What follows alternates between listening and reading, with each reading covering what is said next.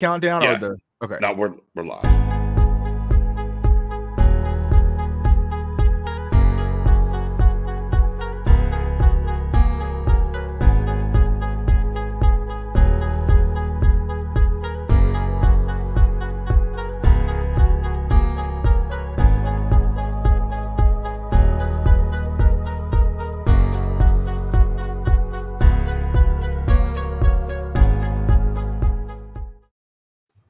Man, what is going on, Cowboys Nation? What is going on, Stargang Affiliates? What is going on, CFO Gang? We're in the building. Hump Day. Y'all know what it is. Every Wednesday, live at y'all 8 o'clock. The usual suspects. That boy J-Tuck, Spoonie, your guy Nix, Matt Owen, Professor will be through here in a little bit. A little time, a little reflecting, let's see what's going on. We had some moves happen to go down today. We got to get into and talk about maybe some shots fired to the rest of this roster, right, guys? Maybe some shots fired. Outside of that, though, since the draft, first time I've seen y'all's faces. How we doing, fellas? Much better, man. Much better, man. I took a few. I was going to take this entire week off, man, and kind of decompress, man, but Cowboys Nation wouldn't let me. So took a few days. I actually deleted Twitter, deleted the whole app, deleted Facebook. I was like, come on back now. Got away, man, for a day. So it was nice to get away, man. But here we are and back, man. Feeling a lot better. Now, I'm not going to be jumping fairy tales about this draft, but that's right. A lot better, man. Yeah, no ifs, ands, or buts about it. I see there. I mean, we never felt well. I can't speak for him. The third round's my only issue, and we'll kind of get into some of that tonight. Spoonie, how you been, brother? Well, I rested enough. Feel good. And the minute that we was, as we was resting, breaking news came out today. So it was like, back on board, back to it. So feeling good. Yeah. Yeah, my guy Steve Chicken says Tuck is out of piss rehab. Yeah, man, we was doing the piss rehab though at pick 12 though. Yeah. What's up, rehab? We was like, all right, man, fam. Hey, I pick 4, man. The old train. You know what? It started with the P. It was just Parsons to the piss. Yeah. There you go. That's what it was. No ifs and buts about it. We'll let this thing build up, man. As always, make sure you're subbing to all the channels. Cowboys fans only, Stargame Podcast, both of the YouTube channels. Obviously, you can find us on Facebook as well, Stargame, and go hit the group, hit the page, like and follow, man. Give us some likes, give us some shares, man. We're about to get into it, guys. Let's go ahead. Let's go and start first with these roster moves. All right, and we're going to start at the bottom of the hill. Some guys you might not know, like, okay. We had a cornerback, Kamon Hall. He's gone. Okay. All right. Interesting today that they titled Ladarius Hamilton as a D end. It's a pretty big D end, guys. If you saw him play some last year. Defensive tackle Walter Paul Moore. Now, interesting enough here, and something that we talked about extensively was, hey, man, we got to figure out this backup center position, right? And so, Redmond was the guy listed as the backup center. We kind of had them conversations about Connor McGovern not really be able to do it. Obviously, they got a guy right in from Nebraska we'll talk about here in a minute. And Adam Redmond, we appreciate your services. Goodbye. Savion Smith, former Bama, former Jacksonville Jaguar, came in here. Some folks are kind of excited to maybe see him get into rotation last year. Well, we got another defensive coordinator. Here's the door, right? And then it gets Twanka. Right. Mr. Antoine Woods, Mr. number 99. I'm going to start here with you, Spoon. When you saw that Woods got cut, your first thoughts? Expected. Very expected. We talked about it on draft night. It was somebody called in and asked them the questions about the defensive tackles, and BJ, you led the way. Basically saying that with the amount of guys, the depth we have so far, he can be expendable. And we saw that we acknowledged the size of the guys they brought, like Brent Urban, Watkins, and the guys they drafted. So it was expected. It wasn't really a surprise because we initially talked about it and basically to prepare for it, and it happened. Right, and that's something that we talked about extensively after Chuck had to go handle the birthday boy situation. We had that talk on day 3, like, hey, man, we're looking at this defensive tackle room, man. Somebody's in trouble. And, for me, I was like, it's got to be Hill and Woods. Right. Hill and Woods to me was on notice. Now, I didn't expect it to be this quickly. We'll kind of dive into maybe a possibility of why that was. But Jay Tuck, when you saw the news, Woods, a little surprised this early? I mean, what'd you think, man? Yeah, I agree. I was kind of surprised, especially, he just signed, a week ago, 2 weeks ago or so, give or take. And Right, so I second round thought that center. he would be one of those bodies that they would keep in house, and maybe he would have been like a camp cut, possibly. But to Right. see his name, and I think all the guys that you mentioned today, he was the very first cut. So I think we were kind of drawing back, like okay, but it's going back to the reasons that you mentioned. That defensive tackle room is getting squeezed, and we were sat here on day 2, like all right, you got Woods, you got Gallimore, you got Tristan Hill. Why are you drafting these other DTs? Well, because Dan Quinn is actually pulling out the broom. He's trying to clean some of these guys out, and of course. We all know Captain America is what I'm calling Stephen Jones. He kind of said we can save some money here if we can get rid of Antoine Woods and some of these other guys. And so I think that went to play and was the reason Antoine was cut. Now, I've been hearing some kind of insider conversations that if he's able to clear waivers, he could possibly return back. But I highly doubt Antoine Woods is going to clear the waivers. I think he's gone in Dallas. Yeah, I don't think he's. Honestly, I don't think he's coming back. And the numbers break it down because the non-guaranteed that he had was 2.1 million and some change, right? And you end up getting Osa and Bohanna at right about the clip of 1.6. So not only do you get a 2 for 1 there, right? You're saving about close to 600K on the cap as well. Now, if Woods is laying now, far be it, if there happens to be an injury.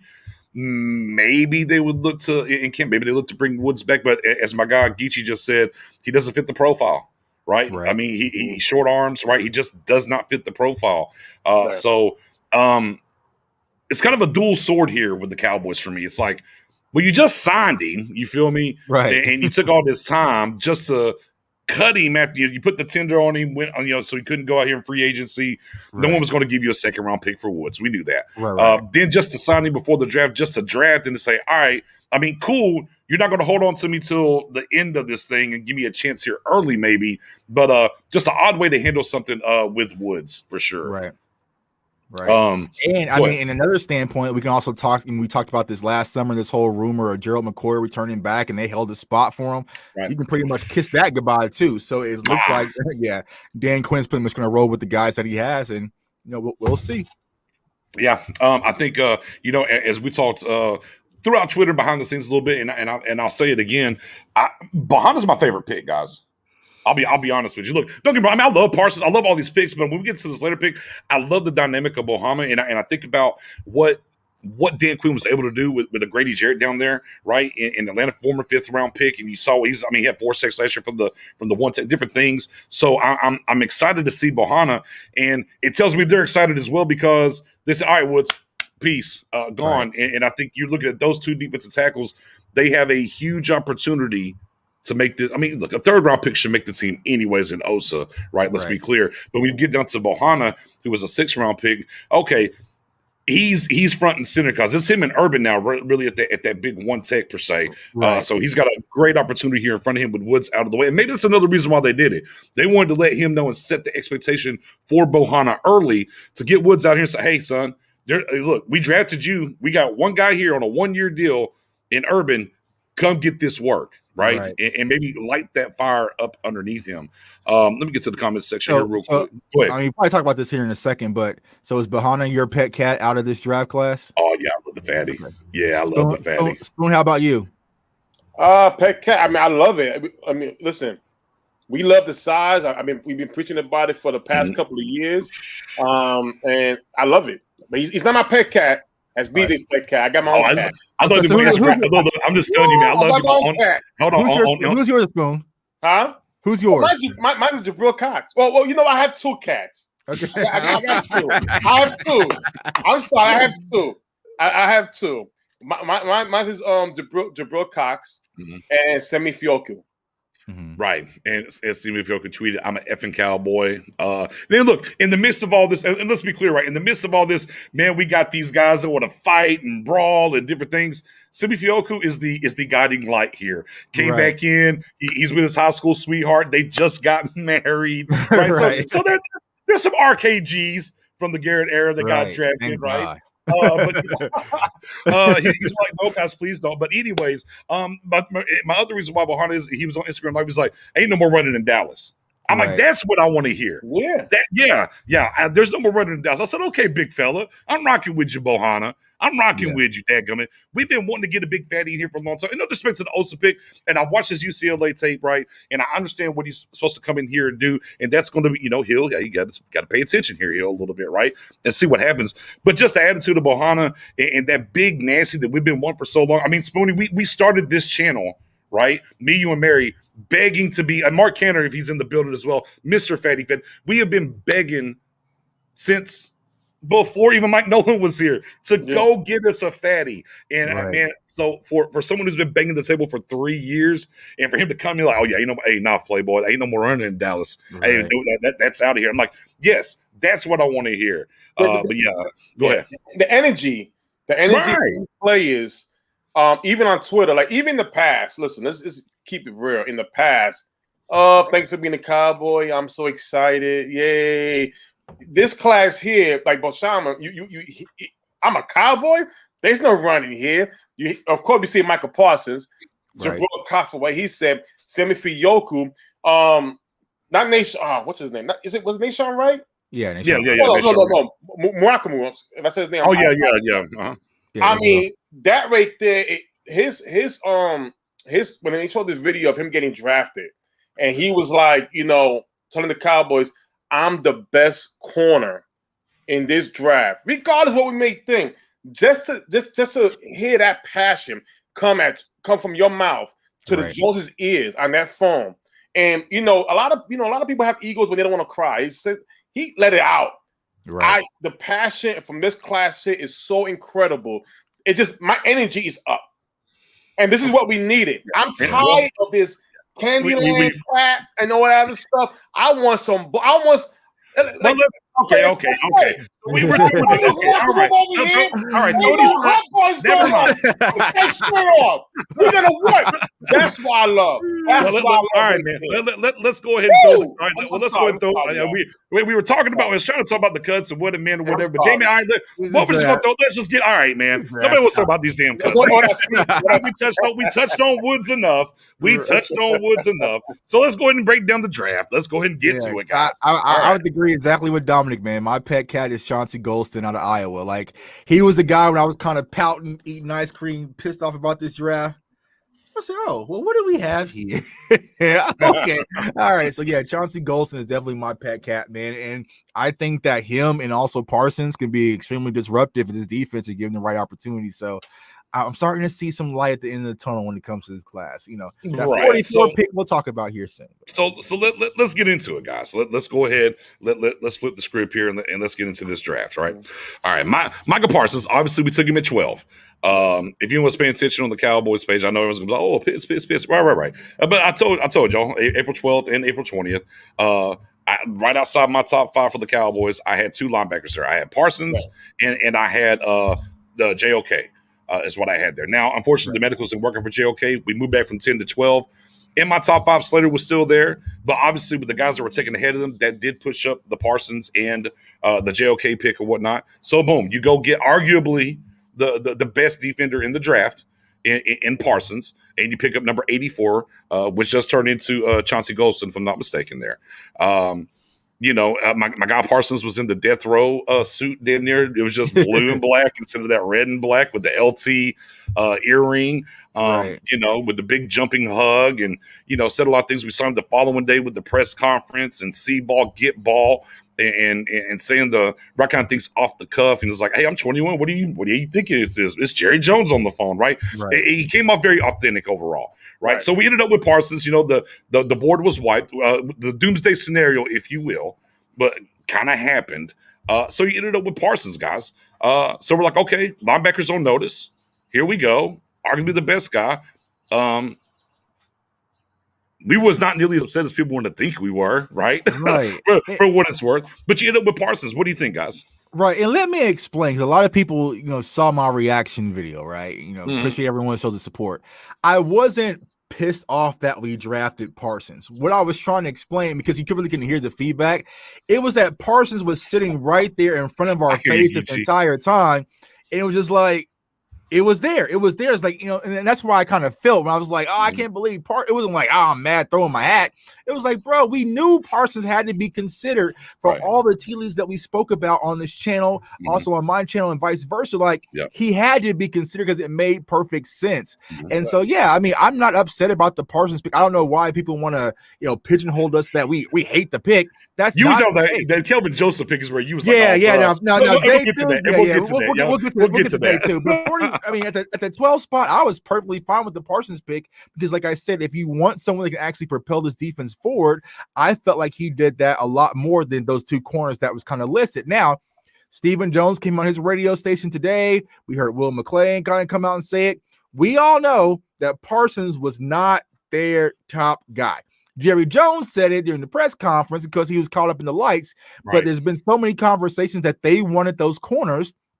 And they're possibly. Let me ask you a question. You a question, right? So Parsons now, and we always talk about BPA, right? Here's the conflict, and let's keep it a buck here. Jerry said that Parsons was the highest rated defensive player on their board, but you heard Steven say it was like the guys getting washed out. Can we stop disrespecting the Parsons pick first and foremost? Right. We'll kind of get into that. And then even on after that, Will McClay said, yeah, once, we were looking and targeting the two cornerbacks and then we went Parsons. So was it that Parsons was it really going to be BPA for Dallas to draft, or were they going to draft for need? They were going to go with those two corners and draft for need. It wasn't Parsons wasn't considered because I believe honestly what happened, I think that, of course we'll toss Pitts out of the window, but it was between J.C. Horn and Patrick Surtain, which we argued back and forth. And to be honest with you guys, I think Slater was in that conversation as well when it came down to it, the thick of things. I think they had to take a look at it and just say, you know what, we got to go defense here.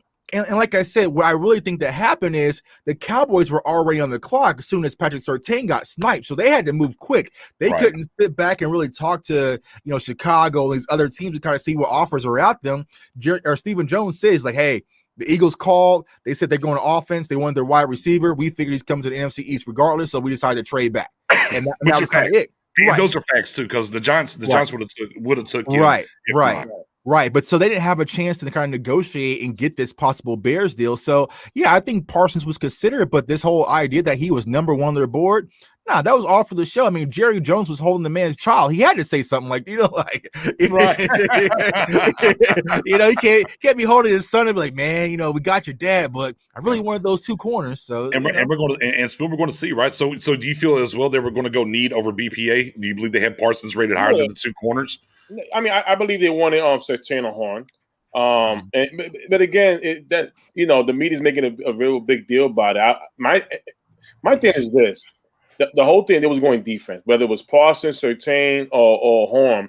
That was their talking, and I agree with Tuck. At one point, Slater was part of the conversation. But at the end of the day, they picked Parsons. Not a bad pick at all. I think he's a highly rated defensive player over Surtain and Horn. But end of the day, once all the conversations that we saw between Parsons and the Joneses, that press conference was very big. And we get to see the character he brings to the table. He wasn't scared to answer any question that was given to him. And he had a little sense of humor, which is a great thing. He know how to turn it on, turn it off. And that right there even brought me to even love the pick even more. Right. Let's keep it 100. And nobody should feel ashamed or wrong if you didn't want Parsons at one point, because we was only hearing the negative things about him.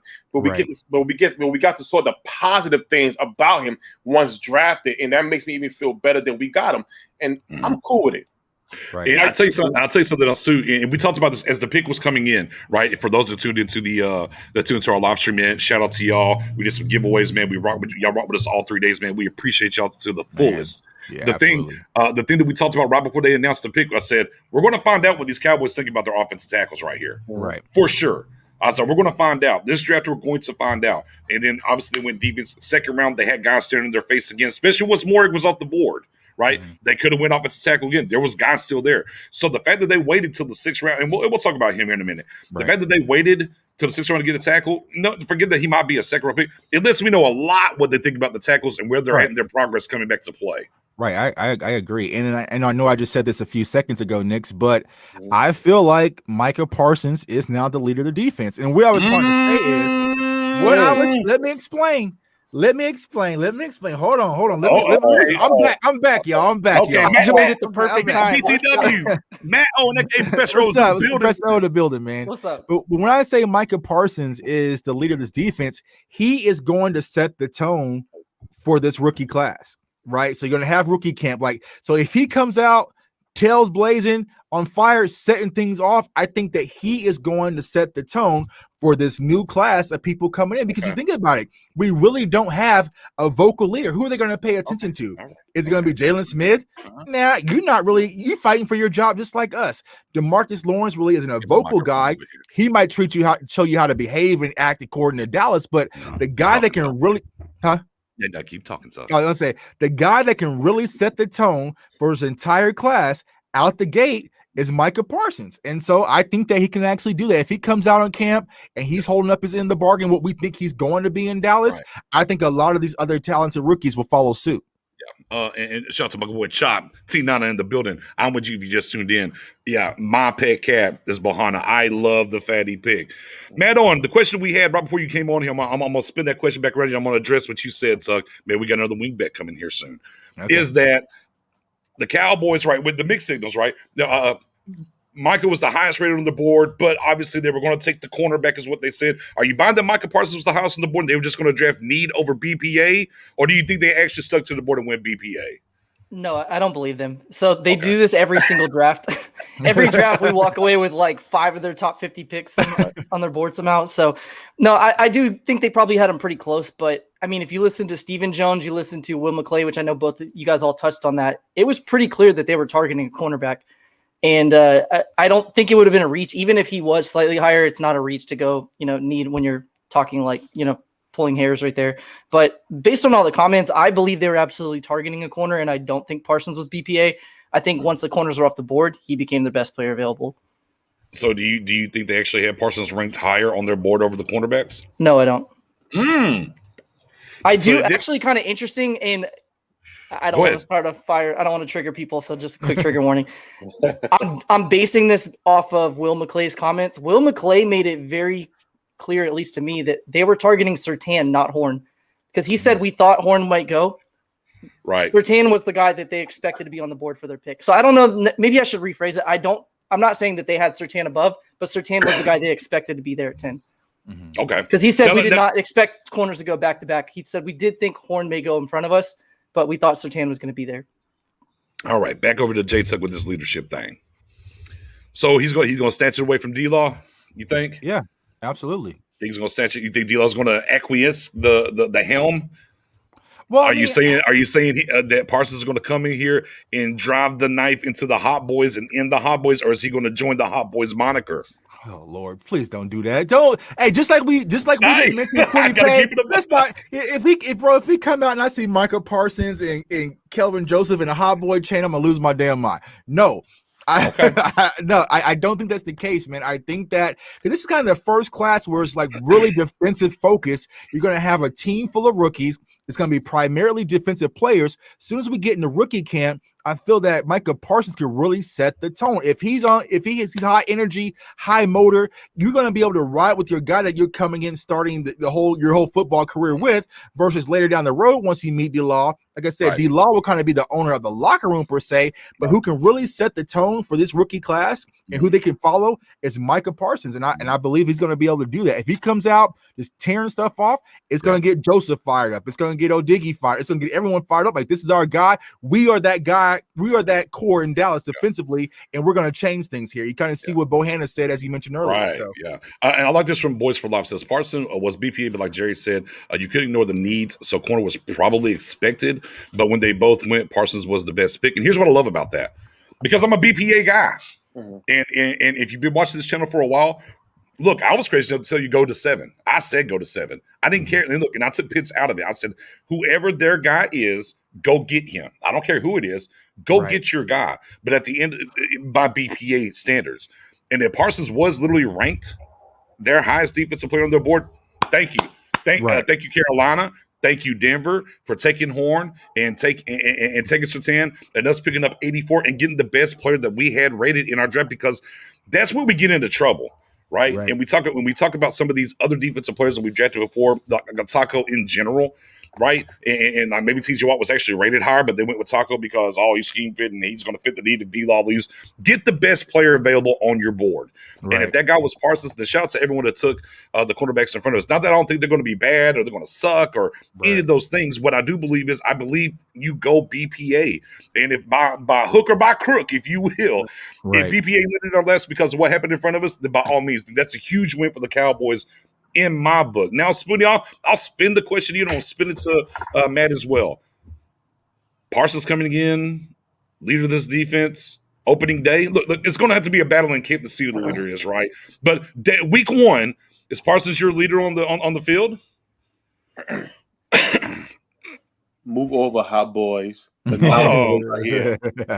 The now boys are here. Suicide Squad's what I've been calling. D-Law, I'm gonna be honest with you. After watching Stephen Jones' press conference, that big conference he had, that got all of us kind of sour. They're going towards the future. No disrespect to the guys who are here, the vets are here. They're gonna be on their way out soon. Parsons will be the leader of this defense. I definitely agree. I know what D-Law said the other day that I'm gonna get these guys ready. X1. He's there right now, but I guarantee you're gonna see more Parsons getting involved in the conversation as far as hyping these guys up, yelling and screaming. Because at the end of the day, D-Law never had another guy besides Sean Lee. Another guy next to him, another vet. We're going to have now a young guy, and we need that. Dak Prescott came in, became the leader, being the most vocal guy as a young man.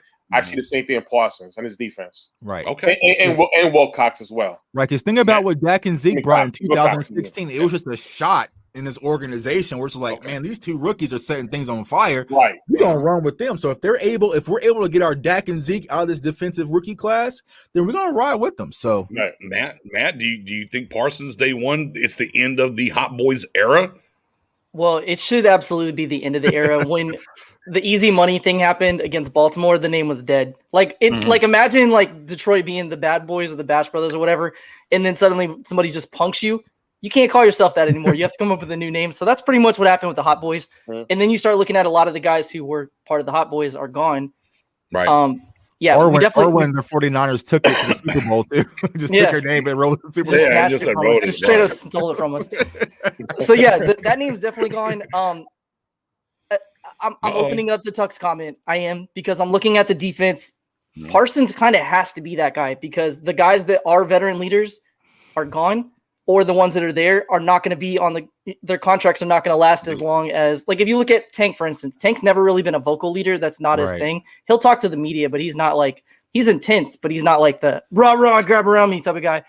And it was a trash name. But, yes, completely agree. So then you're looking at Tank's contract.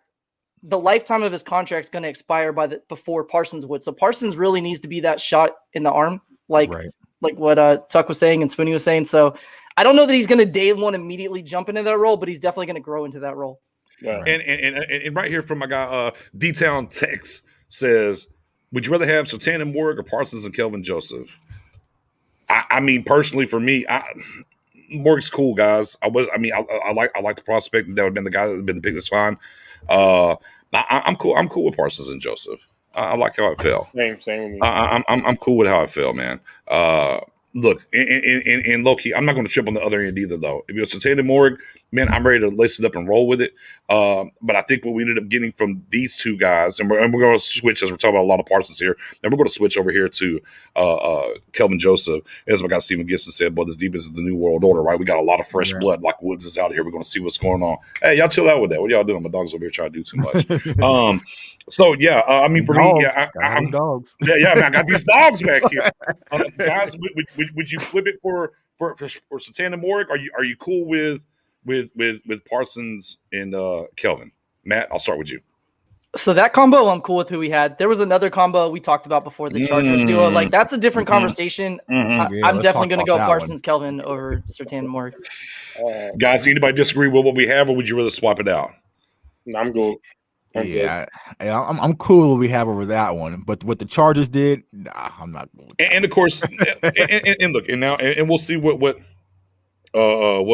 Parsons what Parsons is going to come through and what he's going to do. Obviously, we talked about enough of that. Let's switch over to number 2 and let's get to I'm sorry, what's Fat Boy, right?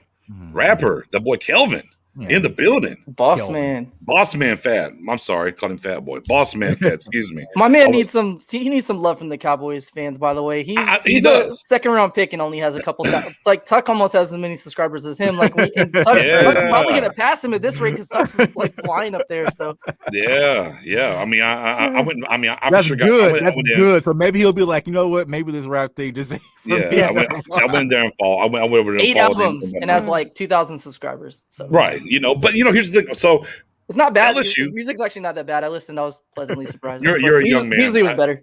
Here's the thing. I went and peeped his music. I was like, man, let me see what I can fall in love with here. It's cool. It ain't for me. I'm old. It's not for me. I don't too much auto tune. Yeah. I'm old. I'm like, I can't do it, man. But Bossman fan in the building. Kelvin Joseph obviously started at LSU. Had some situations there at LSU. Over to Kentucky. Did his thing. Ends up number 2. I messed up his name. Come on, Frankie. Give me a break here. My goodness. You have Bohanna in your mind still. Oh, man. Bohanna's my guy. Bohanna is my guy. Bohanna's a real boss man Fat. Yeah, he's a real boss man Fat. That boy Bohanna. So we get Kelvin Joseph, right? Was he second to SEC in interceptions last year, right? Okay. Right. And he's I'm gonna steal a line from my guy Tuck. He's the fake Gucci belt JC Horn. Is what he is. If you couldn't get JC Horn, this is about the best you're gonna get from the just in your face. I'm gonna challenge you. I'm a competitor. And another thing too is, and I want to start this revolution right here if we can. I'm gonna try. I'm probably gonna fail, but. We talked a lot about this during the draft process, generational dogs, all this. Man, I'm tired of those terms. They're overused. I want elite competitors. Right. Because your elite competitors are dogs. And that's what we need to start calling them, because I think dogs is a disservice because these guys are elite competitors, in my opinion. Not that other guys aren't. And see, I think that's different because this dog, he doesn't do enough. You don't have to be Robert and still be an elite competitor. Right. But this guy brings the whole package. Now, obviously, we got sniped, and that's part of the draft process. The Raiders slid up in there real quick, took Morrick, so we sat there. Now, some of us had Asante Samuel Jr. a little higher on the board, right? A little higher on the board, but that's not the way they wanted to. Somebody a little bit more higher than others. But, hey, we went ahead and took Kelvin Joseph, and that's when, and this is where we need to clear this up, that's when you saw some air out of the bag from some of us. Right. Some of us more than others, because we tried to pick old Jay Tuck up. But my guy Tuck was like, his guy from FSU's there. He's his number 1 rated corner. Let's pull the trigger. Hey, I'd have been the same way. And I feel a little somewhat because I like Asante Samuel, right? Mm-hmm. But you look at what Kelvin Joseph brings to the table, and again, kind of that mold, kind of that, again, if they liked any part of Horn's game, this guy kind of brings it to you. So let's spin the wheel. Jay Tuck, obviously, the fans want to hear you. They want to hear from you with the. Well, as we're trying to talk you out of it. So go ahead, man. Oh, my guy Mo just said it, and damn it, it feels like, I kind of took a break off, and Skip Bayless has been speaking for me the past 2 days, so I need to come out and speak. Okay. But he was saying everything that I was saying. Like, if you're going to go get a corner, and Nick Spoon has said this as well, like, Asante sounds like my father played in the NFL too. He's a Pro Bowler. He's a Super Bowl champion. So you get that lineage, that DNA, and plus Asante Samuel Jr. is a competitor. I don't have to worry about Asante Samuel, what he's going to be doing in between game days. He's going to be focused. And also, Asante Samuel Jr. has been slighted this entire draft, and so I know he's going to come out and eat. So playmaking ability, man-to-man coverage, tackling, being able to play free safety, being able to travel. Asante Samuel Jr. can do it all. The only knock was he was probably a few inches shorter, and I don't care. I'd rather take the best ball player at that point. Now, let's toss Asante Samuel Jr. out the board. Granted, we were able to still circle back around and get Jabril Cox, but another guy that I was looking for, you're able to add Parsons and JOK. Dear God, that puts teams on notice instantly. And so that's where I was thinking. And then another thing is like, I kind of talked to some people around, Cowboys Nation that, Joseph was not the highest rated for them in the second day. They were highly on Tyson Campbell. They were also high on Eric Stokes. They also had Holland and also Trayvon Moore. And for the Cowboys just to kind of sit stagnant and not do anything to get any of those guys, like I've been saying, it's like, if I send my wife to the grocery store to go get stuff for spaghetti and she comes back with, tacos, I'm like, did you go get what you went for? Like, you didn't. I feel like the Cowboys didn't do that. They kind of sat back and settled. And so it's like, even though I think that Kelvin Joseph is going to be a decent player, I just felt like there was other things out there that could really gave us this boost. But I mean, we'll see. Like I said, he's a Cowboys player. I'm riding with him, but it's hard. It's going to be hard to trust this kid, man. It's going to be hard. It's going to be intriguing because since he did get drafted higher, obviously, than Diggs, man, who's going to end up right. That's going to be a great battle because to create a competition, that's going to be a great battle. Who's going to turn out? Now you're going to find out this year, but in the next 2 or 3 years, we're going to find out who cornerback one is. Is it Diggs? Is it Joseph? And I love how they're probably going to push each other, man. Matt, on the Kelvin Joseph pick, what'd you think, man? Yeah, so I didn't love it at the time. I get it now in hindsight. It makes sense. Like we should have seen pretty clear indications right there that we knew that the Cowboys were high on Merrick and didn't make any moves to go up for him. They let a team swoop in one pick before him. We knew that the fan base and a lot of people were higher on Asante Samuel Jr., but the size was a concern. And that was kind of the two narratives of the draft. We didn't make trades. We went with size. Like we probably could have known right there what was happening. It was foreshadowing. We knew what was coming the rest of the draft. I don't think it kind of sunk into us at the time, but it makes sense now. So I get it.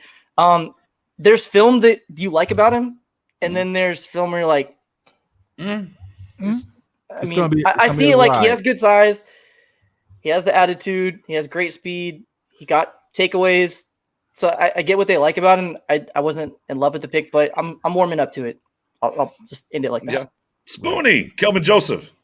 Oh, well, I'm with Tuck in the beginning. I really wanted Asante Samuel Jr., but I was happy that we ended up getting the guy that when we did mock drafts in the past, that we always took him. We knew he was rising up the board. We know he has great instincts at the position. We know about the Devontae Smith situation when he guarded him against Alabama. It was a lot of great points made about him that we always took him in our mock drafts. So we didn't get. Let me stop you, Spoonie.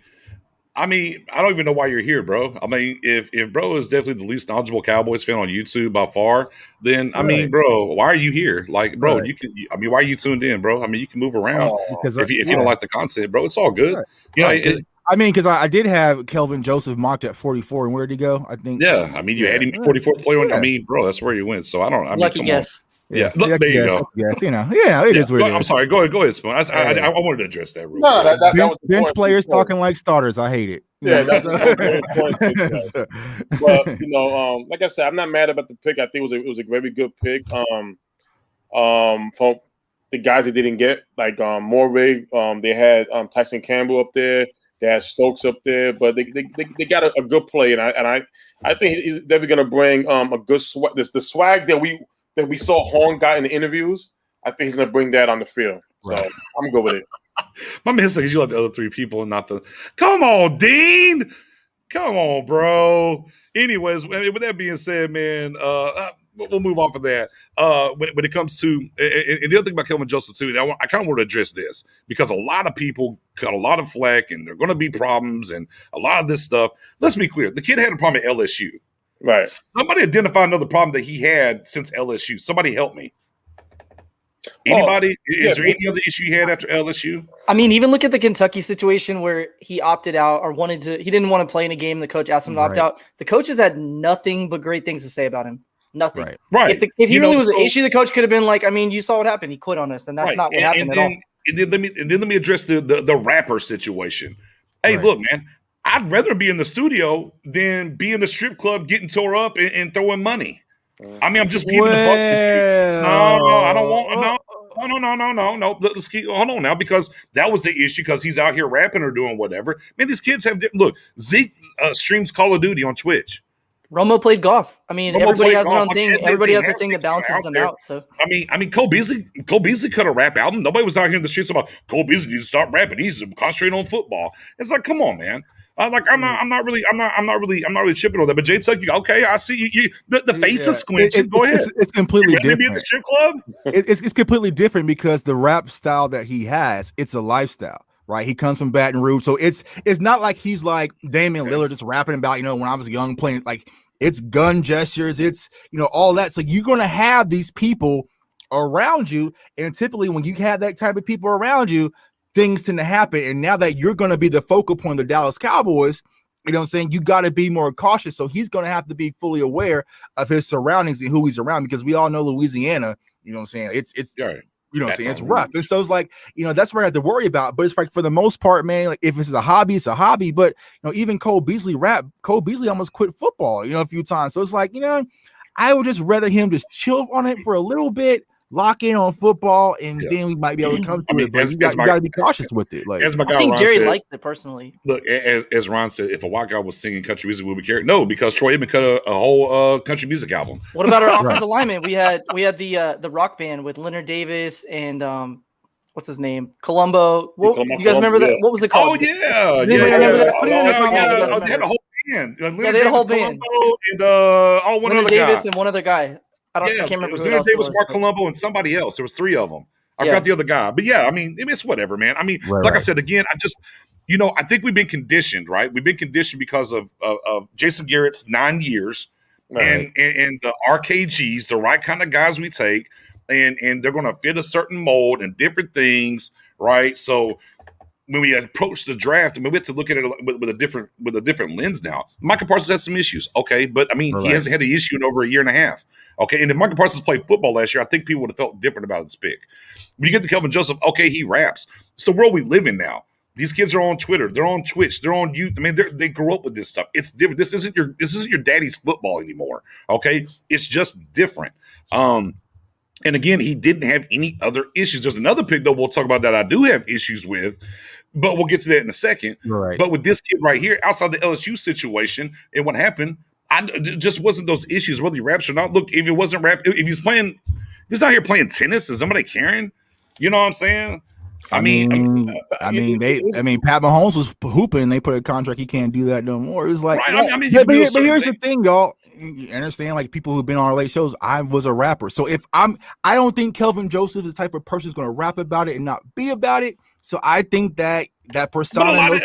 I feel that, but I just don't think that he's that guy. You know what I'm saying? So it's kind of, he's got to keep an eye. He's just got to be careful how if he really wants to do it, he's going to have to tremendously move like a boss moving forward. Right. You can't just have anybody around you. You can't just be off in the club lollygagging, with people with, like, you can't do that no more. Right. So you really have to move like a boss moving forward if you're going to continue that lifestyle. And of course, he's got to be, especially in Dallas. We know about the rap culture in Dallas and different things, so he's going to be a little careful there and whatnot. Right. But I mean, let's be clear. 50 Cent did a whole lot of rapping stuff. 50 Cent don't even smoke weed.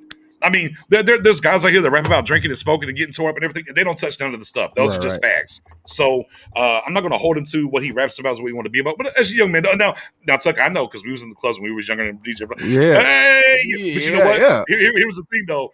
We wasn't playing in that D1, you know. I know, but it's like, the people that was with me, you know. It was a guy. It was a thing. You got to be like Chris Carter. You always got to have a fall guy. Now, I know Chris Carter got killed, but you got to have a guy to take the thing. Go ahead. Picture this, though, from Jerry Jones' perspective. He has Kelvin Joseph, flashy, big-name player fans are going to get excited about. The Pro Shop has Clear Eye View shirts, Boss Man Fat albums. Like, Jerry's gonna market that. If he's any good at all, if there's any attraction from the fan base, he's gonna market that.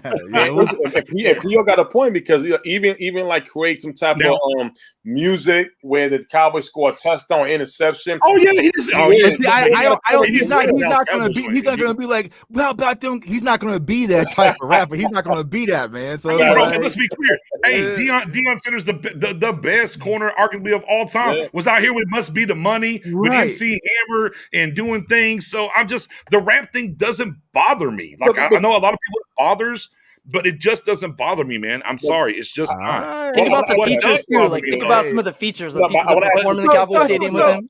So how was Parsons hazing an issue, but me rapping? I don't want to go down that road. Pull up with the sticks and let it air out. That's Yeah, I mean, to start? man, I'm with that. Man, whatever Parsons did what he did. Right. It's and again for me, my only concern was I don't know how it would be handled in Dallas and how they would attack it. They've handled it masterfully so far, right? And if Kelvin Joseph is really that much of an issue, y'all know Jay gonna stick a guy with him. Right. It's fine. So I just think this kid's getting way too much hate until he gets in here and gets to play and we get to see some like, bro, let's chill out. He's just rapping. Like, bro, all these kids want to rap. Like all these athletes want to rap and all these rappers want to be athletes. And if you're good enough to be both, then so, I mean, Shaq raps, Kobe raps, AI raps. I mean, look, if this kid is anywhere in that realm, no matter what his rap is and plays as good as those guys on the field, so be it. You remember what happened when AI dropped 40 bars though? It was like, whoa, he said what? Like, oh God, Dame Dollar, I mean, whatever, man. See, I have a bigger issue with the former LSU cornerback getting number 24 in Dallas. Kind of reminiscent of Mo than I do with this rap music. When I saw the number, I'm like, what are we doing? But for what it's worth, though, he was giving the shout out to the best cornerback coming out next year, his boy Stingley. Yeah. Okay. Cool. So that's why he took 24. He came out and said, hey, I'm wearing this for little bro Stingley. And then also, too, another thing, just not even the coaches, right?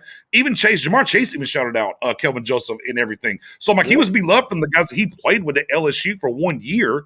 Right. And be loved by the coaches and everything else. So I just think it's a bunch of do about nothing. Here's what I do worry about. Can he start outside day one, guys? Or do we have to add somebody? Because there's some things swooping around.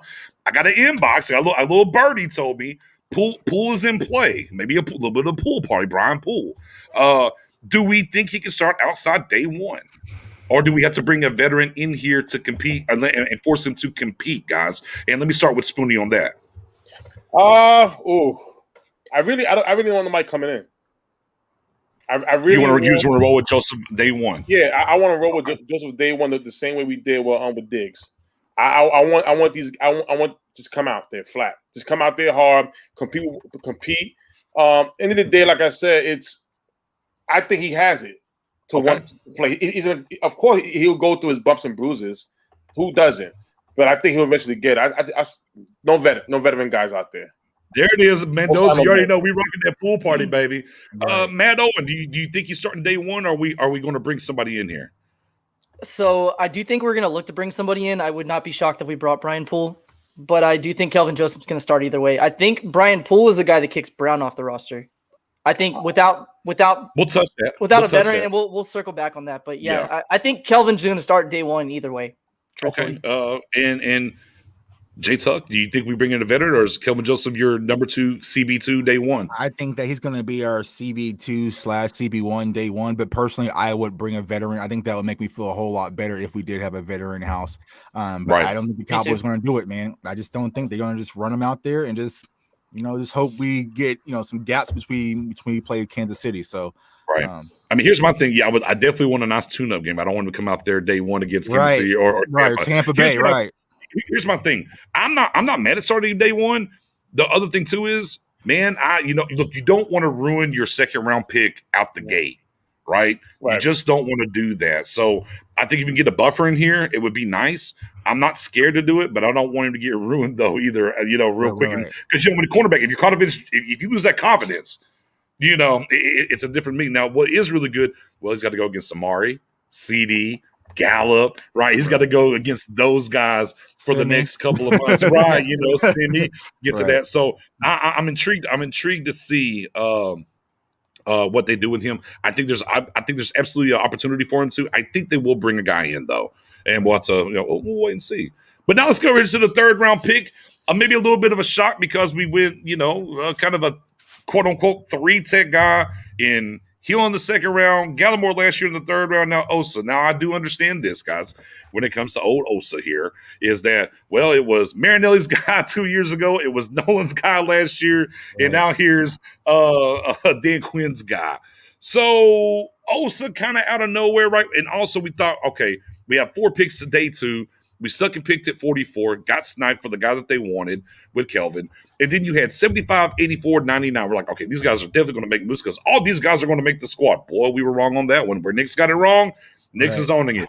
I thought there was no way we would draft 10 guys. Damn the 10 guys. Boy, they added 11. There's that. And I should have known after especially at the day two, whenever Stephen Jones like, man, it would just be great if all 5 of these guys made the team for the cap. I said, oh, I shouldn't have. The fix was in, right? The fix was in there from Stephen. So we get Osa. Let me spin the wheel. Matt, I'll start with you. Osa. What do you think about Mr. Osa coming? So Osa's a guy that my gut feeling on draft day and now are polar opposites. So I was fixated on the size. I watched a little bit of his film, not a ton.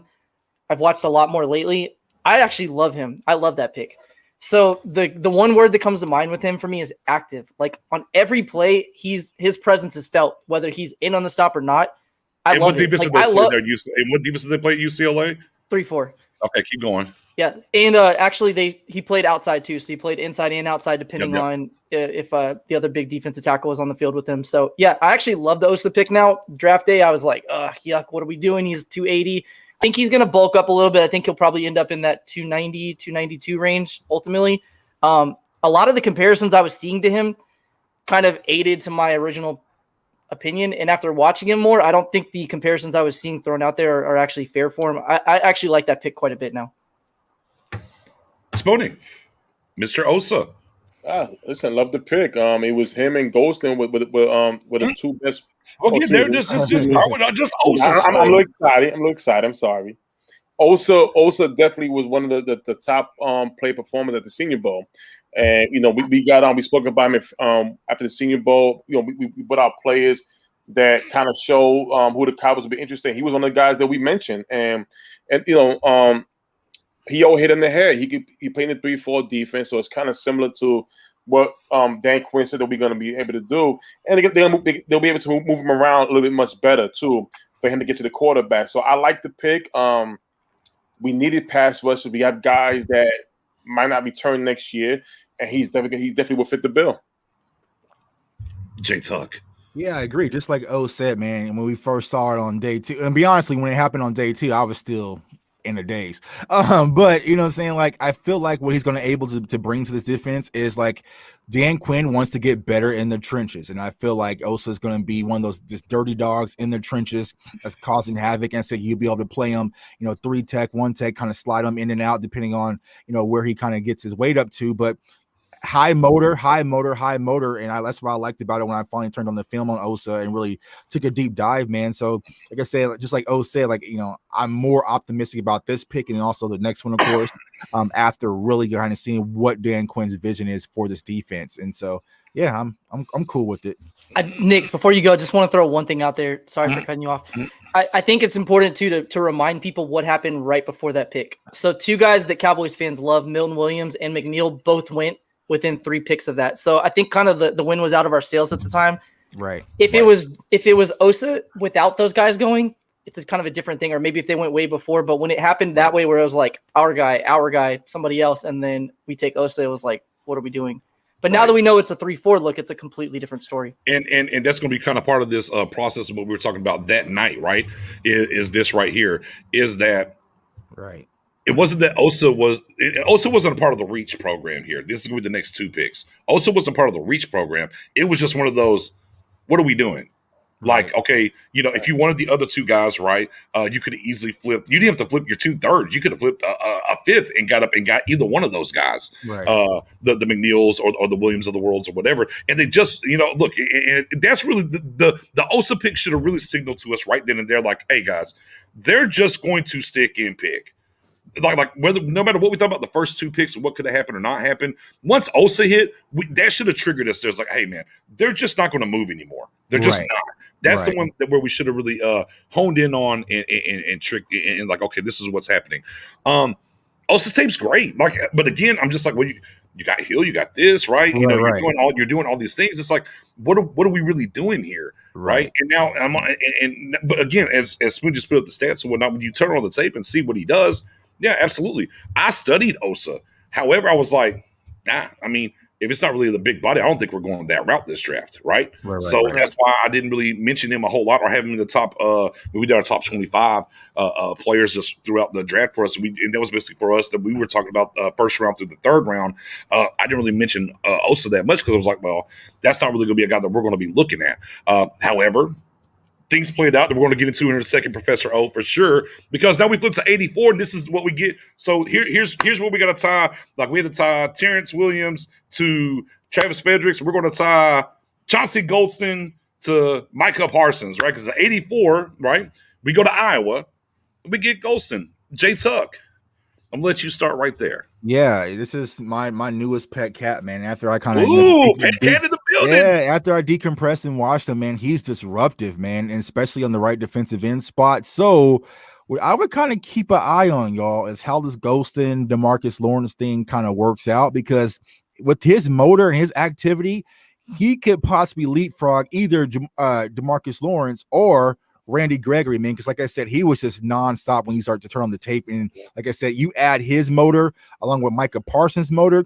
Now we're actually on to something, man. So I think Chauncey Golston, he's almost turning into one of my favorite picks in this draft class. So, we'll have to see how things kind of work out via camp. Does he get the opportunity in the reps? But once we start to see him in preseason and also in camp, I think a lot of fans are going to come around on Chauncey Golston and be like, I like that. Right. He's active. And the thing about Chauncey is that he's going to play the 5-tech. And something that, here in Cowboys Nation, we haven't really talked about. We always talk about 1s and 3s and all, but we don't really talk about, when we talk about Dan Quinn's system, we got to start talking about the 5-tech and stuff. Sure, can D-Law play the 5-tech? Absolutely. Right. Do you want D-Law taking that abuse? No, you don't. No. Right. And this is kind of the bodyguard, if you will, for D-Law in a sense that this can come into play the 5-tech. Now, I'm never look. When you go get a defensive player from Iowa, this is kind of like going to get an offensive lineman from Wisconsin. That coach has been there in Iowa. The guys he puts in the league always seem to produce, play well, have pretty decent careers. I'm not talking about Hall of Fame status, but I mean, they're going to hang around 4, 5, 6, 7, 8, 9 years. Anthony Hitchens. And I said that on Twitter. I think that Golston will be the player out of this class who's the Dallas Cowboys for the longest haul. I think O spoke about that the other day, but yeah, I think Golston will be that guy. Nix, while you're finishing your thought, will you explain to people what the difference in a 3 technique and a 5 technique for anybody who may not understand? Hold on, your name's Professor. I'm gonna give you that spin, sir. I'm gonna give you that shot. Look, you call the professor. I'm gonna let you educate the people, baby. But with that being said, irregardless of that, that's your gun. That's fine at 84. And you can say that's a luxury pick at 84. You still could have backdoored and got him later, because we're going to talk about a steal here, right, in the next round. You could have took a Coxier, perhaps, or you could have took him at 99 even. He's probably going to be on the board. But I understand the totality. We're going to talk about this a little bit later. But this is really when we had that pick. We're like, what's going on? And that's when on the actual the draft class, we all looked at each other like, man, this smells like a 3-4, guys. Right. Yeah, we were like, hey, wait a minute. Wait. We just went with Osa. We just went Chauncey. We're looking at everything. We're like, boy, this – smell something. boy, something's cooking here. This is starting to smell like a 3-4. Professor O, real quick, though, give your Chauncey and then go and educate the people, my friend. Okay, so Chauncey is one of the key guys that I think of when I say – and actually this is my number one theme for the draft. I like the player. I don't like the pick. I like Chauncey. I just did not like him there. If it was in like round 4, mid-round 4, something like that, different story. So what I watched 4 of his games on YouTube because that's all I can find. It was Michigan, Michigan State, USC, and Purdue are the 4 games. If you want to look them up, they're all like less than 10 minutes every snap. He plays everywhere. So he plays the 5 technique, and he actually plays stand-up as well, which is interesting. So if you want to watch a little bit of film. And then for those that don't understand, even numbers mean directly on a player. So like your 0 technique is literally head up on the center. Your 2 technique is literally head up on the guard. Your odd numbers mean they're shading. So they're between the center. Like a 1 technique is between the center and the guard. A 3 technique is between the guard and the tackle. So that's an easy way to think about it. So if he's a 5 technique, that means he's just on the outside shoulder of the tackle, meaning he's going to be the guy drawing the double teams to free up the outside linebackers. So anybody who's not sure what a 5 technique's job is, that's his responsibility, which is why you don't want Tank or Gregory doing that. You want them freed up so they can be, aggressive and rush the passer. Again, I love the player. I don't love the pick. I was going to say, and think about back in the day whenever we took, oh my goodness, where the other guy we took the same draft, Marcus Spears. Spears did some 5 tech So think because everyone was always like Spears was a good sexton, but that wasn't his job. He was Yeah, it run was stopper, Spears five and Chris tech. Canty were the two Yeah, guys. yeah, we're two guys that would play your 5 tech in that front, and that was getting D-Ware off in different, or whoever the edge rusher might be, or Greg Ellis at the time even. So kind of think about that kind of guy right there. Spoonie, Mr. Chauncey in the building. What do you think, man? No, I mean I love the pick. I'm with Tuck. I think he will be D'Lo's replacement. It was one of the things I said earlier. I didn't name Chauncey at all, but I was saying why Foster will be the leader of this team because soon enough, they're preparing for departures Right. on his defense. So I think D'Lo would definitely be one of the guys next year. I haven't looked at his cap situation, the contract situation with him, but I think by next year they would examine him not being here. This is he's going to be part of a defense, a young defense moving forward as one of the focal points. And I love the pick. Listen, another top guy at the Senior Bowl did his work from Missouri. I agree with P.O. Maybe a little bit too high, but I just think that when they saw him, they didn't want to risk losing him because of how much they love the player. So, and again, it was a free, and this was the free pick per se because you moved down. Now, I'm gonna grab this here from Mr. Baker, Matt, and we'll kind of respond to this here real quick. He goes, "We're only running 3-4 about 25% of the time," and that is true. However, what you have to remember about his 4-man fronts when it comes to Dan Quinn, and tell me if I'm wrong here, they have a lot of 3-4 principles in those 4-man fronts still, though, right? They do. Yeah, and another thing to keep in mind too, when fans think of nickel, they immediately think of a 4-man front. You can run nickel with a 3-man front too. You can run a 3-5 instead of a 4-3 look still. So just because they're playing nickel on average, the league average last year was 62% across the league. The highest I think was 68%, and the lowest was like 57% going off of memory. So again, just because we have 3-4 personnel doesn't mean we can't have 4-3 looks with those bodies. There's plenty of different combinations you can do. And that's actually where it kind of gets fun when you start, figuring in where these guys are going to be slotted. And that's, if you watched our YouTube live, our stream, the question we kept asking 2 picks in a row at 75 and 84 is how are they going to fit? Like I didn't see the clear path. Now that we know we're running more of a 3-4 concept, it's starting to make more sense. Right. And here's the thing, right, Tuck and Spoon, but we were like, where's Dan? Like, especially right after the draft, or after that round, and there's no Dan Quinn. And then finally, they after the end of the draft, and they gave Dan Quinn his time. Then we got answers to these picks a little bit more. Like Dan Quinn's like, okay, here's what I'm saying, right? Right. Yeah, exactly. And that's what, for me personally, I know we've all been very vocal about that. Like, where is Dan Quinn? I want to hear, where was his introduction to the staff or none of that. So, I feel like once we are able to actually hear from him, I think what Dan Quinn's focus is to be able to adjust according to our opponent versus just locking in and saying we're going to be a 4-3 team and that's kind of it. We're going to be able to adjust and move some of these guys around depending on who we're playing that week. And I think that's kind of explains the draft why we're probably getting to this next pick, but also with the Golston pick and also with the Osa Diggy pick, like, all right, we can adjust, we can move guys around. Also, we add another layer of depth behind our core guys, if you want to call them that at this point. So, I do want to clarify too really quickly when I said I thought he was picked a little bit too early. Ryan Hopkins and a few people in the chat have mentioned he has huge, heavy hands. That's what I love about him. What I wasn't too thrilled about was his pass rush moves are pretty limited. Like he doesn't have a lot of moves. He's all bull. He's all straight to bull. And that's where, like, again, in a 3-4 it makes a lot more sense. But in a 4-3, I'm like, I don't see how he fits at all. Correct. Truthfully. Right. And now that we're 3-4, like I get it. So yeah, I agree with the people in the chat. I get why they like him. And now in hindsight, it makes more sense. Now, pick 99. Pick 99. And look, I'll eat crow on this. I'll go on the limb. Y'all know I ain't scared to go out on a limb, right? I don't care. I don't care about the limb. I'll go out. This look. I can make sense of the last 2 picks. This is a terrible pick. I don't care. I don't care. It's a terrible pick. It's horrible. It's atrocious. Especially when you look at certain cornerbacks that are on the board. No Sean Wright. Guys. Talk me off the ledge. Talk me off the limb. Somebody talk me off the limb with Wright. Somebody help me with Wright. No, I'm jumping with you. I'm jumping with you because, like I said, I saw somebody tell me, well, I saw again we almost started 6 fights because he's a dog and he starts fights and we need that. And I'm like, okay, cool. Exactly. Getting beat. Who gives a shit? Right. He's starting fights because he's getting beat. I mean, I get it, 6'4", and he came out here. It's like I'm more athletic than Sherman, and then Sherman with the, hey, hold on, player. I just again. Yeah, the Wright, the Sean Wright pick, guys. I just That's the one that blew me, guys. Go ahead, Tuck. Here it is right here. One of my draft guys, right? Yeah. If he turns out to be a Pro Bowler the next 3 years, I'm going to eat that live on the camera. Oh, look, send me half of it. I'll eat half of it with you. Send me half. I'll eat half of it with you, I bro. will saute it up and eat it, man. So it's like, yeah, I still don't understand the pick. Yes, he has the size and the length and the athleticism, but man, I feel like at 99, what was still there, we could have really got a quality corner and took him there. But, maybe Dan Quinn has a vision for this kid.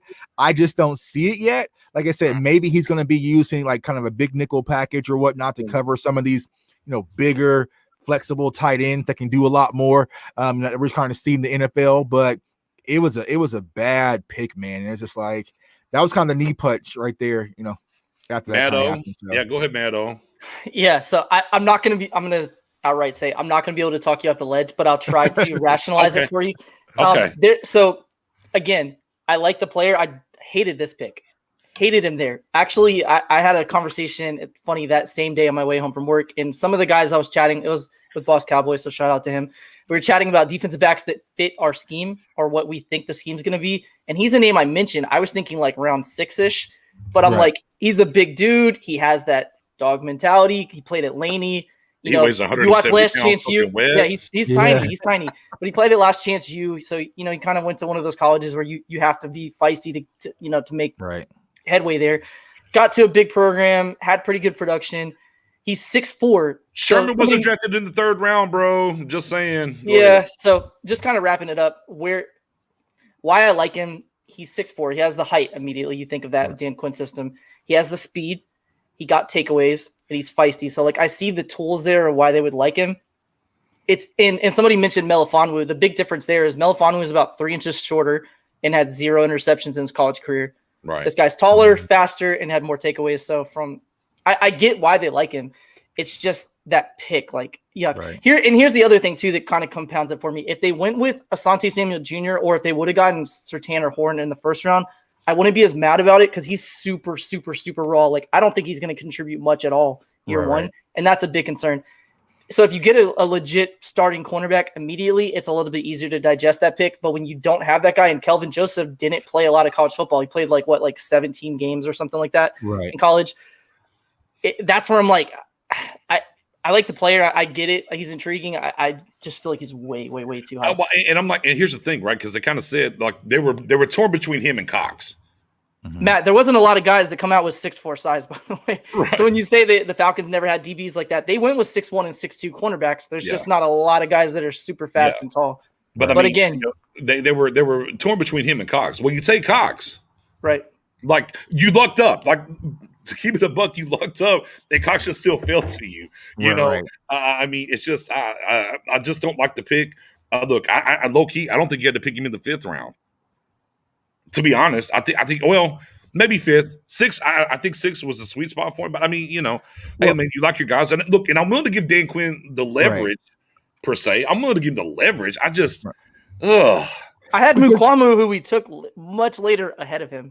Right. And here's the thing: Dan Quinn mentioned in his press conference, you know, he comes from a teaching background, so he likes to teach, he likes to coach, and so maybe that's just his thing. He likes to take these project type players and see if he can mold and build something out of it. He'll be cornerback 2 opening day. Right, bro. Can you imagine that? Like 2024, maybe. Look, if they come out here and he's CB2 opening day, man, send me the book. I'll eat the book. I'll eat the book. No matter how he plays. If he's on the field day 1, CB2, send it to me. I'm gonna eat it. All right, I got you. Eat the book. No, you eat the book for that one. That's too rich. But yeah, I mean, Dan Quinn wants to kind of have his projects, and we've been preaching heavily on this channel about let him cook with his ingredients. And so here's your spatula, here's your salt, here's your lemon pepper. Yeah. All right, but if you mess up, no unseasoned chicken here at all. Yeah. It's too much seasoning. Like, I'm not mad at the pick. It was definitely questionable because Melifonwu was up there. And we all was banging the table for him. But you know, like I always say, they know more than us. They was there. They did a big time interview on him, background check and everything. And I trust Dan Quinn only because, like you said, BJ, he teaches. It's not about just putting somebody out there. He's really going to teach you and coach you up. And And like I said, he might have fell in love with the players. Like, listen, this is the guy here. This guy could be a gem. When you get a guy like 6'4" with that type of speed, you really don't see that. Like P.O. said, he's a little smallish, but guys will bulk up a little bit. But he's gonna definitely be a story in the preseason games. Definitely be a story. Quick comment on him too. It's kind of interesting. After he was drafted, he said he knew Dallas was interested in him. He didn't know he would go that early, which is interesting. But he said when he spoke with Dallas, they did not talk football with him. They talked literally about off the field stuff. Like, are you a fit locker room wise culture? What are you into? Like, just thought that it's worth noting. They did not even talk football. They never talked scheme, X's and O's, or anything with him. When they talked to him pre-draft, it was about his life. So, I'm not even trying to get that he has issues off the field. I think they were trying to say, we like what you have tape wise. Are you a fit locker room for where we're going? Is my takeaway. Yeah. So I mean, hey, but and then it got compounded, right? For those that really are tuned in and locked in, because right afterwards, if y'all was rocking with us day 2, we sat here and ran it. We broke down the press conference that was with Steven and McCarthy, right? Mm-hmm. And McCarthy was telling us certain guys they'd rather he didn't even talk to, right? I ain't even on the call. He's like, I wasn't even on the call. Why am I up here again? right. And then what you heard was from Steven, oh man, these 5 guys. I mean, just imagine the cap space and cap, and this and the third. It's like, bruh, like we trying to get better here, and you're out here talking cap. Like no cap, but all the cap. You feel me? So, we went to bed feeling a little salty a little bit, especially, 99, that's how we go to bed. Right. Like, okay. But boy, I tell you what, guys. Round 3 was the twilight zone for your guy, and I've said this a bunch of times. Mm-hmm. Round 3 to me was #Reach City. Right? That's just what it was for me. Round 1, I was good. Round 2, I was good. Round 3 was Reach City. However, boy, the Cowboys did a great job in day 3, guys. My personal opinion, day 3 was fire across many. There's going to be one little hiccup here, and we're going to talk about it. But outside of that, boy, this was fire. And boy, we started around the gate in round 4, and boy, we went and got Jabril. Look, if those linebackers, Van Jalen, the Wolfpack, the Mr. Swipe, right, LVE, and Mr. Clear Eye View, Jalen Smith, wasn't on notice after Micah Parsons. Boy, here comes Jabril Cox, arguably maybe the best cover corner in the draft, arguably. Right. Man. Right. How did y'all feel when Jabril Cox came off the board then? Like I said, man, it's like that end game scene, man, when it's like to your left, man. Like I felt like day 3. Let me address this real quick. And my guy Geechee, man. Shout out to my guy Geechee, man. Appreciate him, man. Go follow Geechee, Geechee the Island Boy on Facebook as well and on Twitter. Says only reaches in our eyes, though. All NFL boards are different. Here's the problem with that, though, Geech. And let me be clear. And I'm going to get y'all's guys' opinion real quick. We'll get back to Cox. There's people that do this all the time, period, and rank things and do different things. And you are right in the sense that NFL boards are different. There's no ifs, ands, questions about that. The Raiders are going to do something weird every year. We know that. We saw them do it again this year in round 1. And that's fine. But there is a global overall arcing thing of understanding this process. Now, look, it doesn't matter. Look, 3-4 years, we'll figure out what was right, what was wrong, and we'll figure it out. But we're talking as far as in the context of what the draft is and how this thing is attacked and what people do. This kind of things they are, man. So that's why, we talk about right. And again, he'll come out here and maybe he does everything. And I'll come right back here and I always own anything that I'm wrong on. I own it. I will. But to me, it was a hella reach. It was a hellified reach. And we'll see, man. And hopefully he can coach him up and do those things. But I mean, hey, man, the draft. Yeah, I mean, we always say it's a little bit as Tuggs. It's kind of a wash, kind of a crapshoot, kind of, I mean, things happen, right? Because you never know what's going to happen when you get there. But there is context within that you can do, that things are, and indicators that tell you what you need to do and where you should do them at. And that's just kind of what it boils down to. But back to the go ahead. Sorry to keep cutting you off. I just want to throw out in Will McClay's conversation. He was interviewed, I think it was Tuesday, on NFL radio on XM, and he said specifically part of his scouting group's job is to mock draft for other teams and get a good feel for where they like players. So you're right. Our board may be completely different from other teams, or maybe a lot closer than what we think, because those teams I mean, those scouts' jobs are to say, hey, Horn's probably going to go at 8. This guy's probably going to go here. All the intel, all the tea leaves are reading that way. So you're not wrong, but there's, like Nick said, there's guys that literally watch every play of every game that guy's played, not 3 or 4 games you can find on YouTube. And they've extensively scouted these players. And the consensus board, which is typically mirrors or at least is relatively close, we'll say like 20 picks error. We're over 100 plus picks for right. So it's a pretty substantial difference. If you're talking like 40 pick difference, like maybe we were like, we're not going to take him at 115. We know we won't be there at 138. Let's just snatch him now, which again, logic wise doesn't make sense. Maybe that's the way that they were going, but I mean, it's a reach either way. If he pans out, then, great job, McClay and your team, but it's a risk for sure.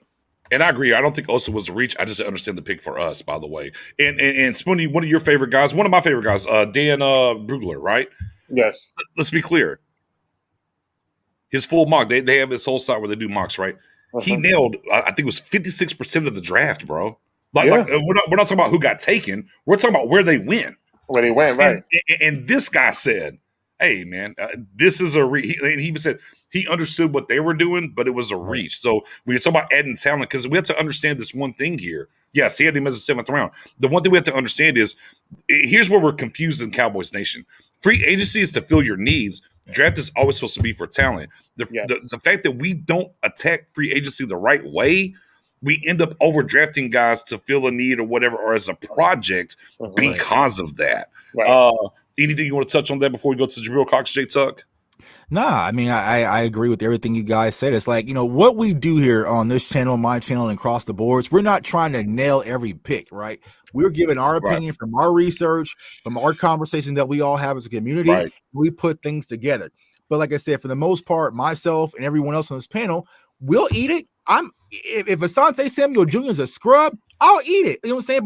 But that's us. I'm not afraid to go out on the ledge. Spoon, Knicks, Professor O, none of us were not able, afraid to go on the ledge. So if I said it, then I meant it. Y'all know my motto. And I just felt like personally what was going on, it just didn't feel right. Day 2 didn't feel right. Day 3 felt a lot better than day 2. And that's just from my perspective and from the research that we've done, from I've seen from other people as well. So it's not like we're the end all be all and we're trying to land every pick. If that was the case, I wouldn't be talking to y'all because I already hit big in Vegas. You know what I'm saying? So that's the thing, is like, we're trying to give out options, play out different scenarios, and let the chips fall where they do. But it's like, me personally, I'm not against any player in this draft from a player perspective.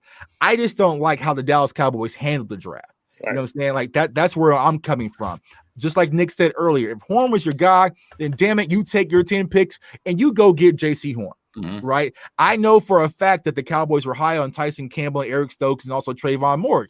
If those are your guys, go get your guys. Don't let the Raiders jump right in front of you and snipe your guy, and you're kind of sit back and selling. Where I feel the Dallas Cowboys messed up, they went from last year, how things kind of just fell in their lap with CeeDee Lambs and Trayvon Diggs. I'm like, okay, we can take that same type of attitude this year when that wasn't the case. There was a lot more reaches. There was a lot more movement across the board, across the NFL, where we were constantly getting sniped. And I feel like we didn't get, So that's my frustration. It's not with the players. I hope all these kids, all 11, 12, 15 of them turn out to be Hall of Famers. Right. But for the most part, I just don't like how the Cowboys that's just not the case. Like we're gonna get 4 years from now out of these 11 guys. If we get 3 or 4 of these guys to a second contract, it's a huge win. Right. And that's what we have to look at, guys. It's like we can boast up all these players and talk about how great they are and everything else.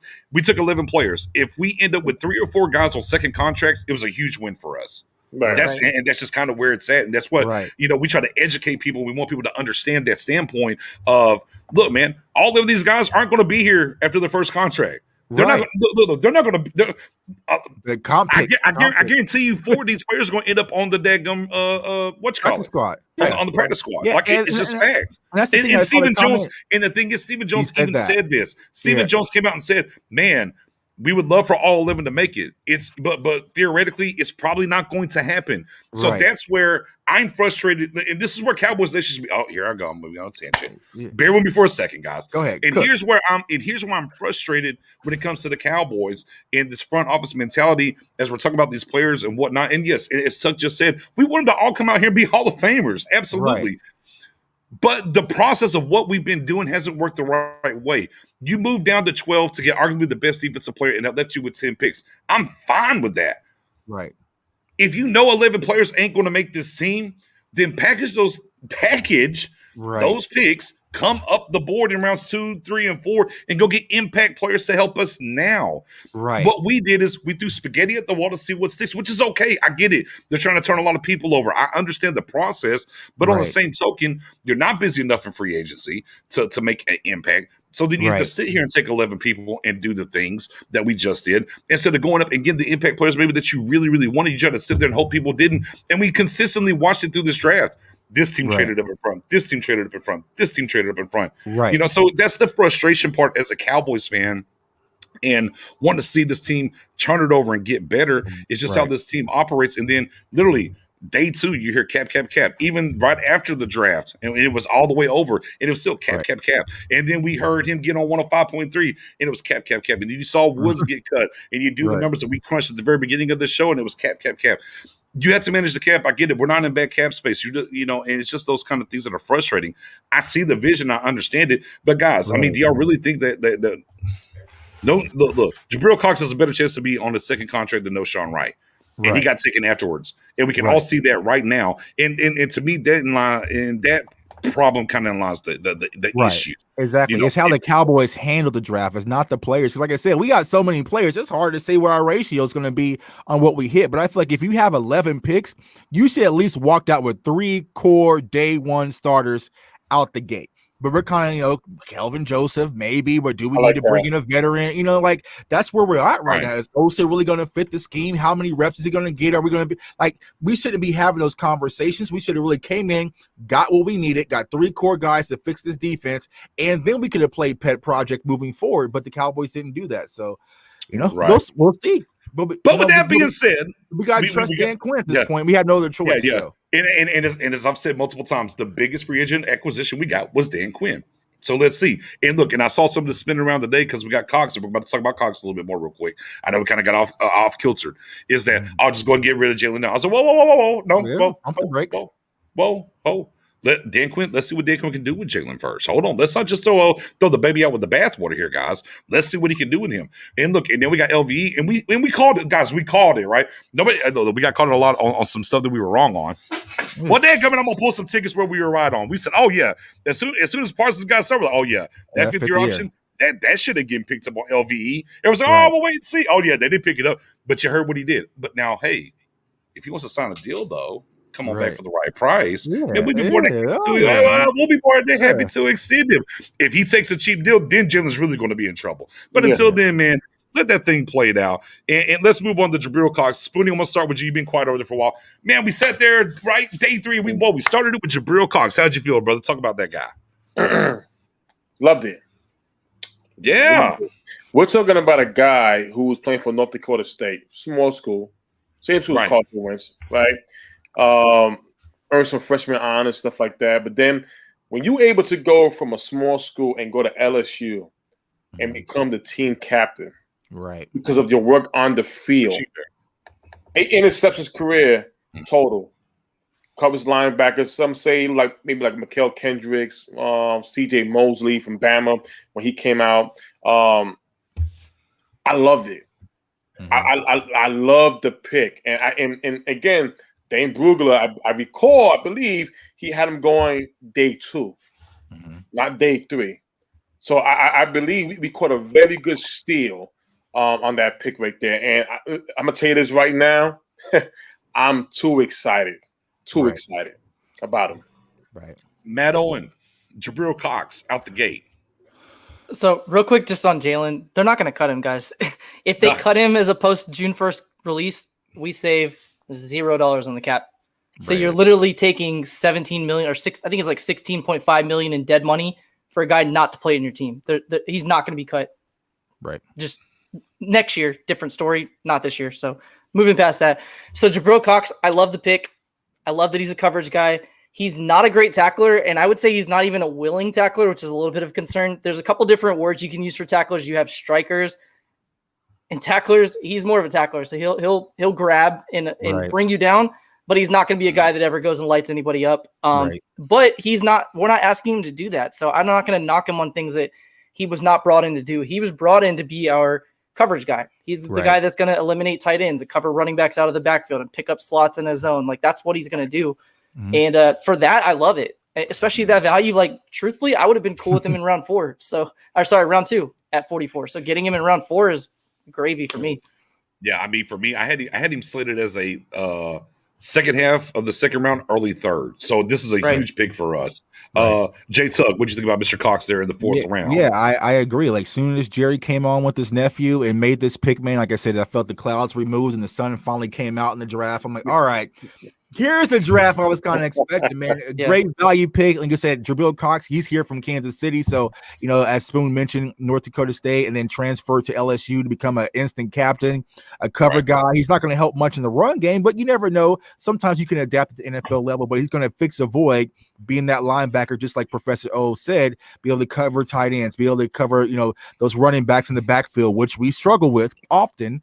And so I think Jabril Cox is going to instantaneously fix that. Now you add him and Micah Parsons, that linebacker room is tight. There's not a lot of elbow room going on in there. And actually, what we brought in for Keon O'Neal to kind of be that cover guy. Well, he's only on a 1-year deal. So now we kind of have that bridge, until we kind of see what happens and let Jabril Cox develop, man. But I was extremely ecstatic about this pick. I feel like it was one of the biggest steals of the draft, actually. Yeah. I mean, easily this guy could have went in the second round, obviously. And look, and we talked about this a ton getting to the draft, right? Is that linebacker's short, right? Mm-hmm. Linebacker isn't very long, it's not a very hefty situation, prospect wise in this draft. Right. And to be able to sit there at, was it 115 maybe? Let me look again. 110, 115 to get Jabril Cox at 115. Astounding. Now maybe back to y'all's points of the lack of run game tackling, maybe scare people, which is fine. Thank you. Appreciate it. Because, that's not what we need him for. Right. I thought it was very good. The value was awesome. It was a great way to start day 3. And only the Dallas Cowboys, as we're going to transition to, because we had not 1 but 2, 4th round picks. Only the Cowboys could draft Cox and Balls in the 4th round.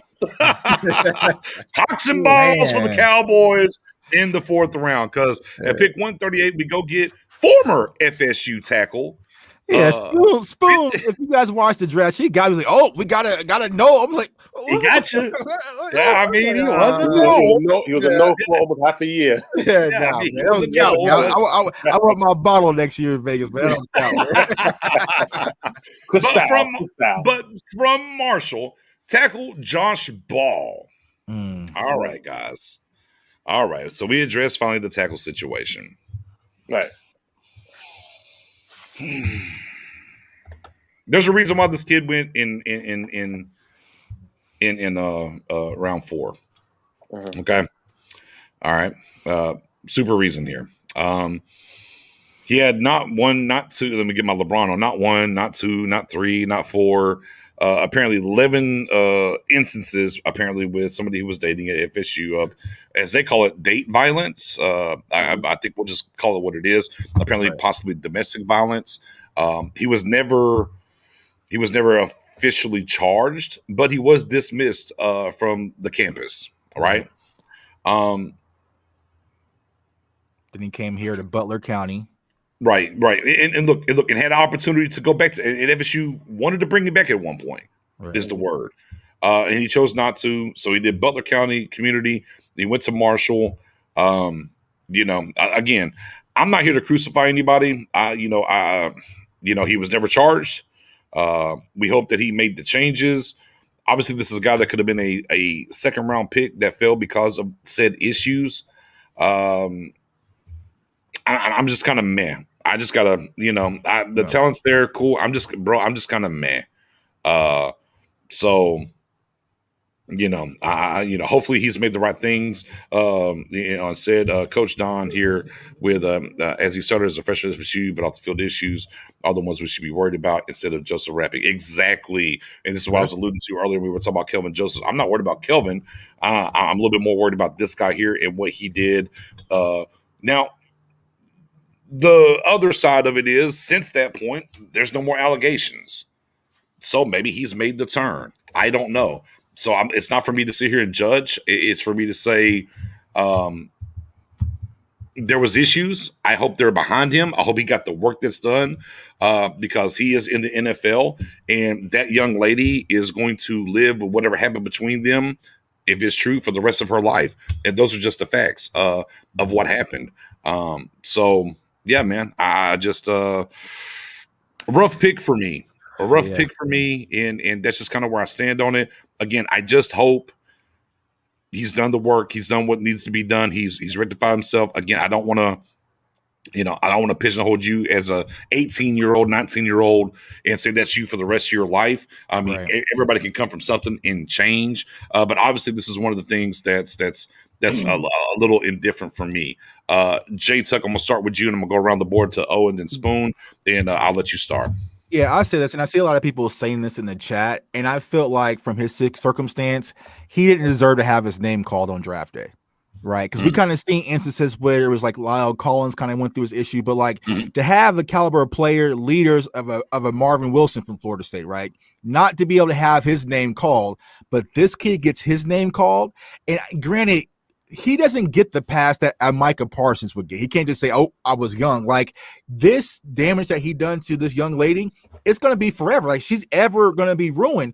And like to kind of hear his conversation on 105.3 The Fan, there was no remorse. Yeah, exactly. There was no remorse. It's like, oh, it's the past. I was young back then. You don't get that. All right. And so it's like, it's kind of hard to kind of want to pull for this kid. And honestly, guys, when you're in an NFL locker room, he's already tainted for the most part. Because a lot of people are like, man, 11 times you choke, like, because people are fathers, their husbands, you know what I'm saying? So it's going to be an uphill battle for him. And I just don't like the pick. I feel like there was other quality linemen that the Cowboys could have really got if they were more aggressive, that could have really kind of filled the void, but actually deserve to hear their name called on draft day. So, even though Josh Ball might turn out to be a decent player, I just can't get for it. You know what I'm saying? It's just hard to kind of wrap my head around it. And me personally, y'all, I'm kind of one of those people who kind of has always been out on situations like that, whether it's when we brought in Greg Hardy and I'm just like, nah, they don't deserve it, bro. Like we can move on. If we still need an offensive end, get someone who's quality that actually deserves to play for the Dallas Cowboys and their limelight. And I don't want to hear this conversation. Well, he's tough. Like I don't care about that, bro. You did what you did.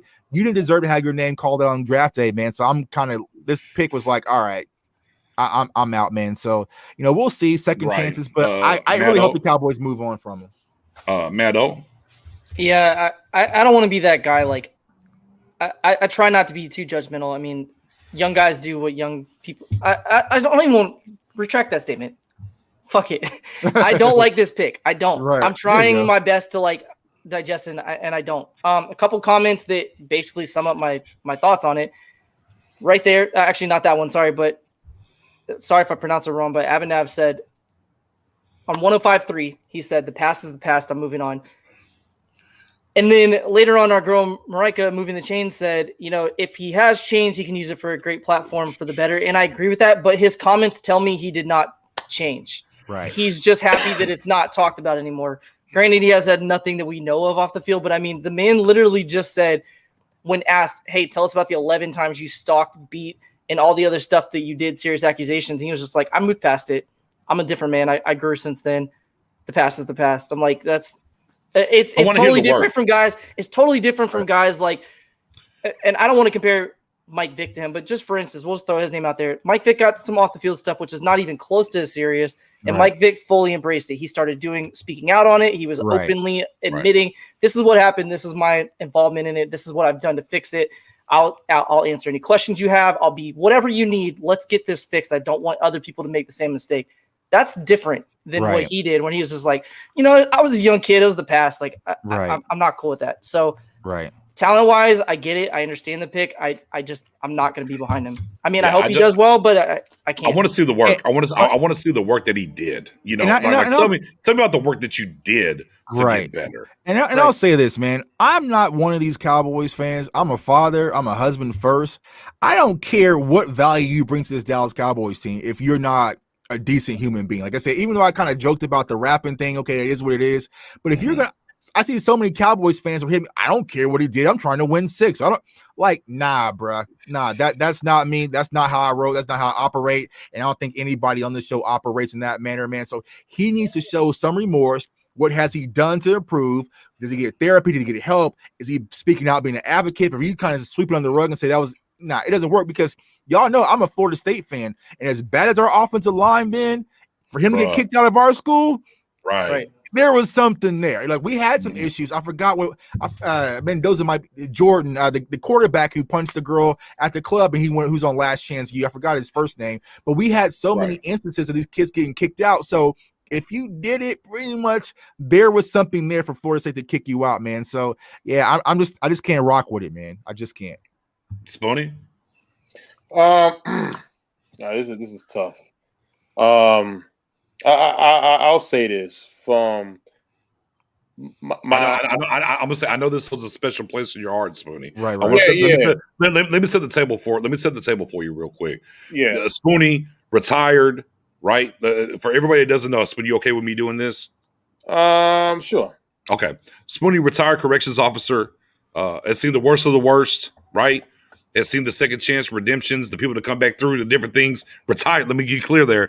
He put enough years in to retire in New York City. I'll let you guess where he works. I ain't gonna do all that. Holds a special place in Spoonie's heart. So that's why I made sure Spoonie went last here, because I know how you feel about this, and I want to give you a clear path here and set it up for you to speak on it. End of the day, like I said, it's definitely talented player. Could have went early if if he didn't go through the issues he went through. I definitely did some background research on it and things of that nature. I agree with Tuck. This is not to make a race situation, but we got to keep it real. It's not everybody's going to have the same privilege of having a second chance when committing this a kind of act like this, regardless if just accused. But when there's evidence on top of that, not everybody gets treated the same. But my whole thing is for this young man that, I know it's tough. The questions will come out eventually. He will be asked. He has to be comfortable to talk about it, because if you're not comfortable to talk about it, then you still have that issue inside of you. And you're in the wrong team. And you're on the wrong team for that, bro. Exactly. Right. You have to be very open and talk about it. And it's not basically did you do it or yes you did, but just acknowledge that you have issues, and whatever you're doing or did to make yourself better, a better person today, talk about it. Because at the end of the day, like I said, look at the situation we went through with the lineman from Seattle, with his girlfriend. Right. We don't want to have those things keep continuing, especially where you wear that star on your helmet. Right. You're not only going to grow as a person, but you're going to grow as a player. You're gonna be in the spotlight, and you can easily fall into those situations again. If when you're having money, you out in the club, and then you meet a nice looking girl. You and the girl have an altercation, and you snap right back into it. So I'm hoping that whatever homework the Cowboys did for him in the background, that they're able to whatever is helping him continue it, regardless if they even feel. He's all right. No, just keep continuing. Let him be the better person. Listen, I always say I'm not here to judge. Only the man upstairs can judge you. Right. But if you're giving this second chance, take this second chance with great love and respect, and go 100% towards it. And if you want to do something in the community to be active, where you're helping other people, get their minds right, stuff like that, go ahead and do it. It will make you a better person. Right. Like I said, he forgives. So yeah, and I want to keep it a buck here. As he 2016 said FSU/NCAA. Well, let's go ahead and do / what was the junior college you went to? Butler County. Yeah. Butler County, and then / Michael Gallup. Right, and then / Marshall, if you want to say, is to blame if there's a blame to go around on the Cowboys. But see, that's passing the buck though. Right. And we're not going to do that here, because no other team took him but the Cowboys. Right. And who's to say if the Cowboys didn't draft him, then we got drafted at all. So saying that it was their issue and not what's coming to the league is passing the buck, and I don't like that there. As Tuck said earlier, I am a husband of over 25 years. My daughter is 23. I have a plethora of other girls that call me dad, as daughters as I call them. I have godchildren on deck as well. And I will pull anybody's color to the curb on this kind of BS like this. Right. It's just what it is. It sucks that it happens. And look, and take football aside, right? Because we're also, we don't care. I'll shoot up the HGH. I mean, you want to snort coke, do this, do that. I don't think any of that should happen, low key. But it is what it is. Right. But at the very end of the day, putting hands on a woman is just it's just right. It's just one of those things, man. It's just then getting your name called and getting your shining moment. Yeah, Darius Washington couldn't get his moment because he was too short. But Josh Ball gets his moment because of his upside. That's just crazy to me. Like, and it's hard to get this guy to respect that. So, but he's a Cowboy. We got to let him see to do the work. Spoonie, you did say something that's very clear. From FSU, there's nothing that happened, so maybe he has made the changes. Right. We would like to hear him talk about the changes and put that work in. Right. That's what we want to see. And look. If he goes on 105.3 and the interview is different, I think we have a different outtake from it. I really do, right? But the interview that you get, I moved on. She hasn't moved. She hasn't moved on. She's going to be stuck with it forever. So tough pick. Value-wise, we get it. Value-wise, right, and what he does on the field in between the white lines, we definitely understand it here. But again, and I'll leave it at this, guys. Micah Parsons, for the most part, was, quote unquote, this year's Chase, this year's Ramsey, right? We can talk about, off-ball linebacker shouldn't go this side, all that. But look, he was the best defensive player, right? Okay, and he went outside the top 10. This kid went in the fourth round. So and look, and I'll just leave it at that. And look, and I'll bring up one more point. Mac Jones, right, went 15. Kind of has a drinking problem. Do we not know about that? Are we going to act like we don't know about the Mac Jones drinking problem or no? Right. How many times did he get popped with the drinking, guys? Right. How many times? 2? Is it 2, 3, 2 or 3? I right? Think it's 2, yeah. Yeah. So I mean, you can look at his body and tell you can drink. He drinks. Right. And he went 15. Right. Dak Prescott. Okay, you got popped, and he went in the fourth round. Right. And I'll leave it at. Look, take that for what you will. We're not going to talk about that no more. But again, Mac Jones, deep balls look drunk all the time, whatever. 2, 3 times. Right. Dak Prescott once. One went 15, one went to fourth round. Right. And Baker Mayfield dashed on the cops when he was. No, well, I mean, there's that too. Well, I mean, Johnny Manziel went in the first round. Right. I mean, so. I see the comments on the side. Listen, anything with sexual harassment, sexual assault, hate, anything where you make another person feel uncomfortable, we shouldn't compare to who's worse and who's not. They all wrong. But pretty much what we're saying here, and this is the light, is that not everybody gets the same treatment about it. Some people, again, you be seeing guys getting drafted high and they ignore, but the other guys is not ignored, and that's just being honest. But the whole thing is that we want these guys to come out and speak about it. This is why I applaud Michael Parsons. He was he stood there. He stood there and took it. That makes he's a man of and I feel good going forward. When a guy like Josh Ball, we wasn't there, but we're reading what's there now. When you read, he hit the girl in the knee, and when it's a handprint. Now let's just be honest. I don't think a girl who's about 5'10", 140 pounds can hit a knee so much that her handprints is going to be there. So no. I don't want to address this real quick. The Leo Khan situation was a little different. It was a former girlfriend that got murdered. Man, we have raised the stakes a whole lot.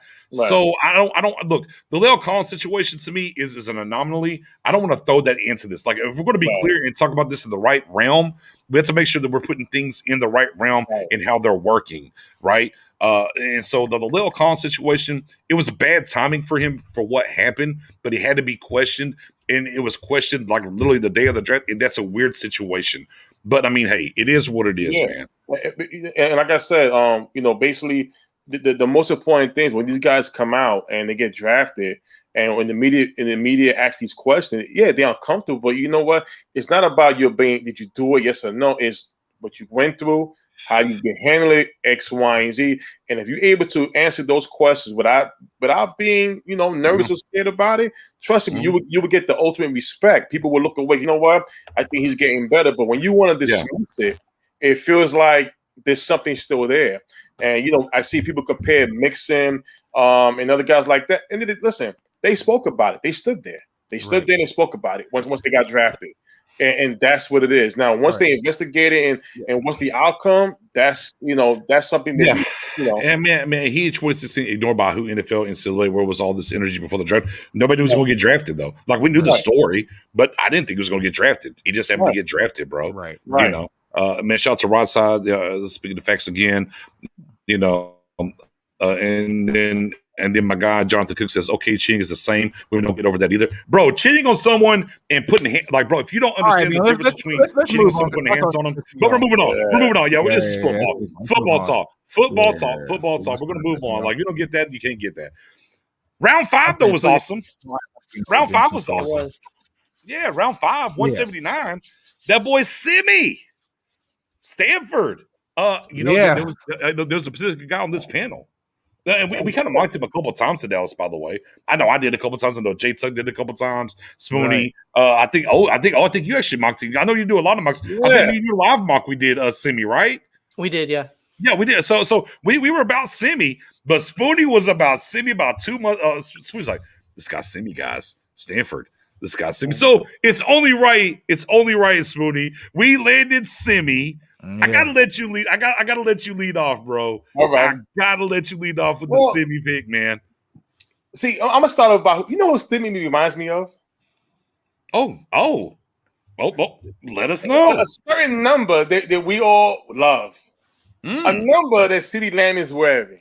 I've been seeing this. Oh, that 81? That's Bryant. 88. 88. He reminds me of a Dez Bryant. Not CeeDee Lamb. I thought you meant his number he's wearing is 81. No. 81 and T.O., but I see more Dez. You don't think Return of the Mag, Mr. Okay, all right, okay, fair enough. I gotta see. Well, the T.O.'s us whole. I mean, listen. All right. I see Dez only because of his size, his athleticism, how he attacks the ball. He has to get better with his hands. But a freak athlete, in my opinion. I love when he got drafted. He's been a Cowboy fan since a child, and it's like, wow. And I'm gonna tell you this right now, hot take right here. Hot take. Do not be Alan's not wrong on that shit. Go ahead. He did toss Sean Wright. Give me that hot take, Smoke. Give me that hot take. He will be the 4th wide receiver. Oh, I don't know. Oh, yeah, that's not a hot take. That's not a hot take at all. Hey, look. Stephen Jones told us. Stephen Jones told us the way. Stephen Jones already taught us the way. Right. Hey, if you get rid of Wilson right now, it's over $2 million scot free. Really? Free money. Appreciate Crabs. Cap space. Man. Let's go. I'm with you, Spoon. Hey, Spoon, I'm buying. Look, last year I told everybody. Beginning of training camp, I said, man, I think Wilson's going to be the number 4. Boom. And it ended up happening. Spoony, I'm riding your train. I'm riding the Spoony train. I'm with you. I think he's number. No, brother's going to get his Burns. Now, we got somebody I like. No, we're not talking about this show. We won't talk about the undrafted guys. We're going to wait till next week. Mm-hmm. But there's some of these guys on the undrafted side. I know Tuck loves a particular guy from Texas Tech, by the way. But we're going to get to that next. So next Wednesday, we're going to do the undrafted guys. Make sure y'all tune back in next week, Wednesday, 8 o'clock. We're going to talk about the undrafted free agents that we signed, particularly the fullback pulling a semi as well. We'll get to that. But boy, I'm with you with that. Well, again, this is another pick, guys, that I thought was a 3rd round. I thought Simi was a 3rd round pick. I thought Simi was a 3rd round pick. I thought late 3rd. I thought he was a late 3rd, maybe 4th, but definitely not where we got him in 5th. Matt Owen, Simi, what you think? Yeah, this is another pick that I loved. I love this guy. So Mo shouted his name out. He's not Claypool, but he has some of that Chase Claypool in him. I'm not saying he's going to immediately jump in and be that, but like if you watch him, that kind of comes to mind. Good size, good speed, good special teams player. He's absolutely kicking Noah Brown off the roster. So just so you guys know, it's going to happen. Right. They're going to go. Cedric will be wide receiver 5. Simi's kicking him off the roster. They'll save $850K by cutting Noah Brown and only eat $137,000 for. That's not over $2 million, but you got 2 with Seth. It adds up. It adds up. $850K, and you only have to eat $137,000. So you actually still net save money by going. My guy Church said bold prediction: Gallup not on the Cowboys this year. Ooh. Okay, that's real bold. I'm not going that far. That's too bold for me. It's too rich for my blood. Keep going, Matt. Yeah, I'm pretty much done with my point. I don't know if he's wide receiver 4 or 5, but Noah's gone. Yeah, definitely. I agree too, P.O. All right, J Talk, Simi. Fake Gucci belt Kyle Pitts. No, that's not the Basher. That's not even fair. Either or. Fake Gucci belt Dez Bryant. Fake Gucci belt Dez Bryant. Fake Gucci Dez Bryant, man. But yeah, man, I think Simi was an incredible pick, man. It definitely swept up what we just did in the prior pick, man. And I know he's spoken about Simi a few times on this channel. And so I was ecstatic, man, because I am really ready to see how the Cowboys are going to use him in this offense, and he fixes what we've been speaking about so frequently is in the red zone. Now we have another big target. You also add back Blake Jarwin.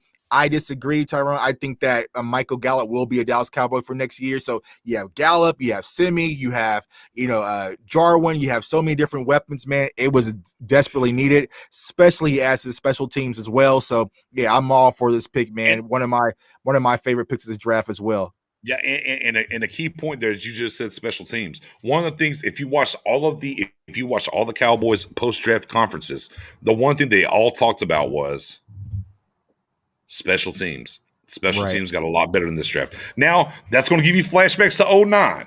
I get it. Because 2009, we basically took a bunch of guys that couldn't play for the most part for the sake of special teams. Now, Holloman could have been that guy, but neck injury, right? All right. So it was a little bit of that, but we got guys that can play on defense as well, right? Look, I've seen some people say, well, this reminds me of the 2009 draft. And I definitely understand why people want to say that. We threw a lot at the board. Special teams are talking a lot about, but these are guys that can play, though. 2009 was special team aces that you didn't see the production-wise.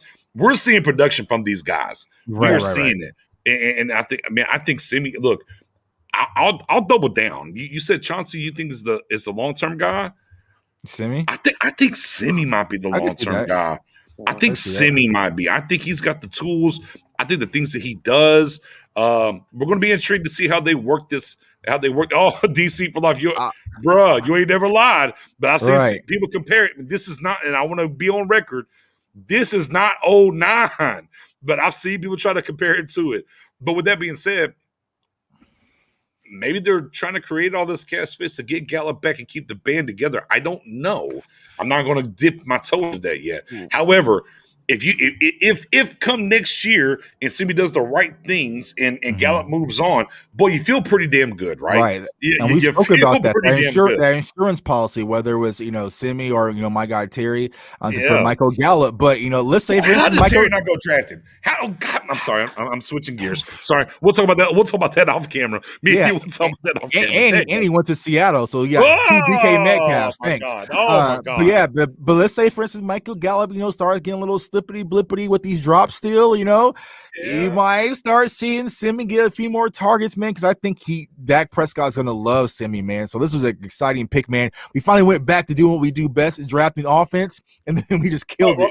And we're 3 picks into day 2, and look at us killing it already. Right. We're like, look at everything around us, man. Right. I mean, I talked about Simi already. So no. I want to ask you, do you think he could be the replacement for Gallup? No, I don't know. I don't know. It's kind of premature to say that, but yeah, I like him. I feel like he's like a wide receiver 3 personally moving forward. It's kind of funny. Like you start looking at comparisons and there's so many different names thrown out in the chat. Some of the guys like Claypool immediately comes to mind. And actually what I thought of right away when we drafted him, and again, Noah Brown immediately popped in my mind. What did they say about Noah Brown? It's kind of interesting that Tuck said he's fake Gucci belt. Pitts, because Noah Brown was the joke was he was our light end, right? He was going to be that guy that comes in and takes the tight end snaps and kind of lines up in that slot. Semi fits that. He does. So that it's kind of funny you mentioned that because I kind of came to my mind when we drafted. I'm not saying he's drafted to be a Kyle Pitts, but I'm saying that's how it's going to work in my Madden offense. Yeah. It's damn sure. Oh, word! I like that. Oh, hold on, Spoon. Hold on, Spoon. That's right around 6 and 192. My pet cat, guys. Ladies and gentlemen, sound the alarm. Sound the alarm. If you guys got the Spoonie, you got the phone. Pull the purge alarm. Pull the old purge joint up for me. Pull it up for me. Play it for the people in the back. I need the purge sound real quick. I need that. Man, Jacquez said, yeah. Ooh. Yeah. Ooh, I ain't going that far. Athletic profile, yes. I just think if he does great. Oh, there we go. Play it for him. Big cat. My guy. I'll tell you all this, man. Preseason's going to be. No, here it is right here. This is my guy. I love it. No, play it again, Spoon. I want it one more time. For the fatty. I've been trying to get a fatty on this God blessed team during the draft for 3 years. Woo. Let's go. My guy. Look. And he was on Instagram Live, said, ain't no more running in Dallas. Yeah. Hold on, man. Hold on.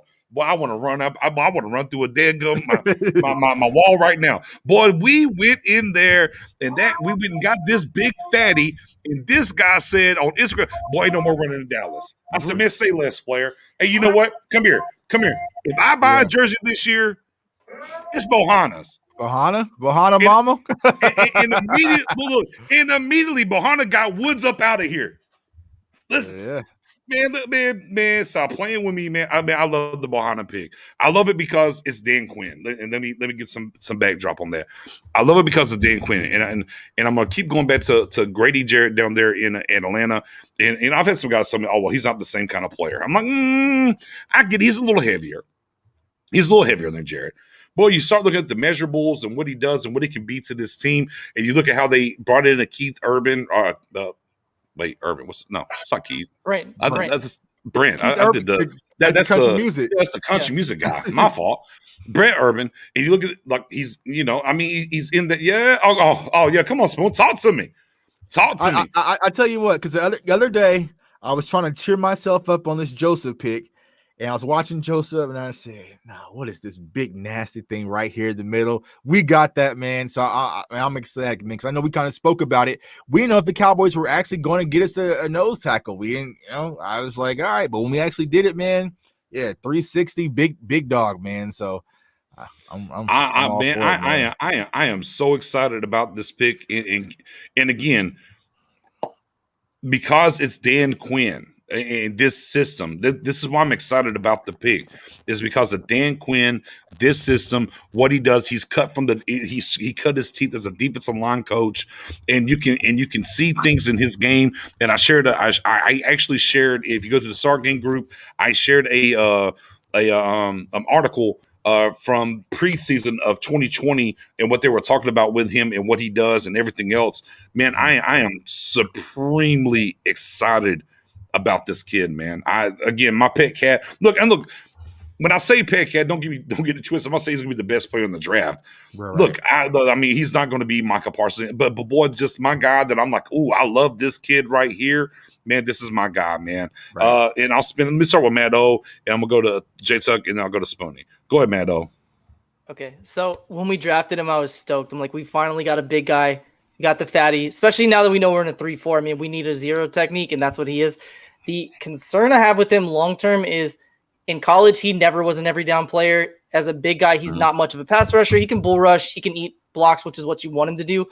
I just hope that fans aren't getting too excited hype-wise and putting him in unfair expectations, because he's not a guy that's ever going to light up the stat sheet. Like, he'll probably have 20 tackles, right. Maybe a half sack, something like that. So don't see that and be like, he's not doing his job, because that's what we're asking him to do. And that's my only concern is everybody's excited about him. and I feel like people are going to have unrealistic expectations on what he's No. So if you have the clear mind you have to on what he's understand. going to do, then Right. he's exactly Yeah. what we want. Matt, great point. Because I'm not looking to become, he's going to be a 5, 6, 7 sack guy. No. Right. What I know he's going to do is he's going to eat up these damn blocks. He's going to help the run. And Michael Parsons, and I put this out, and somebody tried to challenge me on this after day 1. And I said, hey, man, day 2, we need to go get a defensive tackle to protect our investment in Michael Parsons in the first round. Right. Oh, you didn't have the same energy when it came to Pitts. Blah. I'm like, bro, I'm not saying about the Pitts train. I'm like, when it comes to linebacker, the best way for him to be great is to protect him. Right. For instance, take Ray Lewis. Ray Lewis, when he came into the league, had a great defensive tackle in front of him. And he was all world, huh? Goose. Yeah, there you go. Right. Yeah. He was all world. And then everybody thought Ray Lewis had fell off until they got Nagata. And then all of a sudden he was all world again. You have to have a guy to hit. And me and this guy went back and forth a little bit. He's like, oh, well, they got to be able to get off blocks. And that's what I'm like, that sounds good. I was like, there's no linebacker, period, in this league that's going to get guards on him over 50% of the time and be successful. It's just not going to happen. Right. You're outmatched. It's not going to happen. Yeah. And that's what I love about Bohanna, because he is the bodyguard for Parsons and these linebackers, and he's going to eat up the blocks. Look, and Matt Owen is perfectly fine. This is why I always loved. I never understood the hate for our guy that we talked about from LSU, D-Ware, and then it was Marcus Spears. I loved Marcus Spears. Boy, Marcus Spears did exactly Swagoo did his damn job. He did it to perfection. You watch Chris Canty leave here, go to Baltimore, do the same thing. I love those guys. You got to have what we call those guys in the NBA are glass eaters, right? They're not going to show up there. They're just bullies, whatever. And boy, that's what I love about this guy right here. Yeah, I'm not expecting to ever be a 10-sack guy. What I know is y'all tired of easy money. Right. He stops that. You want Parsons to go and flourish?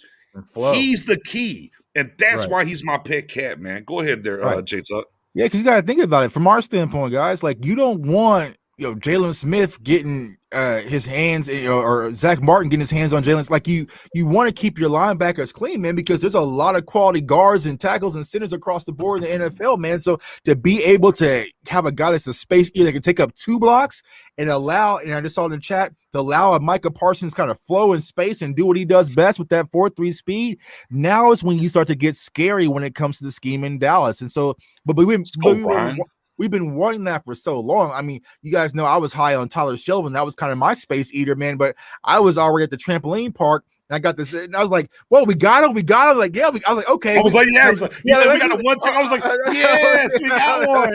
Yeah, finally, man. So yeah, I feel like Bohanna is going to be one of those guys that, like I said, he's not going to be the sexy pick, but to do what we've been needing for so long, absolutely, man. Eat up space, let our linebackers flow. And yeah, I'm excited about the pick, man. So and be clear, Geechee, Parsons will beat blocks for sure. He will, like Sean Lee beat blocks. But boy, how great is it when you don't have to beat blocks? You have to deal with them, right. And that's the point that we're talking about. Yeah. Parsons has the speed to get to blocks and beat blocks and do things. I absolutely agree with that. But at the end of the day, boy, whenever your linebackers don't have to contend with those blocks, bro, that's when the defense goes from here, to here, and that's what we're talking about, fellas. Spoon. Listen, I love the pick. It's been a couple of years since he asked for one. We actually got it. Listen, he's not gonna give you all the sack, but he gives you all the dirty work on that line for everybody around to make the plays, and that's been the thing about it. You go back to that Rams playoff game with the big bowling ball was running through our line. That's what he's here for. He's here for that. He's here to stop that. And what I loved about it was, for a rookie to come out and say, "There's no running in Dallas." I love that swag. His teammate is Kelvin Joseph, right? Kentucky. Wow. SAT. Ain't that something? So yeah, I mean, we may have to look at some tape with him and Najee Harris from Bama and see how that went. But the Bama game's good tape. The Bama game's good tape because he goes against Landon Dickerson and Deontay Brown. So you Here you get go. to see a good It- competition. I just watched the tape yesterday. I mean, it's a good tape, but it's a boring tape because they start getting dog walked. He doesn't Right. play a lot. After a while. I will tell you ahead of time, he doesn't play a lot in the game because Right. they start getting blown out pretty early. Right. But he plays a lot in the first half, and then it kind of fades as it goes Right. on. One thing that kind of interesting note too is the Parsons pick when we first drafted him. The question was, is he a Will? Is he a Sam? Is he a Mike? Where are we going to play him? Mhm. And Quinn brought it up. McClay's brought it up since then as well, that they like his ability to rush the passer. And a guy like Bohanna eating up double teams allows him to be super, super lethal with those inside blitzes. When you have those A-gap blitzes, when he's completely uncovered, direct line straight to the quarterback, doesn't have to go around, no running backs picking him up. That's exciting, man. That's super exciting. And then you look at the guys we had. If it wasn't him, who was going to be a zero technique for us? Was it going to be Hill? Hill was on skates last year as a 3 technique. It would have been. You think it would have been either Brent Urban or Woods, and this dude has 40 pounds on both of them. I mean, again, stat sheet, he's never going to be that guy. He'll be like, people brought up basketball comment, like he's the power forward that gets 2 rebounds, 4 points, and people are like, what did he do all game? And you're like, everything that you didn't see is what he did. Right. That's what they wanted him to do. Right. And just like you said, Spoon, with him coming and saying ain't going to be no more running in Dallas, this defensive rookie class, they know how bad we was last year. So they're feeling like, all right, it's on us to kind of change the culture defensively in Dallas. And I feel like there's going to be a new chip and kind of a new kind of swagger when it comes to some of these kids, man, which I'm excited about. So. The boy Geechee said Parsons is going to be a Hall of Famer. Screenshot it. Hey, man, I like the energy. I like the energy. Man, I'm not gonna be mad. I like the energy. Listen, Mr. Big going to destroy Connor Williams in camp. Oh, Lord. No, coach, let's not hope for that because we need Connor this year. Yeah, well, you know what? Actually, that's a lie. Yeah. That's camp battles later. McGovern could take that spot though, but neither here nor there. Let's pivot. Look again. My pick here. Now round 6. The second pick, that is 227. Israel. I'm not going to try to pronounce the last name, ladies and gentlemen. Mukwamu. There you go. Mukwamu. Close enough. Either way, my guy, we did go get a cornerback from South Carolina, right? Yeah. Okay, boom. I like how he said he's going to be the best cornerback, and the Cowboys was like, no, you're a safety. He said, I'm the best quarterback. Yes, I want to be the best quarterback. He said, no. Cowboys said, no, you're a safety, sir. So now I'm going to start with Matt because you said it earlier. You had him over Sean Wright. I did, So let me start with you there.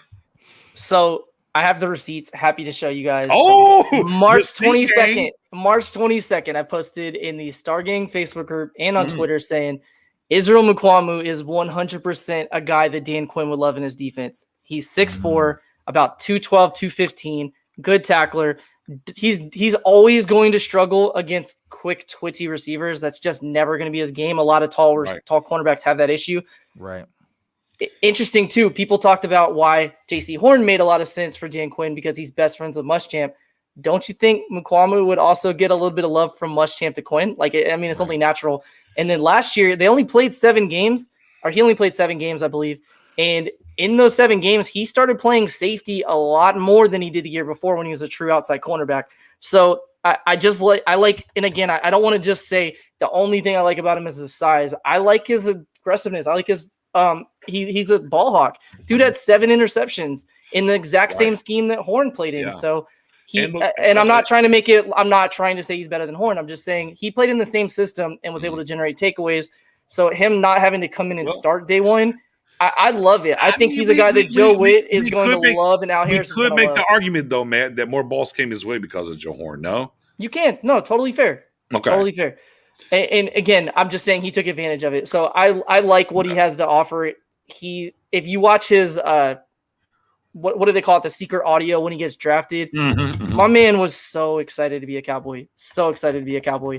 I love it. He's one of my favorite picks of the draft. And I look at, again, kicking guys off the roster. Bye, Darian Thompson. Right. Peace. Where the question comes is, what happens with Reggie Robinson now? And that's probably a whole different video. Yeah, yeah. But- I mean, we'll be here. We'll be here all night. I mean, guys, we're look, and you need to step off. Let me know. I mean, we've gone way longer than I thought we would. We have one more segment. If y'all are good, let me know. I'm good. Okay, everybody good. Okay, cool. All right, yeah. Because we get into that. Look, we got to say something for next Wednesday. We got something for next Wednesday. You got everybody back. You know, and I mean, here's the thing, right? But I mean, as you talk about his swivel, whatever. But you think Wright's a better corner than safety than him? So you would put Wright at corner, but you wouldn't put this guy at corner. Yes. Okay. All right. Yeah, and the big difference there is that's tackling. The big difference there is tackling, and safety. You have to be a better tackler than what you outside cornerback. So I think he projects better to safety. He's bigger body. I think he could hold up more. And because of his size, you can bring him down in a box. And a guy like Wright, you're not going to bring him down in the box ever. So I think his physical abilities allow him to be a better safety. But as far as hip, I'm talking about just hips from Wright. Like you said, Wright's hits are a lot more fluid than his. Okay, hits, so. There we go. Okay, all right, I like it. But all right, talk about jump on. Yeah, but Izzy is the light of the tunnel at the free safety. Granted, we didn't attack a true free safety, but if we're going to convert a corner, I'm all for it. Just for the mention, what Professor Otis mentioned, man, a guy can be a ball hawk. He has the size, he has the athleticism, he can tackle. And so if he's able to turn the corner and actually become that free safety, man, I'm all for it because he's going to be able to cover those bigger tight ends, step down, maybe cover a few slot guys. And so I'm ecstatic about this pick. Like I said, seeing that we got him at such of a late value, I personally didn't think he's going to go this late, to be honest with you. But to able to get him in the 6th round and possibly convert him to free safety. But I mean, if in case of emergency, he might can play a little bit of corner if we need to, you know what I'm saying? So, I'm just going to be interested. How is Dan Quinn going to use him in this game? I hope he's not, but I hope he's not one of those guys that get lost in the shuffle and kind of get the Reggie Robinson treatment that we saw last year. I think that he can add immediate impact to this roster and this defense. So we'll see. Tuck what you just no pun intended. Tuck what you just said real quick because I want to bring that back. I like what you just brought up there. We wasn't going to bring that up, but I do like what you just brought up there. And I think it's a key point to talk about these draft picks. Spoony. Ooh. Talk to us, man. 6'4" safety. Ooh. What the time Quinn had safety that tall? Ooh, I don't know, Smooth. Enlighten us. Cam Chancellor, right? But only difference is I don't see him playing the box like Cam. Cam was playing the box, but Cam went what, like round 5, right? Yeah, round 5. So round 6, round 5. Okay. All skills. Yeah, the only first round pick they had on that team was on that defense was Earl Thomas, I believe. That was it. Everybody else was pretty much drafted mid rounds late, and he turned them into monsters. He turned them into gold. So I see the same thing. This kid. Listen, I love. P.O. brought up the when he got drafted, how emotional he was. I loved it. Even if he wants to play corner, he'll be playing safety. I loved it. How you have the best cornerback. ESPN, I believe, ranked him as far as in the 20 range, as far as all corners. But like P.O. brought up some good things. Listen, interception. He has good vision. He's pretty solid with his speed.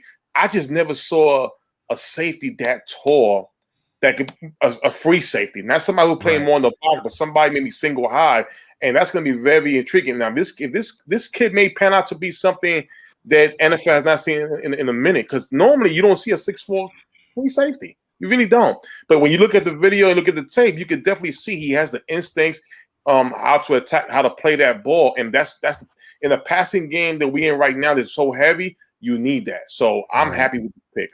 Yeah. I just want to clarify. I don't think he's a free safety. I think he's a strong safety. Oh, really? Yeah. Right. Okay. That's where I think he plays.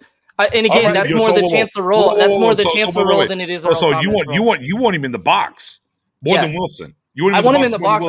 I want him used the way South Carolina used him when he was safety. He played a little bit of swivel deep. No. I don't care about South Carolina. I'm asking you about the Dallas Cowboys. Do you want him in the box more than Wilson? I don't know. Wilson was such a small sample size. We'll call that a teaser. Next week we'll talk about some of that. Next week we'll talk about some of that. Look, here's what I think about it. Here's what I love about it. It's just a weapon. Bro, Right. look, and again, this is why we love day 3, guys. This is why, if y'all tuned into all 3 days of our coverage and what we did and whatnot, and how we love day 1, and there were some things we loved to hate about day 2, and how much we love day 3. I'm like, bro, this is a weapon in the secondary. It's just a weapon. How do you want to deploy him and whatever? We give Dan Quinn the latitude. We give him a little bit more latitude even than per se Nolan, because here's the thing about Nolan.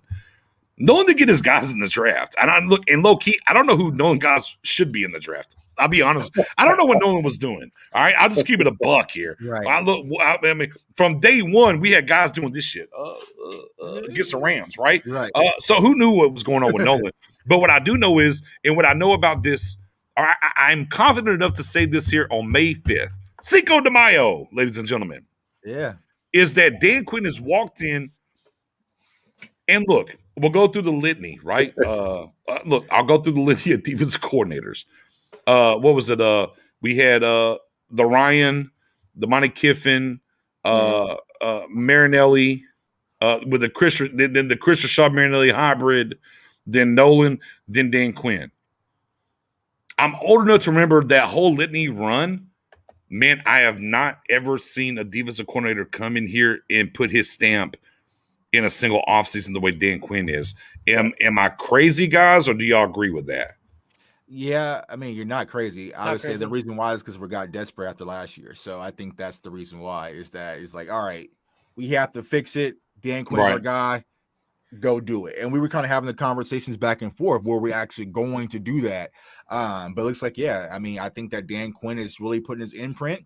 And that's what I wanted. If you're going to bring this guy in here to be the defensive coordinator of the Dallas Cowboys and change things around the right direction, give him all the tools that he needs. So it sounds like he finally got the tools. So we'll see how it all pans out. But yeah, just like you said with Israel, man, it's just a weapon. Listen, pause. Let me tell you right now, I'm celebrating Cinco de Mayo. I don't care what you say. But by all means, go ahead, Simone. Yeah, I know we wasn't there, but the way, I always say sometimes that gumbo. I would say act speak louder than words, but I would definitely say if you're not there, you could probably maybe just paint the picture how everything went. So I can see Mike Nolan going into there into the Cowboys staff and was like, you know what, I can fix this. I can fix it. Don't worry about it. I can move this guy here, X, Y, and Z. I think Dan Quinn went in there and was honest, and he said, "Listen, it's trash. You want me to fix the run? This is my plan." And I think he took order. He stepped. Listen, I'm just being honest. Yeah. Steven, Will McClay, you need the right type of guys if you want me to win. I'm a proven winner, and that's what happened. Right. My guy Todd says, do you think teams are going to regret passing on Bolton? Yes, I do. Look, Tug was a Bolton guy. I was a Bolton guy. He landed here in Kansas City too, so he's going to be in the spotlight. Yeah, no. I do think Bolton's going to be a player in this league.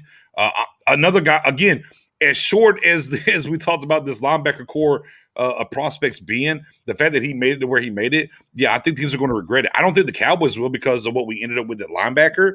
But overall, I do think teams are going to miss out because easily the Cowboys could have shifted what they did and ended up with Bolton per se. I think we'd still be happy. But let's be clear. Bolton's not Parsons. I want to be very clear. Bolton's not Parsons as a prospect. As a talent. Who is he then? As a talent prospect. Right. I think he's not Parsons. Who would you compare him to? I'm just curious. I think how about this? I'll say this. I think Bolton and Cox are very similar. I think Bolton just tackles better. I think Bolton tackles better. I think Cox covers better, but I think they're in the same realm, kind of. Yeah. I'm not going to project into an NFL guy per se.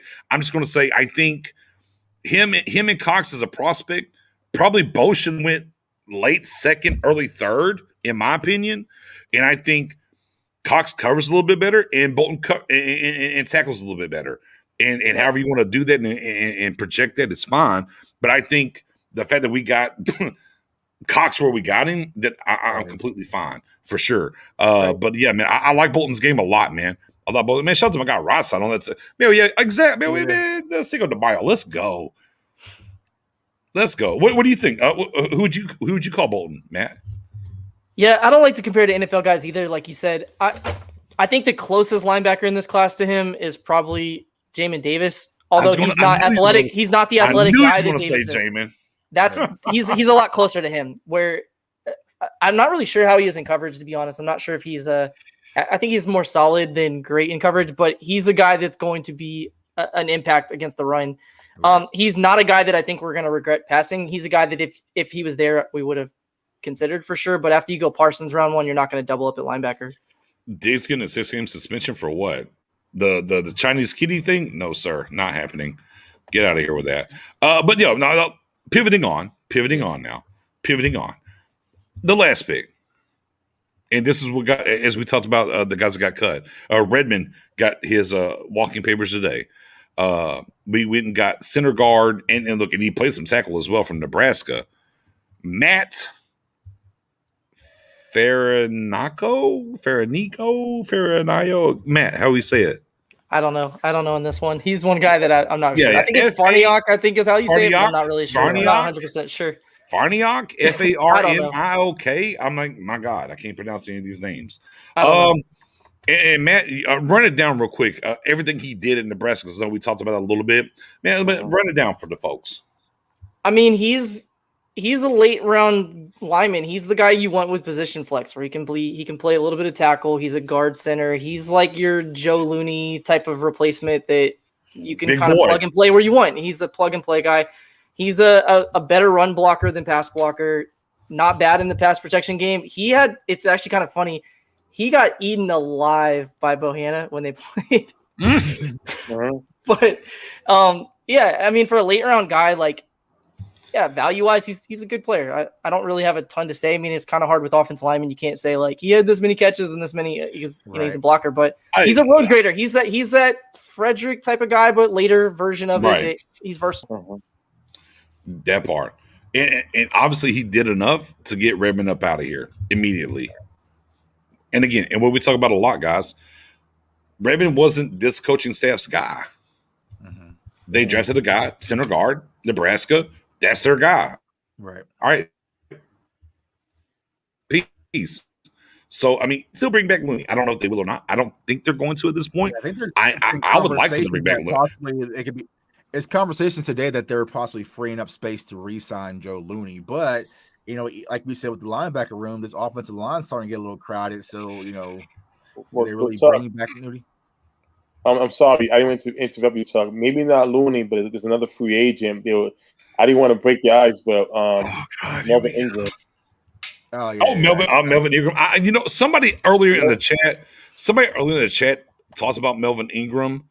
Man, and I'm sorry, whoever was here that mentioned Melvin Ingram a while ago.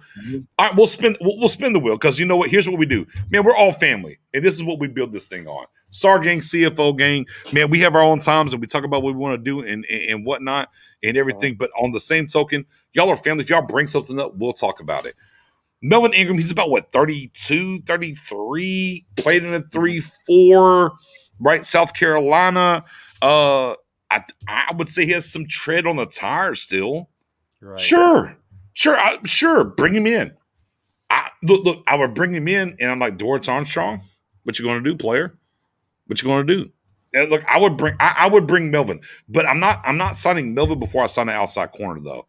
I'm not like, if we're talking about Brian Poole versus Melvin Ingram, bring me 28-year-old cornerback Brian Poole is where I'm at. But Melvin Ingram, guys, I'll spin the wheel real quick. We just finished up with all the draft picks. Jay Tuck, Melvin Ingram. Yeah, I don't think he's going to be a play for the Cowboys. One, because we're going to have to pay for him, and two, based off the defensive draft that we just had, like I said, probably getting Golston in, they're probably going to X out Melvin Ingram coming to Dallas. Like I said, I don't think Stephen Jones is going to pay at this point, especially after going so defensive heavy. If it's going to be up to me, I'm just with you, Knicks. I'm addressing the cornerback position first. I feel like we have more than enough edge rushers in house to kind of fill the void. But this secondary, I'm still kind of shaky about it. I just need one. I mean, I guess we can kind of count Richard Sherman out because he came out and spoke that today is probably between Seattle, San Francisco, and maybe the Saints. So I think Dallas is not going to play for that. We saw Casey Hayward just sign with the Raiders for what, $4 million? For the cheap, for the low. Yeah, we signed for the low. $4 million. So we missed out on that. God. So what makes me think that we're going to sign Melvin Ingram at this point? I don't think so. So I would say give me an outside corner first. Matt O, Ingram, No. outside corner. Where you at? I agree. I think we'd go outside corner. And if we were going edge rusher, I'd rather go with Justin Houston over Ingram personally. Ooh, let's go. Oh yeah. Because I think you can add him in a 3-4 as an outside guy. Hold on. That ain't your Georgia bias showing now, is it? No, 100% it is. 100%. We never draft Georgia players, so like let me find ways to get them on the roster. So yeah, I think outside corner makes more sense. We, like Tuck said, we have plenty of pass rushers. If we were going that route, I'd rather get the better pass rusher of the two, and that's Justin Houston. And again, he makes sense as a 3-4 outside edge rusher, and you just bring him in certain packages, bring him in like the NASCAR. But he's not going to start either way. He's a rotational guy, so I'd rather just go outside corner where they actually could start for the same money. All right, Spoonie. Listen, you know me. I love vets. I love a vet that could come in here on the voice. It can definitely help this defense. If it's for the right price, and I don't know, $4 million is low for Stephen Jones. Oh, so I saw the man Owen in here. Jesus Christ. Yeah. Oh, Georgia. But I was like Melvin Ingram. He's 32 years old. I don't think he'll definitely be a rotational guy, but I don't mind it. We have a lot of young guys on his defense. I like vets. Even if a vet doesn't have nothing much on the field, he can definitely be a force in the locker room. Well, and to back to your point, we're the 5th youngest team right now. Yeah, we're the 5th youngest team currently. And we gotta wait to see some of these other cuts, and whatever happens here, we might go up the board. But right now, we're the 5th youngest team right now. Right. So, and I like it like that. Don't get me wrong. I love being a young team. I think the way this team is going is great. But like I said, we need, from how bad the defense has been these last, let's be honest, these last couple of years been atrocious. I don't mind a veteran guy to come in here and be a voice and help out these young guys grow. So I'm on board with Melvin Ingram coming if he gets signed. If he gets well. I mean, let's go ahead and put it in the air, guys. DC for life asks.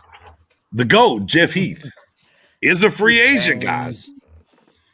Is a free agent, right? He was defensive player of the week or the month or whatever over there in Oakland. They drafted Las Vegas.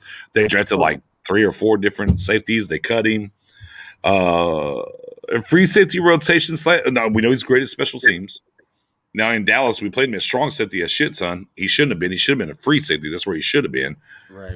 Are you open to a reunion, guys? Are you open to a Jeff Heath reunion in Dallas? Are you open to a special teams rotational free safety for, say, the veteran minimum? Are you open to Jeff Heath? I will start with J Tuck's face. Go ahead, J Tuck.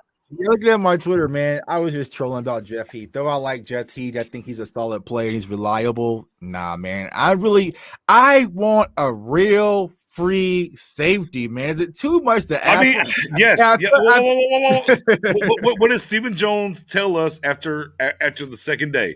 We almost got a safety. I could have slapped him after day 2. I could have slapped him, man. But man, I want a true, real free safety, and I feel like I'm starting to step down my expectations from wanting one, because it's like, all right, you got Earl Thomas, you got Minka Fitzpatrick. It's like, bro, just give me somebody that I trust.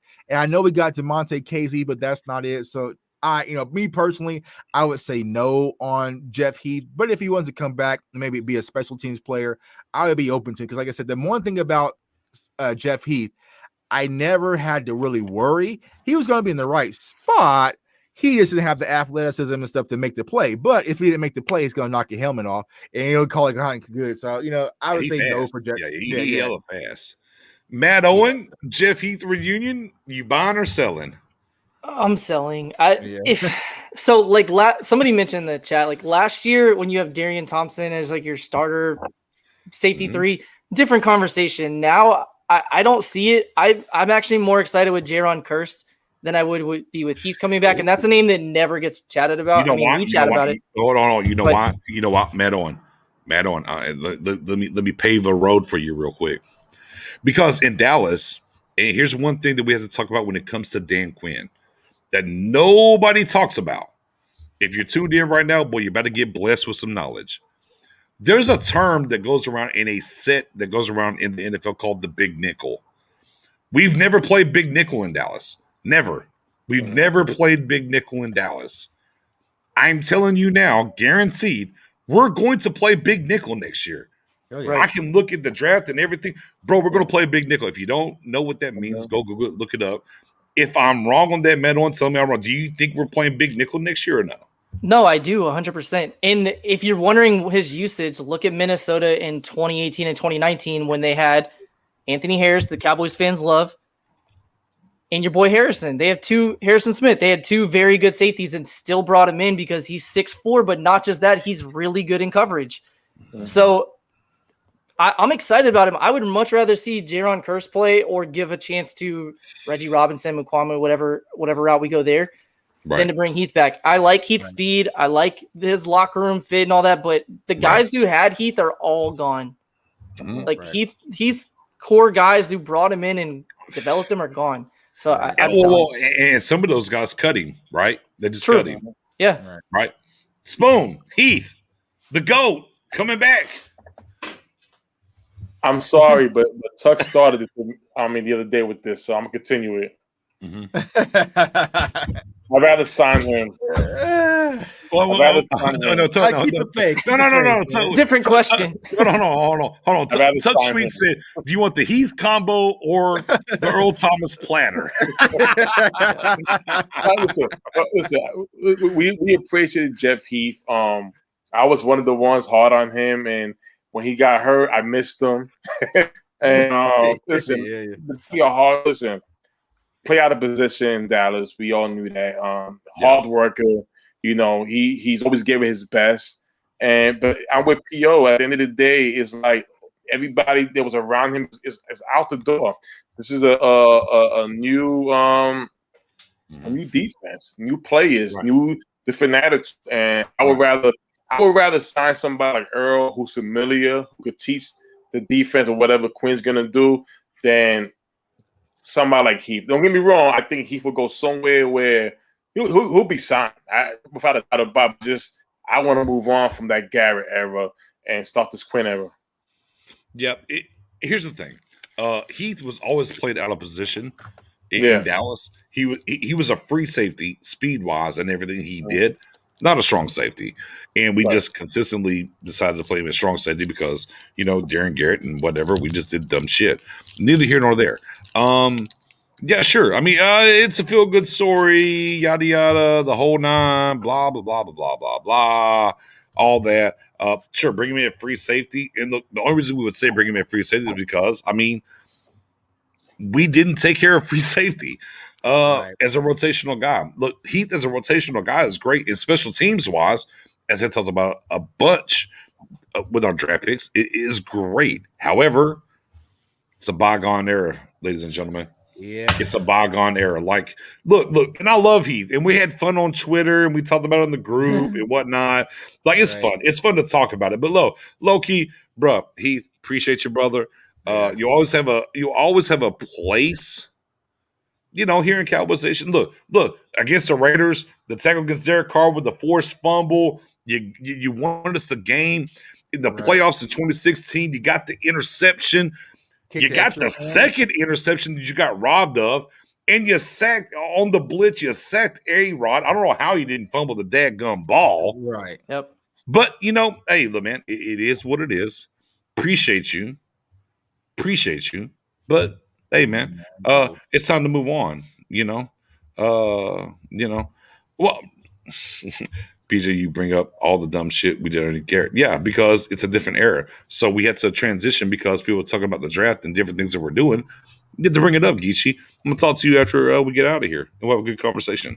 For me, as we talk about the free safety position, you said 29, Spoon. Spoon said 29. Donovan Wilson can play free safety, guys. I'm just being honest. Right? You can play 29. Let me kind of backdoor that. What about? Hold on. I'm gonna go with you and Tuck. I'm going with Spoon and Tuck. All right. They ain't paid old boy at 33 up there yet. Who's that? Who's Jamal 33? LA? Jamal I'm sorry, Adams. Jamal Adams. Why not pick up the phone and call Seattle for Jamal? Just move Wilson over. I they're talking about in LA, but Oh, whoa, sir. yeah. Yeah, I know what you're doing. Yeah. I know What's what that you're like? doing. But no. I'm just saying. In In general, I mean, them Powder Blues, they ain't paid them yet. Boy, that is true, and he's been hurt. Like, bro, and it's a different coaching staff. I'm not mad at it. I am not mad at it. But I'm with you. Derwin James, by all means, bring him on here. We got to see what happens at free safety.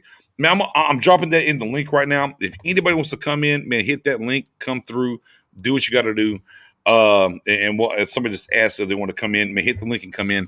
And we'll talk to you real quick and get you up out of here. But we're having fun in games. When we talk about this you see us on Twitter, whatever, fun in games. Man, he's not coming back here. No, let's keep it a buck. It's all forward, right? But with that being said, we went to the draft picks. We talked about Heath. We seen Woods get cut. We seen the draft, and we know now, like they have given a shit ton of people to the front seven to address the run and do different things. Roster on notice, like Woods cut. Is that roster on notice now or no? Just quickly, yes or no? Right side's in the building. No. Yes or no? What'd you say, Todd? No. No. Matt Owen, roster on notice or no? I think the roster is on notice, but I don't think Woods is the guy that signaled that. Right. Okay. Spoony, roster on notice? I believe so. But I'm interested for PO. Who's on notice? I mean, who made it on notice though? Yeah. All right, let's get that. Mr. Whiteside in the building. What you got for us? Can y'all hear me? Can y'all hear me? Yeah, what you got, Mr. Whiteside? Go ahead. Hold on. I keep hearing real quick. I just keep hearing some of the old stuff y'all talking about. No. Hold on. Come on, Whiteside. What you got for us now? All right, bro. So look, this what's going on right here.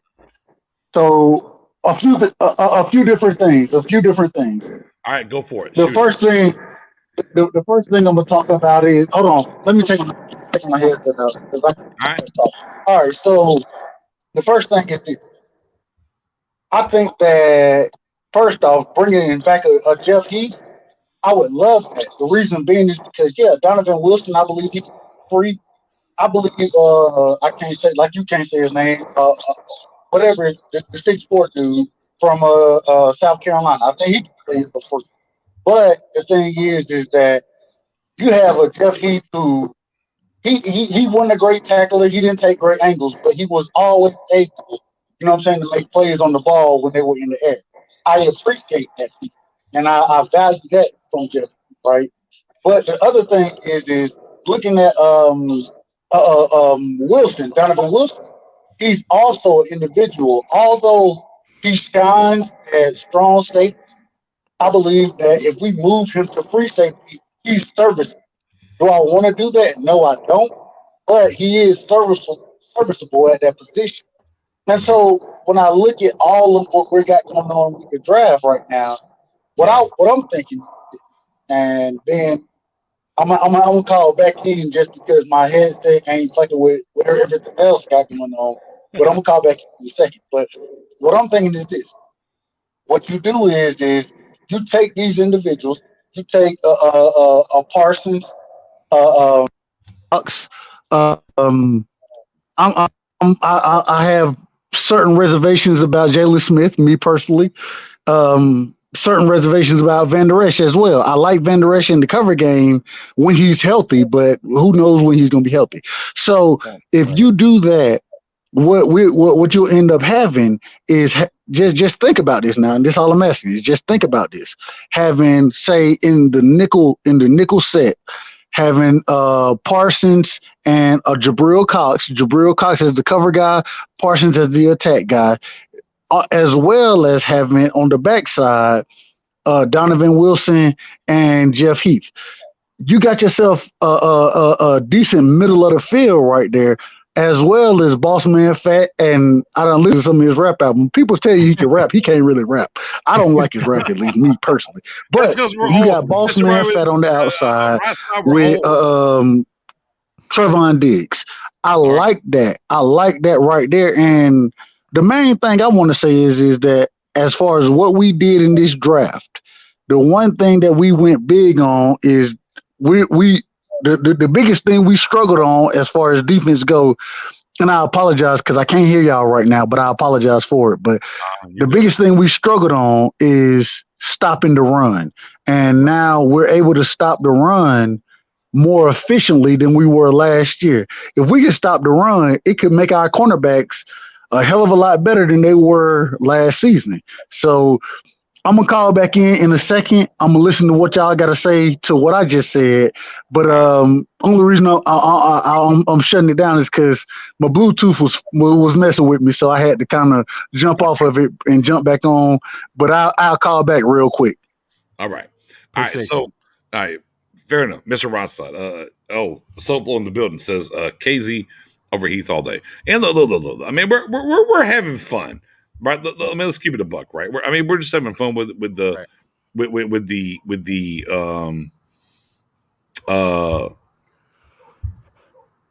Heath thing or whatever. Sure, Bronny me if you want to bring him for a rotational guy, league minimum, special teamer, sure, by all means. But I mean, again, the problem and look, and here's why we're having this conversation, guys. Here's why we're doing it before we get out of here. We didn't address the safety position the proper way.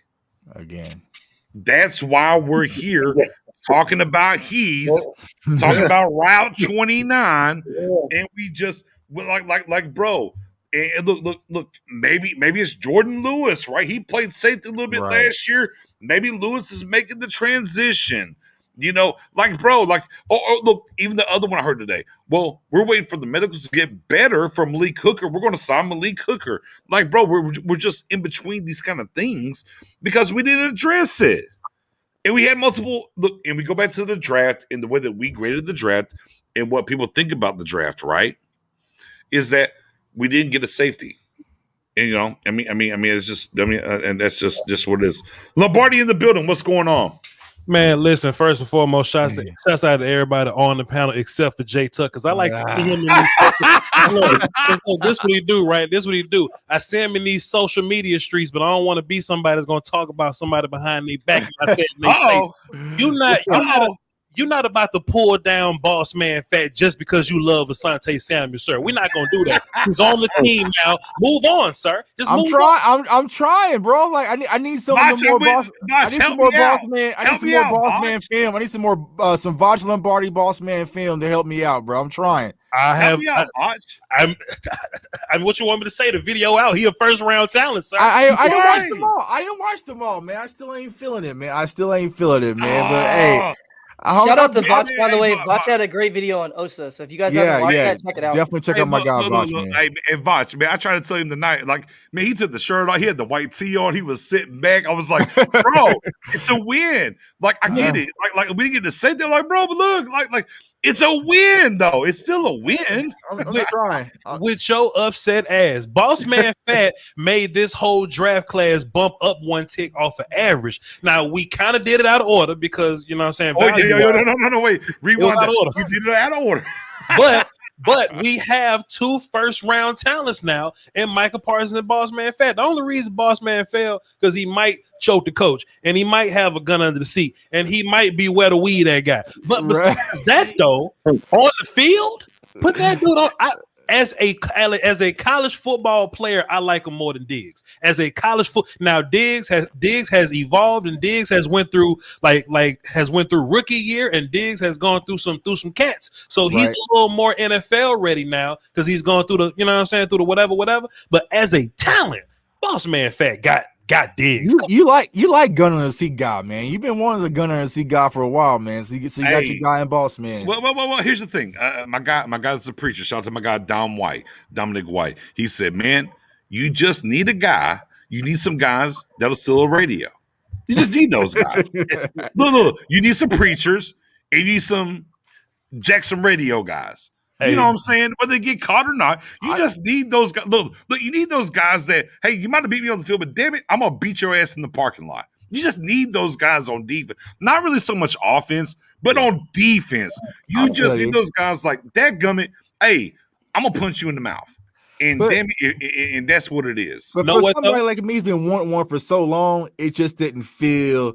I didn't have the same reaction as Boss. I mean, as Voch had when we drafted Boss Man. Everybody loved to pick except you. Everybody loved to pick except you. Come on, look, Voch. I was trying to tell us, like, bro, this is a good pick. Yeah, I took the jersey. I took the jersey. I got to see the video. But he's an FSU guy. He's an FSU guy. He's an FSU guy. Look, and low key, I mean, Asante Samuel, right? Let's keep it a buck, right? Asante Samuel, Jr., that is. He can play outside. He can, but they didn't. But the Cowboys didn't believe that, right? It is what it is. And you go and take a guy like Kelvin, boss man fat, number 2 in interceptions in the SEC. And again, when we led the show off and we were going through the draft picks, Voch, and I'm glad you're here, so I'll get your standpoint. I don't understand the hate. Like, okay, some issues at LSU. I get it. Okay, cool, whatever.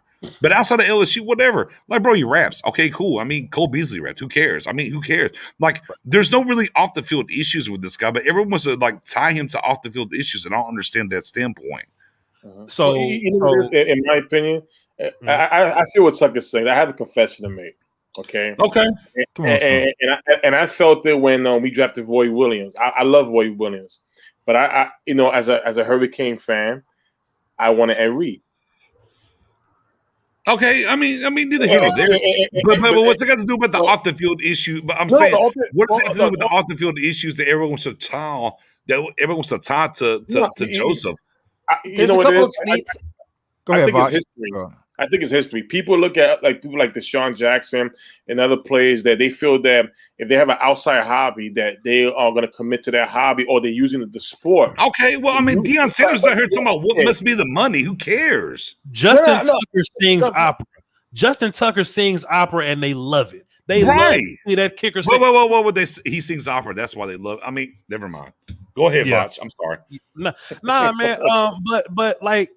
If you just look around the social media, right? That's just what I did. So you hear that coaches didn't like him or whatever. I don't know. I didn't get the report. I wasn't in the room. I didn't talk to him. But what you see, all the LSU guys, they love him. You see him talking. You see him talking to Stingley or whatever. They love the dude. So as long as his teammates get along with him, that's all I care about. He can punch Mike McCarthy in the face. Mike McCarthy need to quit being soft. But if his guys love him, that he going to war with, that's all we care about. Hey, he's trying to win me over with the Stingley tweet today. He's trying to win me over. Bro, and he took number 24 because of Stingley. He said, I'm taking 24 for little bro, who's going to be easily a top 5 pick next year, right? At corner. Well, top 10 for sure. We had to let it play out. But he said, I'm taking 24 for Stingley. You saw Chase, right? Number 5 pick overall. His freshman year play there. He was in Kentucky. Out there shouting him out as well, right? Even the pseudo issue he had at Kentucky, the coaches came out and vouched for him. Period. Right. I'm like, I just don't like. Everybody wants to get upset about he raps. I'm like, I don't care, bro. I'd rather him be in the studio. No, I know J-Ted doesn't like this. He's shaking his head already. But I'm like, bro. Yeah, I was in a good mood. Here I go. Go ahead. But I'd rather him be in the studio rapping than be in a damn strip club getting tore up and throwing money. I'm cool with it. Now he has the money to throw. Come on, man. If it doesn't, listen, Tuck. Listen, I like Kevin Joseph, but if it doesn't work out, there's a young man at LSU number 24 that we must go after. We gonna go get little bro. We're not gonna lose no games, man. We're not gonna lose no games. Let me ask you, Lombardi, why I got you here, brother? What's that? Is he day one CB2 or are they bringing in a veteran? What do you think? Man, the Cowboys like to do dumb stuff like play Nolan Carroll and Brian Poole, maybe. But being honest though, that was the old administration. You know what I'm saying? Diggs hit the field immediately. You know what I mean? So it's Boss Man and it's Anthony Brown. Good luck to you, player. I just see day one Kelvin Joseph. You know what I mean? Oh yeah, I know. Yeah, Boss was eating him Anthony Brown. Also, too, man, something else too that I haven't seen the big folk talk about or whatever, which is why everybody on the YouTube is the best. Everybody listening right now, just tune into this Cowboy community because we the best ones doing this. Like the Eagles just got Devontae Smith, so he's in the division now. Right. No cornerback has lined up against Devontae Smith and lived to tell about it except Boss Man Fat. So, and watch this. Go the ahead. Cowboys let them trade up because they knew who they're going to pick, right? Mm-hmm. Boy, ain't that funny? Mm-hmm. Ain't that funny though? How many reps was that, Vosh, that they had against each other though? That it wasn't many. It was like 5, 3, but 4, 5. like he ain't Like died. Just throw it out there though. If Yeah. we're gonna say that J.C. Horn shut down Pitts with 3 snaps against him and 3 targets, why can we not say the same thing for Kelvin and Devontae Smith? We cannot be phony. Thank you so much. Thank you so. My main point for because look, I wanted Rashawn Slater bad, and the big point of that was because he was whooping Chase Young. He ain't talk to him. He didn't whoop him for 5 years, but he whooped him enough. Enough to make me like him. Yeah. All right, real quick. Dennis checking in says Diggs/Joseph. Who gets picked on? I'm like, I mean, bro, it doesn't matter. I mean, where are they going? They're not going to travel, Danny. Like, we got to be 100 here, right? Like these guys. Like, if we look at the system, right? We're talking about the system here now. They're not going to travel. Like everybody, whenever they were at their height at the Legion of Boom, right? None of those cornerbacks, the Richard Sherman, if you will, and the knock on Richard Sherman was he doesn't travel. Look, they're not going to travel here in Dallas either. Let's keep it a buck. So, however, the offense moves different guys around or whatever the quarterback feels comfortable with. I mean, this is kind of where we are. So, like, who gets picked on this and the third? I think that's kind of a moot point. Am I wrong on that? No, because look, like as long as we're a better defense, as long as we get to rank 15 and the offense can just tear the league up, it don't matter who's traveling or who we don't have to have the best corners in the world. They ain't got to be locked down, guys. Just do your job and just don't be terrible. Long as they Right. Don't look around after the pass with your hands in your shoulders like, oh my God, what just happened? I don't know. Like I said, Vod, I'm holding you and Jeff responsible for Joseph, man. That's on y'all. No, I'm a Joseph guy too. No, I'm holding all of y'all. Okay, God damn it, I'm a Joseph guy too. Shit. I tell you this right now because if Asante Samuel starts balling out at LA and all of a sudden, Kelvin is you already know. Tucker be like, you know what? I'm not saying nothing. He gotta just do it. You already know Tuck's gonna be out here doing this. I think Kelvin's gonna be fine. I think he's gonna do a good job. I really do think he has that in him. But I gotta find Vox reaction to that pick because everybody's talking about that. I gotta find that video. You should play ours at the same time. I'm gonna take Vox's reaction. We're gonna cut that. We're gonna cut that. We're gonna cut that and do that. Man. My reaction is hey, Vox, you think day one CB2 on the field starting week 1? Kelvin Jones? Yes, sir. Kelvin Jones. Unless some goofy happened because Mike McCarthy not the best talent evaluator in the world or whatever. But as long as nothing goofy happened, it should be Boss Man Fat. I just want to say this too, since I'm on y'all show. I ain't said this nowhere else. Nashawn Wright ain't terrible. You know what I mean? No, whoa. It's not he's terrible. Well, hold on now. Hold on. I'll push back. Go ahead. I'm not saying he's terrible. I'm not on that. I'm not on that realm. Right, bruh. Don't tell me 99 though. Oh no, he was a reach though. He was a reach. Yeah. He was a reach, and that's my point. I'm not saying he's terrible. Right. I'm saying look. As we watch the third round play out, right? Let's keep it a buck, right? Is that as we let starting to smell like some wings out here. Hold on, as we led into the draft, I was like, oh, the Cowboys are going to take 10 picks because we don't have them now. Now, obviously, they ended up with 11, and they're cutting motherfuckers left and right now. Fair enough, fine, okay. But as we got into it, Osa, okay, I get it now. Like we finally got to hear from Dan Quinn. We get it, right? Chauncey, I get it. Okay, yes, 5 tech. I'm not gonna sit here and take Law and abuse him at the 5 tech in this scheme. Whatever. I get it. Look, and when you look at Chauncey, right? No speed, no this, no. Like I'm a bull push you. I get it, right? Sure. I get all that. We get to like.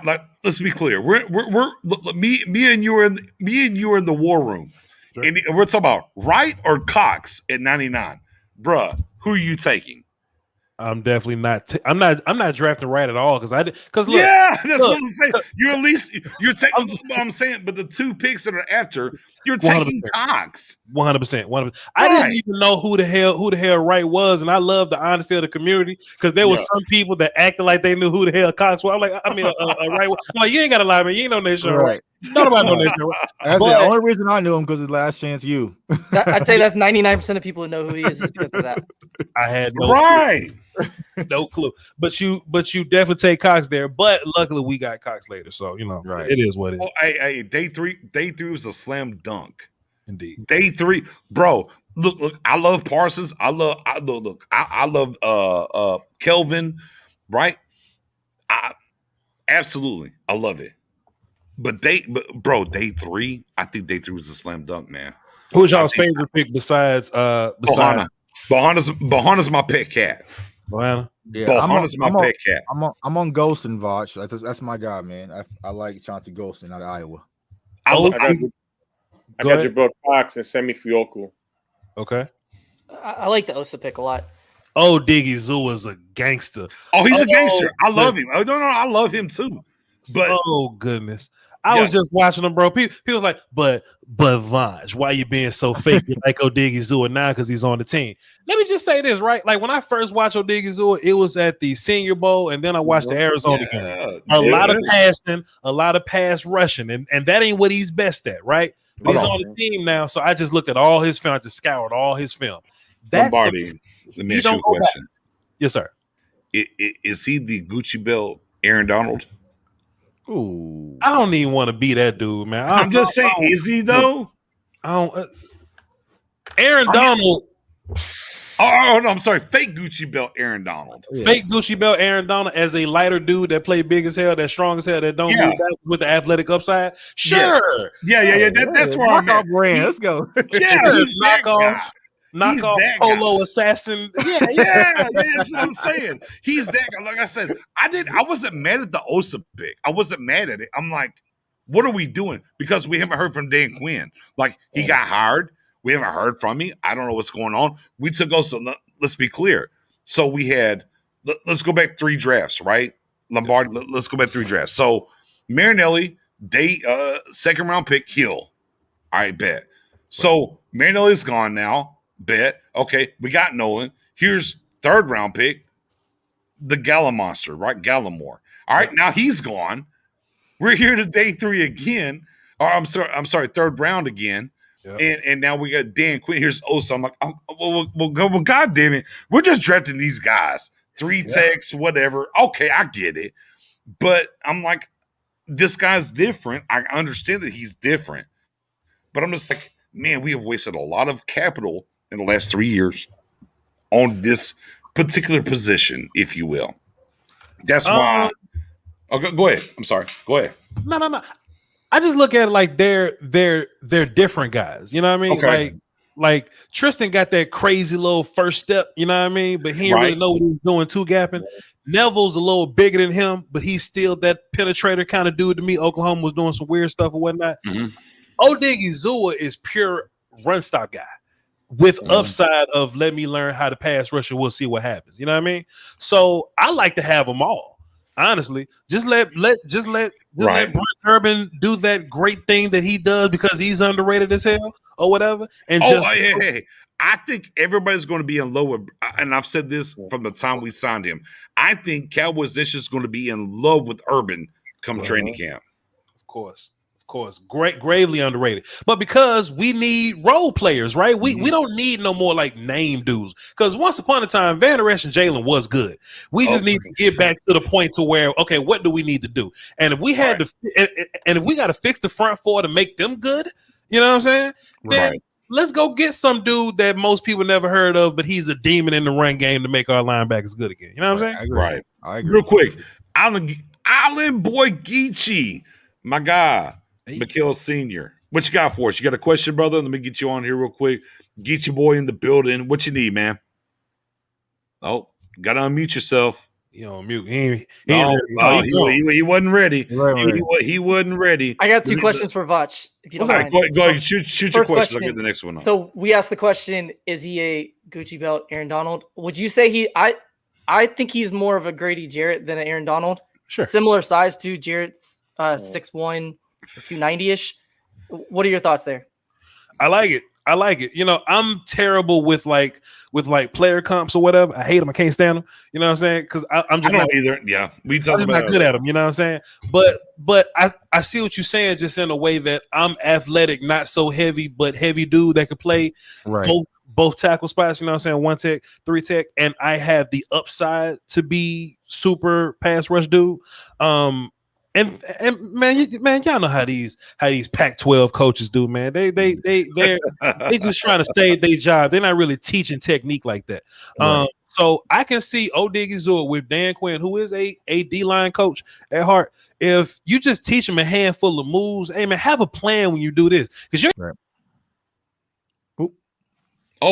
Lost who no, you're good. You off. You ain't got to teach him nothing else in the run game. As a run game, he's ready to go, fresh out the box right now. So you just teach him, hey man, use your hand here, pull cloth there, on this down. Think about this, man. That dude could be a Grady Jarrett for you. He could be a Gucci Belt Polo assassin Aaron Donald for you. I don't want to put that on him because that's unfair. But he can be one of the better guys that we have, because I can foresee him being more complete than Tristan and more complete than Neville right out the box. You know what I'm saying? Right. Second question. Second question. I'll be quick. This is from the chat. I've seen quite a few people mention, and we'll keep all the off the field stuff out of it, but mention Ball at guard. I don't see it personally. He's 6'7". There's a few guys out there, but typically that's his 6'7", 308 is not a traditional guard size. I feel like he's going to have a lot of the same issues Connor does, and people are talking about replacing Connor with him. What is that viable? What are your thoughts? Nah. Just leave him at tackle. Some people think that guards are just people that can't play tackle, and then they think that tackle. You know what I'm saying? He's too big. He can't. He got no bend. He ain't got no. Don't do him at guard at all. Yeah. He's a fight at range guy. He's not a phone booth wrestler. You know what I mean? So no. Leave him on outside. Right side to the building. Right side, what you got for us, real quick? Go ahead. Question. My bad, bro. I'm back, bro, and I apologize. You know, I had my Bluetooth fucked up, but I'm good now. So I'm coming full strength. Hey, first things first, and I gotta put this out here. Knicks, you know, I always call you new media. Vosh Lombardi, I call you new media as well. And everybody on this set, you feel me? Because y'all putting out facts and y'all putting out real research that people like myself, that Cowboy fans, that we looking for. You feel me? So I appreciate all y'all fellas, bro. Like I appreciate y'all fellas. Now I gotta ask questions out here though. I gotta ask questions. Go ahead. So first things first, Vach, and love your show, bro. But I gotta ask you this: I love Kelvin Joseph, love Boston Man, right? But this is the thing that I gotta ask. All right. And I don't even think I want to qualify myself before I ask my question.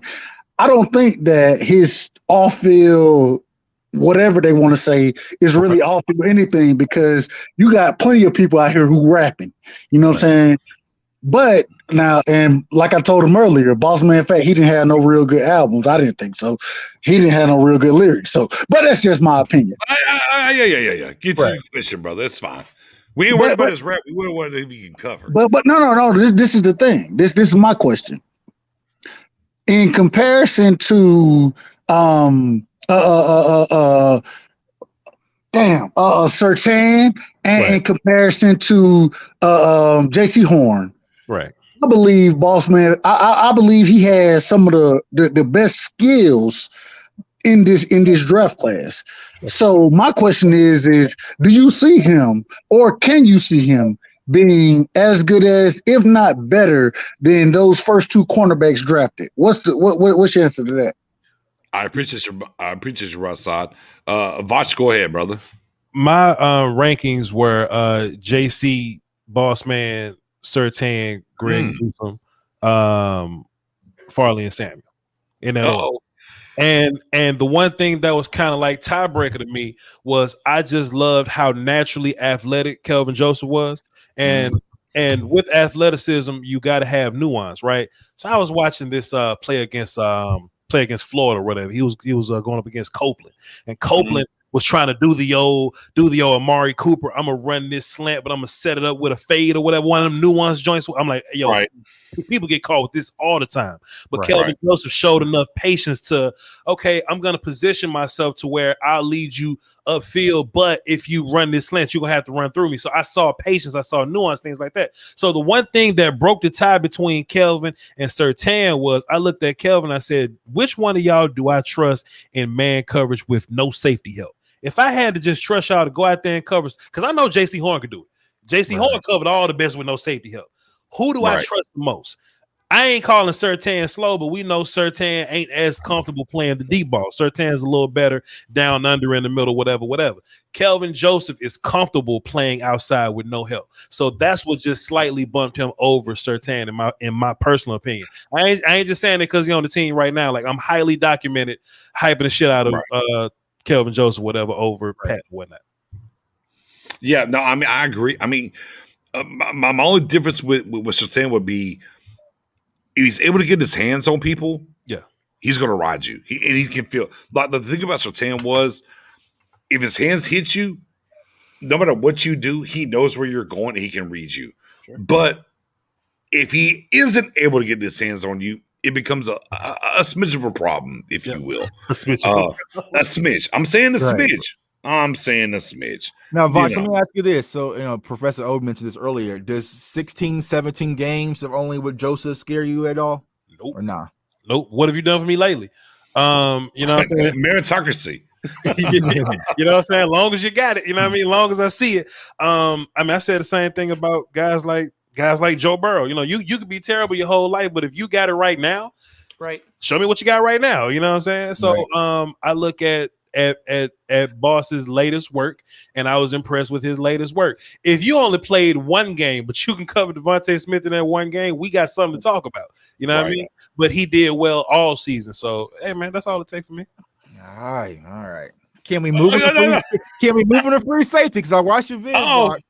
Can we move into free safety? We can, but why would we when we got so many great wide receivers to shut down? So, just leave KZ back there waiting on something to happen. Because safety is like insurance, man. Like, you don't need them till you need them. You know what I mean? Like, if you got a scrub on the corner, like it can go bad for you. You know what I mean? So I want to take that good cover dude and put his ass over the receivers and just run all game and be safe, man. Let me ask you this: who's your pet cat of this draft? Oh man, come on, man. I'm Deontay Brown. Man. I'm O-line guy, man. Deontay Brown, left guard. Look, the first time I saw Deontay Brown, bro, it was I was watching. Let me repivot. The Cowboys. Who's your Cowboys pet? Okay. Of this list of guys, who we drafted. That's all we got. Of this list of guys, Kelvin and Osa, man. Micah cool, but I wanted Slater, so I just got that bear. So you got a little taste in your mouth. That's a little taste in your mouth. And Vosh was also Pitts trained too. So Pitts, like everyone's on me about not wanting Slater and Pitts. Like Vosh had the same idea, man. Well, he took everybody's team Pitts. We just couldn't. Well, here's the thing. Let's be clear. Like all the heat that we took and whatever, and we had a good time and wearing the shirts and whatever. We knew what the business was. Like, excuse us for one of the best player non-quarterback on the Cowboys, but whatever. Geechie's in the building. Geechie, you got a question for everybody here on the panel? Go ahead. Oh, what's up, man? Yo, what's good, Geech? What you got? Nothing much, man. I just wanted to chime in on the Kelvin Joseph, and I was horn trained, so I think he brings that same thing with that 4.3 speed, being able to. No, he's the fake Gucci belt horn for sure. I'm with you. Yeah, and I think he just when we play these fast wide receivers, we now have a guy that can run with them. And before we took Joseph, we didn't have that player in our defensive secondary. Right. So I think people need to look at that too, with why we took him in the second round. Okay, that's what's up. No offense about it. You got a question though, bro? Question? Do you have a question? Well, yeah, I'll ask a question. Right. Well, that's going. He didn't have a question. He said, "Sure, I think of a question." That's going to this 3-4 scheme and not really having a dominant zero tech. I think. Do y'all think the sheer numbers of the amount of players that we have give us a good rotation until somebody steps up and becomes the alpha dog on the D line? I bet. Appreciate you, Geechee, as always. Are we I don't really know, going Geechee. full blown 3-4 though? No, no, You know Like, what? No. Vooch, here's my Vach, here's my thing. yeah. And I said this from jump. If you follow Dan Quinn long enough, right? Anybody on the panel, tell me I'm wrong. Is there's some 3-4 joints that they do or whatever. Yeah. However, even within a Dan Quinn four-man front, Right. they kind of identify with a 3-4 principle. Am I wrong there, guys, or no? No. That makes sense. Right? That makes sense. Yeah. I mean, a 4-3 over is not that different than a 3-4. Sure. Right. The way you line up, anyways. They had the You just have Leo one extra guy position. standing compared to hand down. It's not a huge difference. Right, they had the Leo guy there. They play a little bit more 5-tech, if you will. You know, it's what we kind of talked about today. Like they do, which why Chauncey makes a lot of sense, even a little early, if you will. But I mean, you want Chauncey to do that and not D-Law, like save D-Law for going to the quarterback, right? But I mean, again, even the bear fronts, the 4-3 overs, the 4-3 unders, like different things that they do, it kind of makes sense. But I get it. You know what I mean? But I mean, just kind of how I look at it. It's not. Everybody's been stuck on this. Well, we got Dan Quinn to go back to what Marinelli did, and that's a fallacy. I think that's wrong. Like, don't compare that. Like, it's different. Like the like, how should I say it? Chris Richard was here. He got to like do things on the back end, not the front end. Dan Quinn gets to do the back end and the front end is how I look at it. And Tuck, I'll start with you on that. Yeah, and I think Dan Quinn mentioned in his press conference when he kind of got let go from Atlanta, he had some time to kind of restructure how he wants to do this game. So that way it's just not, playing a vanilla, bringing up what he brought from Seattle to Atlanta to Dallas. He's going to do some different things. And I think he wants to adapt to where the game is headed right now. So I think you'll see some 3-4. But like I said earlier, Dan Quinn wants to adapt to his opponent versus just having some, vanilla 4-3 under or 3-4 scheme. He's going to be able to be flexible week from week. And I think we saw that in his draft by some of these weapons he wants to be able to plug in. We might see Nashawn Wright one game. We might see, Mukamura the next game. So he's going to be able to be flexible with this game. So I don't think people should just hold on to we're going to be a 3-4 team moving forward. I think he's going to be flexible. So, I wouldn't buy too much into it. All right, Spoonie. No, I agree with Tuck. Tuck hit in the wall. He's going to be flexible to his opponent week to week. He's just not going to just stick to one thing, and that's it. You're not going to see a repeat, in my belief, of what we saw last year with Nolan, where it was a lot of confusion. The number one thing is to get the right kind of guys to make it work. The next thing is planning, and the one thing I do trust Quinn is planning what he says he's going to do. Giving different looks would definitely help your defense, because it's basically on what the offense is going to run that week, what he feels during the week when they do the film. So yeah, I'm with Tuck what he just said. Vach, I mean, unlike Nolan, who talks about that kind of the same things, are we buying into Dan Quinn and obviously the draft and what's happening? How do you feel about that going forward? Man, Dan only got to be better than Mike. Dan only. But look, let me just be clear. No, you're not wrong. I like it though. I'm saying that though. But when we first got Nolan, I was like, "Yo, Nolan, all you got to do is be better than Chris." And he wasn't better. He was worse than Chris. He put out the worst defense I've ever seen in my life. And to be fair, a lot of us plenty players got hurt, but that don't mean we should have been as bad as we was, man. And I don't even think that it was like scheme. I just don't think that they like Nolan. You know what I mean? Because I like that. Hold on, because I want to press you. Go ahead. Something I like here as well. Go ahead. And look. I know. Look, and I'm gonna draw it to one particular player, sure. Mr. Swipe. I'm gonna draw it to Mr. Swipe. Yeah. I think in general, this team didn't give a shit. Yeah. I'm gonna keep it a buck. I don't think this team gave a shit about what was going on. Look, we can dial up film and different things that happened in the right hole and pivoted to the wrong hole and so on and so forth, the hero ball and this and the third. I don't think the guys that were here are as bad as we were last year. That's how I feel. Right. That's how I feel. Because they didn't buy in. Again, we started this damn fucking Nolan experience. Nolan was up there in the fucking rafters, not on the sidelines. Yep. Bro, I don't care about offensive coordinator. Low key, let me keep it a buck here. Nick's idea about coordinators, offensive coordinator, I don't care if you're on the sideline. You can be up there. I don't care. I don't care where you are. Defensive coordinator, I need you on the sideline. I'll tell you why, sir. I'll tell you why. Because offense is like chess, but defense, you need energy. Talk to me. Talk to me.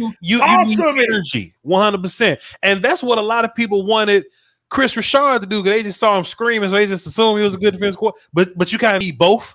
You know what I'm saying? Yeah. I'm with you. Like, you actually got to be good at your job also, and be that energy guy. You know what I mean? Like, I just don't. I just, because look, these cats have been playing football since they were 7, 8, 9 years old. It ain't changed that much. It's especially defense. Cover four been cover four for years. Right. You know Come on. It ain't Talk just to him, Boots. it ain't just changed yesterday. You know what I mean? I don't think that they like Mike Nolan very much. You know what I'm saying? And if they wanted to get him up out of there, him gone. Yeah, they did. And I'm willing to bet you, Jerry is the type that can pull people to the side, like, hey man, look, don't lie, man, don't lie. You don't like him, do you? Say nah, because Mike Nolan gone after 1 year. He's gone.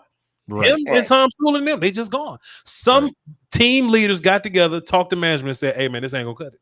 Right. And he ain't there no more. And you heard traces of that last year. I mean, like when Everson Griffin or whoever the mole was at that time, like, man, they don't coach, they don't teach, they don't do nothing. So they kind of spread through, and we'll see, man. Hold on, right side, what you got? I'm back. My bad, man. I'm back. But what you got? No, so this is my thing right here. I want to ask this question is for the panel. Okay. Right. So I'm from Warner Robins, Georgia. You know what I'm saying? And I done watched Dan Quinn and what he does with the Falcons, which, to be quite honest, he was a very great, I'm not going to say great, but a very decent coordinator when he took over the defense in Atlanta, right? This is my thing right here. With the picks you took this year, especially being a Cowboys fan, a lot of these picks, they need development, right? And so one thing I know about Dan Quinn is that he puts in time after practice, and it's just for those developmental players. And it's usually, I think it's about an hour. I could be wrong on exactly what I'm saying, but I know he puts in extra time with those players. Do you think that extra development for the players we drafted this year will be effective, especially speaking on 3 players? And I'm a big Chauncey Golden fan. I think Chauncey Golden, he can play in this league for many years, right? But I don't think he'll ever be anything special, but I know he can be a very solid player. So my thing is this. Do you think that the rookies get better off of Dan Quinn's or off of Dan Quinn's thought process as far as spending extra time with them? And from what I'm hearing, is usually 15 to 30 minutes after every practice. That's what I'm hearing. And him spending that time with those players afterwards. Do you go ahead? No, we appreciate it. Y'all go ahead. We got 2 more questions and we out of here. Go ahead. Y'all buying, selling? What do y'all want to do? I mean, the best teacher is playing. So they're gonna be thrown into that fire, and that's how they're gonna get good. And we just kind of touched on or whatever. If you Mike Nolan and you trying to teach me something at the practice and I don't like you, then like holla at you. But if I've bought into what you're saying, like, because all these coaches, they all teachers. It's just it's just I may or may not be buying what you're selling. I don't think they was buying Mike. So if they like Dan, then they'll buy what he's selling and they'll play and they'll get better. That part. Ryan in the building. What you got for us, Ryan? What's going on, guys? I was just kind of wondering y'all's thoughts on the depth charts between the division and where y'all think we match up with everyone. And we're gonna beat the shit out of everybody, Ryan. Don't worry about it. Yeah. Don't worry about it, Ryan. We got I hope so. we got QB1 in the division. That's all we need to know. Fullback. Don't worry about it. We're gonna beat the shit out of That's true. everyone. That's true. Give us another question, Ryan. Don't worry about it. What you got else, Ryan? What else you got, Ryan? Well, I mean, I was going to talk to y'all about maybe Washington giving us. We're gonna beat the shit out of Washington, Ryan. Don't worry about it, man. Yeah, bro. We got QB1. It don't matter. They defense ain't great. They D line great. That ain't nothing. Who gonna cover us? Don't worry about it, Ryan. Hey, look. I'm gonna tell you what, real quick, as Ryan's on here and he's talking about all this extracurricular shit. And the one thing for me personally, and I'm gonna spin it around the panel as my guy Ron's here. Man, I've begged for Ezekiel Elliott to buy into his body like LeBron buys into his body, right? Like I want you to do it that way, right, bro? Y'all see, man, we've all seen we've seen the videos, everything. Man, hey, look, cuzzo, if we're looking at Zeke, slim down, getting it in, and what we're about to do, bro, if Zeke gets anywhere close to like slim down 2017-18, bro, we're a problem. Bro, we're a problem. Oh, we're gonna run them over, man. Zeke will be the best complimentary player in the league. Go ahead. Oh, wait for no. I love this from you, Lombardi. I love this. Oh, this Dak team player. No, wait. Don't spoil it. Don't spoil it. Because I told everybody last year, before Dak got hurt, before the season started, I said, it's Dak's team. But no. Right. Say it again. No. Go ahead and say it again. It's what? Zeke will be the best complimentary player in the league because this is Forrest's team. Don't listen to the national media because look, they're gonna be like Bunt. What about that? What about that elite offensive line y'all got? They ain't been that for a long time. What about that elite? What about that elite Ezekiel Elliott y'all got? He ain't been that in a long. Dak been carrying these jumps. Hey, you're saying he's not the straw that stirs the drink, right?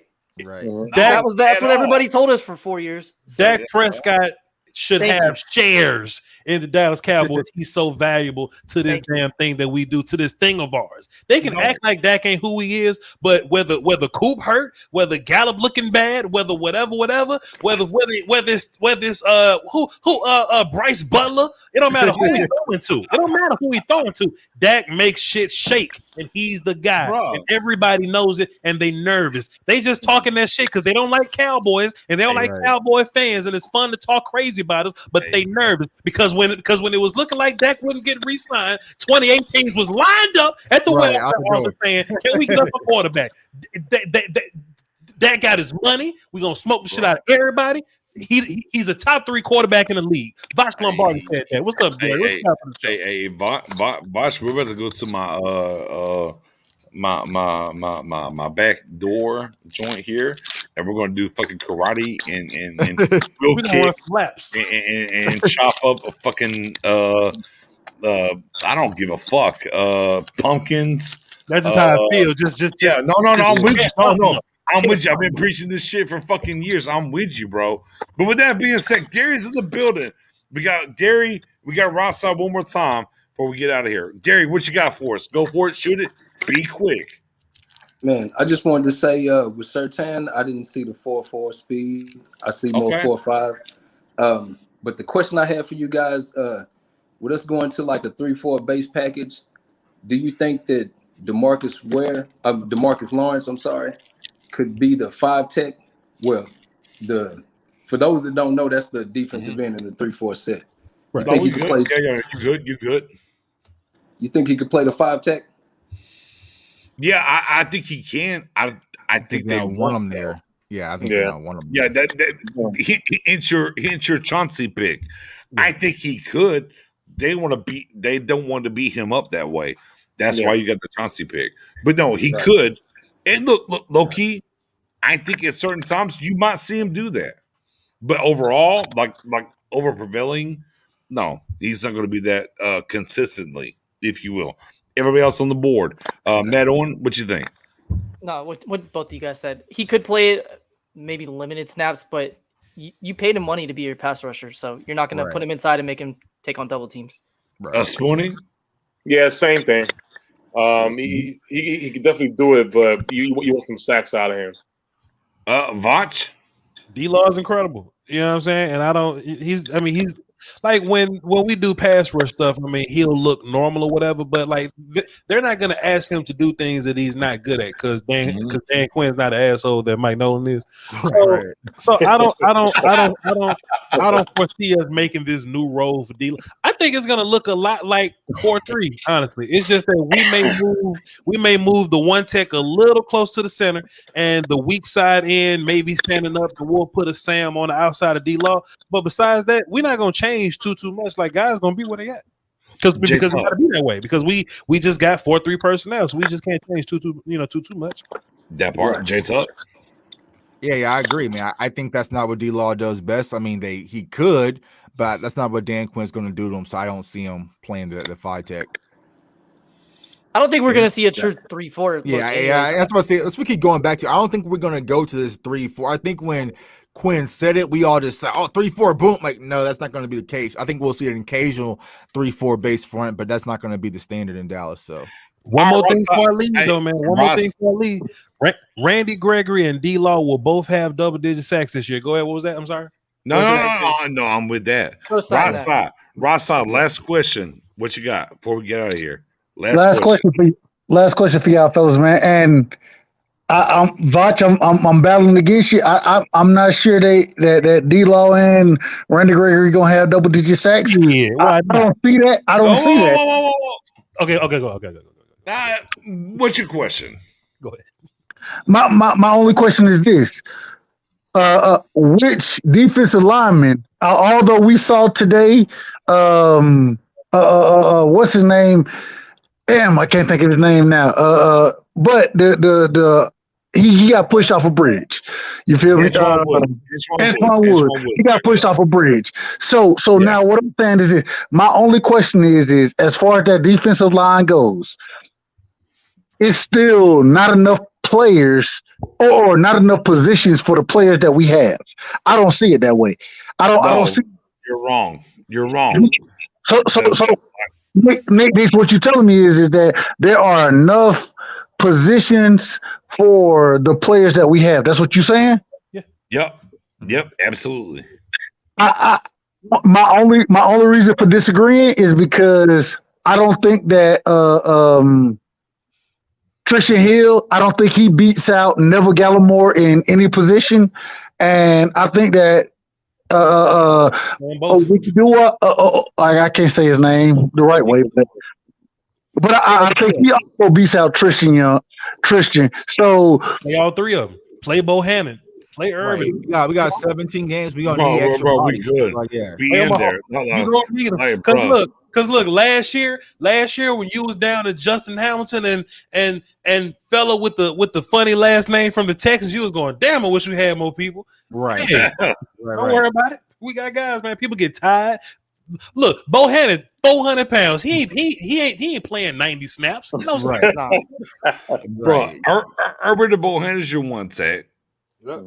Or zero, even. Let's keep it a buck. Let's call him a zero. Yep. And then everything else is going to pan the fuck out. And that's why Chauncey got picked in the third round when we were upset and the whole nine and yada yada and 5-tech and whatever, blah, blah, blah. I mean, bro, it is what it is. Like, now you can sit back and look at it, read it, see it, everything else. Look, yeah, our guys are going to get cut. Absolutely. Yep. Absolutely. There's going to be guys like Anthony Brown, $4 million. Yeah, you might be gone. Yeah, for sure. You might be gone because they picked other guys. Candidate, yeah, you might be gone. Let's keep it a buck. Like Woods got ghosts. All right, bet. I mean, that's where we are. But man, appreciate everybody. Vach, obviously, man. If y'all are here, y'all should already be there. Like we were guys that were there before y'all were there. You know, it is what it is. Give me your grade, Lombardi. What's your grade on this draft, real quick, for everybody? I mean, that shit was out of order, man. But I think a B. Out of order. Out of order. I would say B plus. I would say B plus. We got two first round talents, a second round talent. Pardon me. 2 firsts, 2 seconds, a third, 2 fourths, a fifth, a sixth, and a seventh. I think that's a pretty good draft. So Right. I give him B plus. And see, that's where I'm going. I'm different. I'm like, I'm a C plus B minus, only because of where they took him. And it could have been better, 100%. Right. I'm a B plus B minus, only because of where they took him. Look, if we switched a couple of we could have took the same guys. Yep. Same guys, different spots. This is a B plus, yeah, for sure. But because of where we did them, I'm a C plus B minus guy. Yep. But no, again, like, I'm excited because how long has it been? Look, around the horn. We'll get out of here on this. I'm gonna go around the horn. Especially with what's getting cut. How long have we really sat on our hands and talked about draft picks, free agency, whatever, different things? Like, since when? And again, we had last 3. Baronelli, right? Baronelli, boom, he's gone. Nolan, okay, bet. Dan Quinn, bet. All right, the last 3 joints, all those drafts, whatever, what we added, free agency, different things, the whole 9. Man, boy, it just feels different, right, guys? Like, there's competition within these realms. Now, free safety, I don't know. Outside of free safety, boy, it's heavy. Yeah. So I'm going to leave y'all with this, and I want y'all's answers. I'm going to start with Tuck, and I'm going to go around the board. How do I want to frame it? Do you feel better now than you did before the draft? Or do you think we should do more before training camp? How about that? Okay. And each level, like, give that grade each level, because I can't just tie that to anything. Each level. We're good. There's competition. There's a lot of competition if you're reading the tea leaves. But without the competition on the tea leaves, who do we need to add to this defense to make it better? Because my guy Vosh said 15, right? We were, what, 22 last year? 22? Like 31 rush, 11 pass, right? That's where we were. However, man, we got rid of all the damn pass guys, per se, if you will. And we've turned over a shit ton of rush guys, if you will. So how do we feel defensively on Cinco de Mayo? How do we feel, guys? J-Tuck. All right. You know, I mean, he wasn't ready. Spoony. I mean, listen, I always say, always look to get better. Never stay content.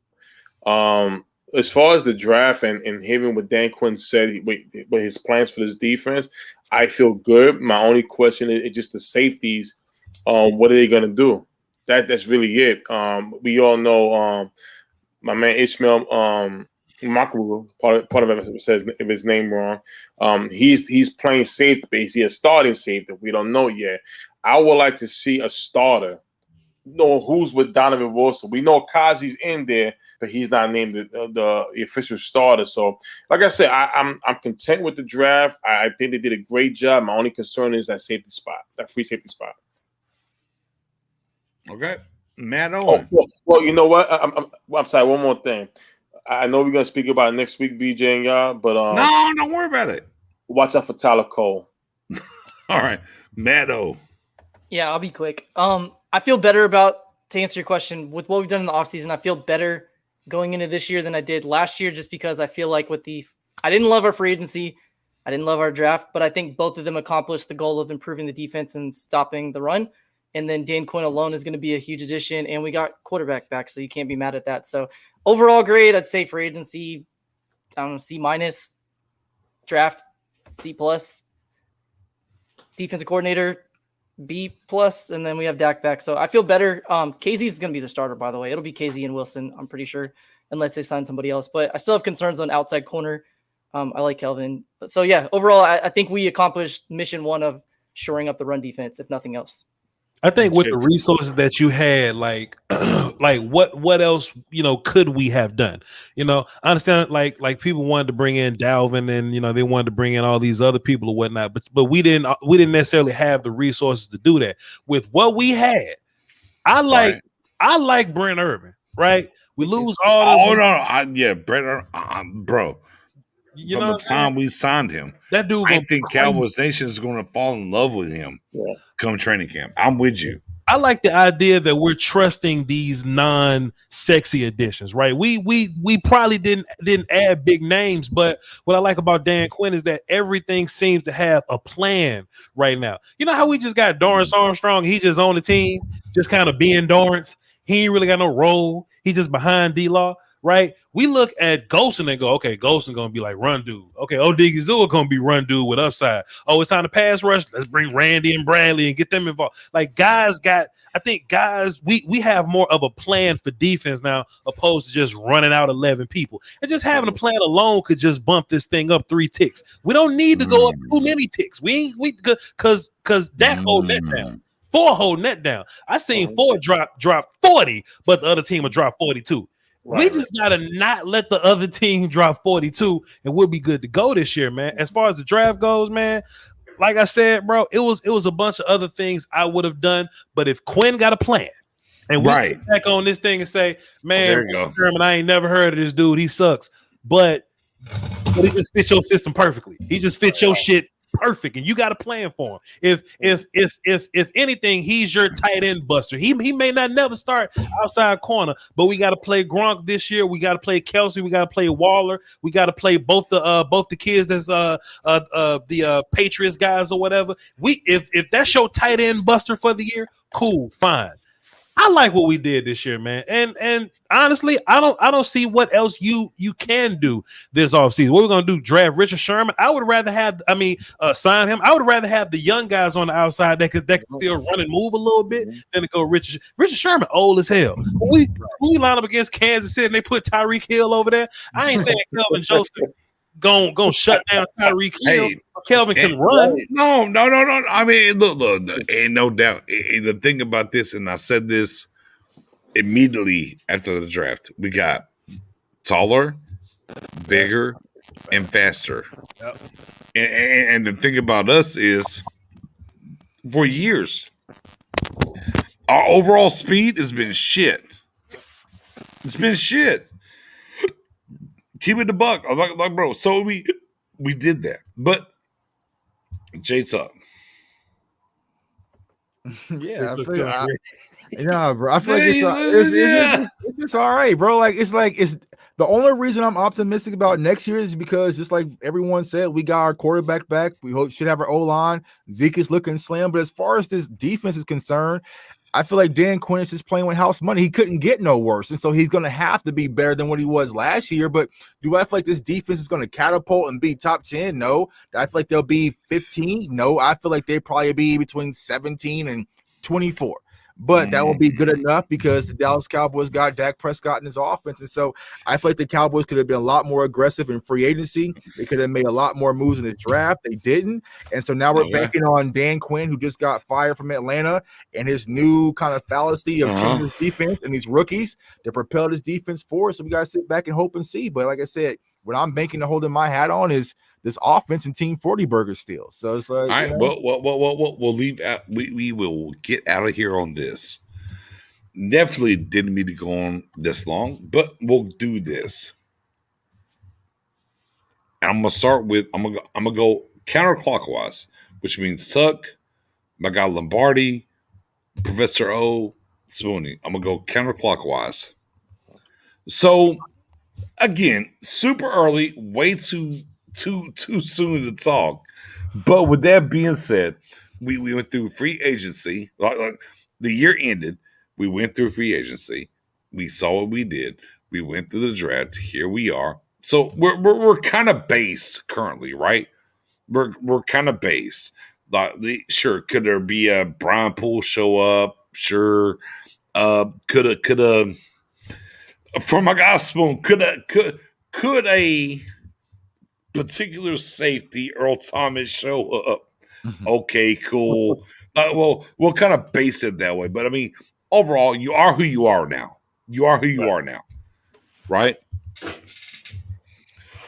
Is this roster a Super Bowl roster? Do you think this team, NFC, doesn't matter the AFC, we're talking about NFC only. Is this team roster-wise, with everybody coming back from injuries, whatever, we're not going to talk about injuries, like what could happen, what didn't happen, because the Cowboys didn't take offensive line until what round? Okay. So where we are currently, do you think, guys, again, Tuck, Botch, we're going to go around. Are we a NFC wise? Are we a top 3 team going into next year? Top 3. Forget the Super Bowl. Are we a top? Forget all the teams. NFC. I'm just talking NFC wise. Are we a top 3 NFC team currently constituted today? J Tuck. No, but I like it. And the reason why I said that earlier on Twitter is because I feel like this draft, it didn't push us where everyone was talking about the Cowboys being a Super Bowl contender. It kind of just left us flat. Like the power rankings just came out. I think we were like 21. I think the Giants was 22. So I feel like if the Cowboys are going to be that, they're going to have to actually earn it. And where I really see the Cowboys really taking an impact, there's going to be some bump in the roads, but I feel like they're going to be late bloomers, especially with this young core, that if we can catch the right wave in the playoffs, then we can start talking. But as far as being dominant, and like I said, if we come out and if they come up the schedule next week and say we got Kansas City off a rip, all right, well, let's mark that L and move on. And then so that's kind of how I feel with it right now. So the only thing I'm really banking on is that Dak Prescott comes back fully healthy. He's a shell of what he was last year, and this offense is still moving forward. But defensively, nah, it's not yet. Miss Lombardi. We're going to beat the shit out Kansas City. We're going to beat the shit out Tampa Bay. But look, this ain't me being a fan, dog, because Dak Prescott was on pace to throw for 7,000 yards. Like, I'm with you. We know Dak can do it. And we've all said the same thing, man. You know, we don't want to be broken records here, but we like if we can get a little better on defense. Because even the games that we lost last year, we lost them by like a possession. You know what I mean? So with the worst defense in the world, we lost by 1 possession. You know what I mean? Then they just got better. So all we got to do is get healthy. We just get healthy and just fit your role players in. We got better in the run game. We got pass rushes. Randy Gregory get a whole offseason now? You kidding me? D-Law finally got his interior guys to make him shine. Hopefully this whole D-line thing make your linebackers better. They ain't got to be an elite defense because we have an elite offense. Not only do we have an elite offense, I think we got the best offense in the league. So I mean, that's just how I feel. But man, look, we got that and we got 4, bro. Like we gonna beat the shit out of everybody till they prove us wrong, B. Come on, son. If we got a piss for show. But never mind. Kyle Pitts. We won 3 Super Bowls. Oh my God, you already know. Matt Owen, where we at? So can we be top 3 worthy? Yes. A lot of us keep talking about if we improve the run defense, improve the pass defense, takeaways. Just get takeaways. That's literally the difference maker. Over the last 5 years, the team that wins the turnover margin wins 78% of the time. Hold on. That's what matters. Takeaways. You draft cornerbacks that take the ball away. You sign free agents, free safeties who take the ball away. You just get takeaways. Your run defense can be 25th. Your pass defense can be 17th. But if you're elite in takeaways with our offense, we will be a Super Bowl contender. Bada bing, bada boom. Spoonie. Oh, shit. Jay Tuck, you already know. Yeah, man. If you go look at the Chiefs' defense, the depth chart. It's not a fucking guy other than Tyrann Mathieu that's better. Well, you know what? 2 guys, Christian Jones, that's better than what we have on the roster right now. Talk that shit, Spoon. Seriously. Come on, Spoon. There's not a guy. Tyrann Mathieu and Christian Jones, that is it. But offensively, We're better. We can be better. Matter of fact, no, we are better than the Chiefs offense. Oh, that's just bull. Let him know. Straight up, 100%. We are better than the offense. The whole thing is this: the coaches got to do their part and direct this team the right way. Planners on the field, but you got to direct us the right way. Right play calling from game to game. Do your X's and O right, and everything's, and of course, bury injuries. But compare the top three, no, number one. Listen, Tampa Bay Buccaneers, they won the championship last year. What was their thing? Their front seven. They went from a whole new scheme of JPP never played the five. Never did at all. But he did. They won. Their front seven was solid. That secondary, our secondary on paper is better than their secondary. Our front seven can be as good as what they have. Listen, number one all the way. Okay, well, I mean, hey, look, I love all of it. I love all of it, bro. I love all of it. The one thing that we're going to talk about right now. Here's what we're going to do. Hey, man, if you enjoyed the show, hold on, drop your shit. If you enjoyed the show, Cash App, man, BJ203. I'm gonna spread it around, give my people the love. My guy Jay Tuck's got something on the back end. Hold on, there you go, right there. So BJ203 Cash App on the back end. CFO gang, man, hit that, do that. Man, we appreciate y'all. No ifs, ands, or buts about it. Man, look. Last year, number 11 pass, number 31 rush, and again, my pet cat. Bohana said, "Hey, no more. No, hey, man, we ain't running the. Yeah, I ain't running the ball this way no more." And that's what I look for. Stop the run. If the Cowboys can stop the run, we got a chance. We got the best quarterback in our division. No ifs, ands, or buts about it. Divas got to set through and walk through, and that's what we're gonna look at, and that's what we got to do. Man, this draft had oh my God, said championship. What up, Savage? You know what I'm saying? Draft wise, first round great, second round great, third round was a Reed City / Twilight Zone for me. But after I heard Dan Quinn talk, okay, I get it, and I loved everything day 3 outside of the wife beater. So cool, I'm kosher with it. Right. However, guys, Antoine Woods is gone, right? He out of there. Bam. Redmond's gone too. That's shout out to the Nebraska guy that we got in round 7. So we gotta sit back and see how this thing rolls, and we want to get this thing rolling the right way, right? So yeah, man. Bro, I think we're doing a lot of things the right way. The one thing that I will say, watching the Cowboys a long time is this, and I'll get out of here on this. Y'all can spin it, and then we'll get out of here. Shout out to my guy Vosh for coming in, whatever. For sure.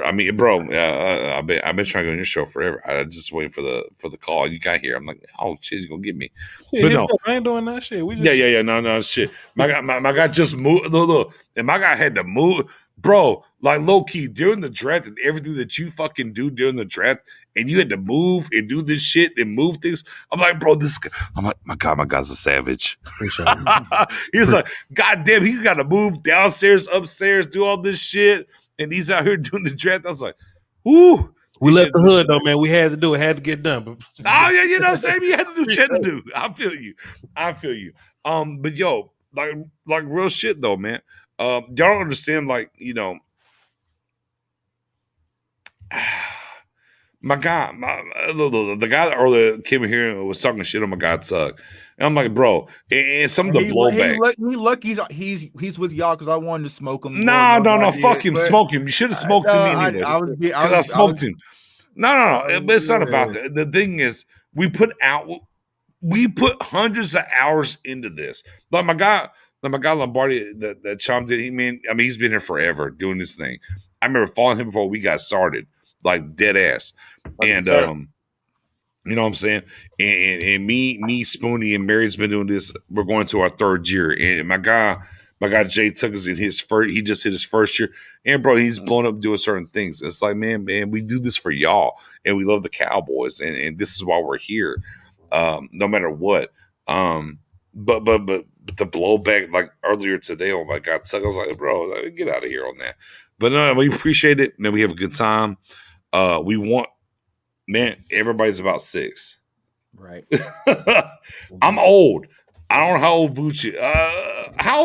If you want to put it out there, I'm 42, about to be 43. I was born in 92, so I missed it all.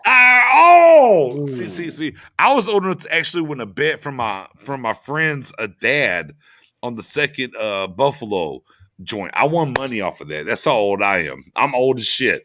Fair enough. You know what I'm saying? So we are is where we are. Man, we had a good time. Man, we appreciate everybody. I'm gonna come back through. Voch, holler at us. You know, we'll do some things. No ifs, ands, or buts about it. Look. Somebody said, "What's the Cowboys record?" My guy said, "Ryan Carter 12-5." Man, what a crazy time! 17 games, guys. 17 games. Real quick, we'll get out of here on. I'll tell you what. Well, I'll tell you what. We'll get out here on this. Way too early prediction. Way too early prediction. After the draft, here we are, 17 games. CFO gang in the building.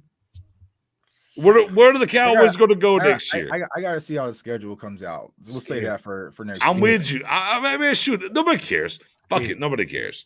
I am Nobody scared, cares, bro. Because we had a chance to really do something, and we sat there and didn't do a damn thing, bro. And let everyone get around. Well, yeah. As soon as that got hurt, it was a wrap. No, but I'm saying this year, man. Like honestly, I felt better last offseason than I do this offseason. To be honest with you. Oh, okay. Because now the division is no longer going to be a cakewalk. That got swiped away from us. The only hope is that maybe Aaron Rodgers still gonna beat the shit out of everybody in the division. What you talking about? I sat back and watched us lose to the Cleveland Browns. So it was like, all right, bro, I can't be beating my chest too hard. They were a playoff team though. But still, that's different. That's losing to getting ran down on the Browns Browns. A playoff team, man. And here's the thing: we have to put our trust in the coaching staff, and y'all know me.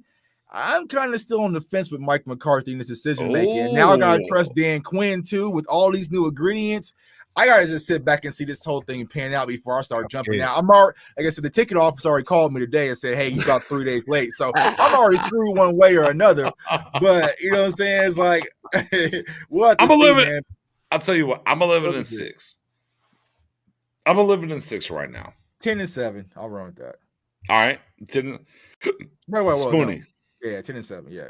Okay, I'm 11-6, 10-7. Where you at? Oh, with the best NFL. Oh, we're gonna have a top 15 defense. Come on, Spoon.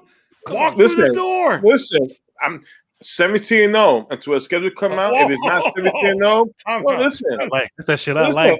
Ain't no timeout. That's shit I like, man. Ain't no timeout. No, listen. 17-0. Listen. Every game that we lose, I'll come out and say I was wrong. But right now, I feel like we're the best team in the NFL.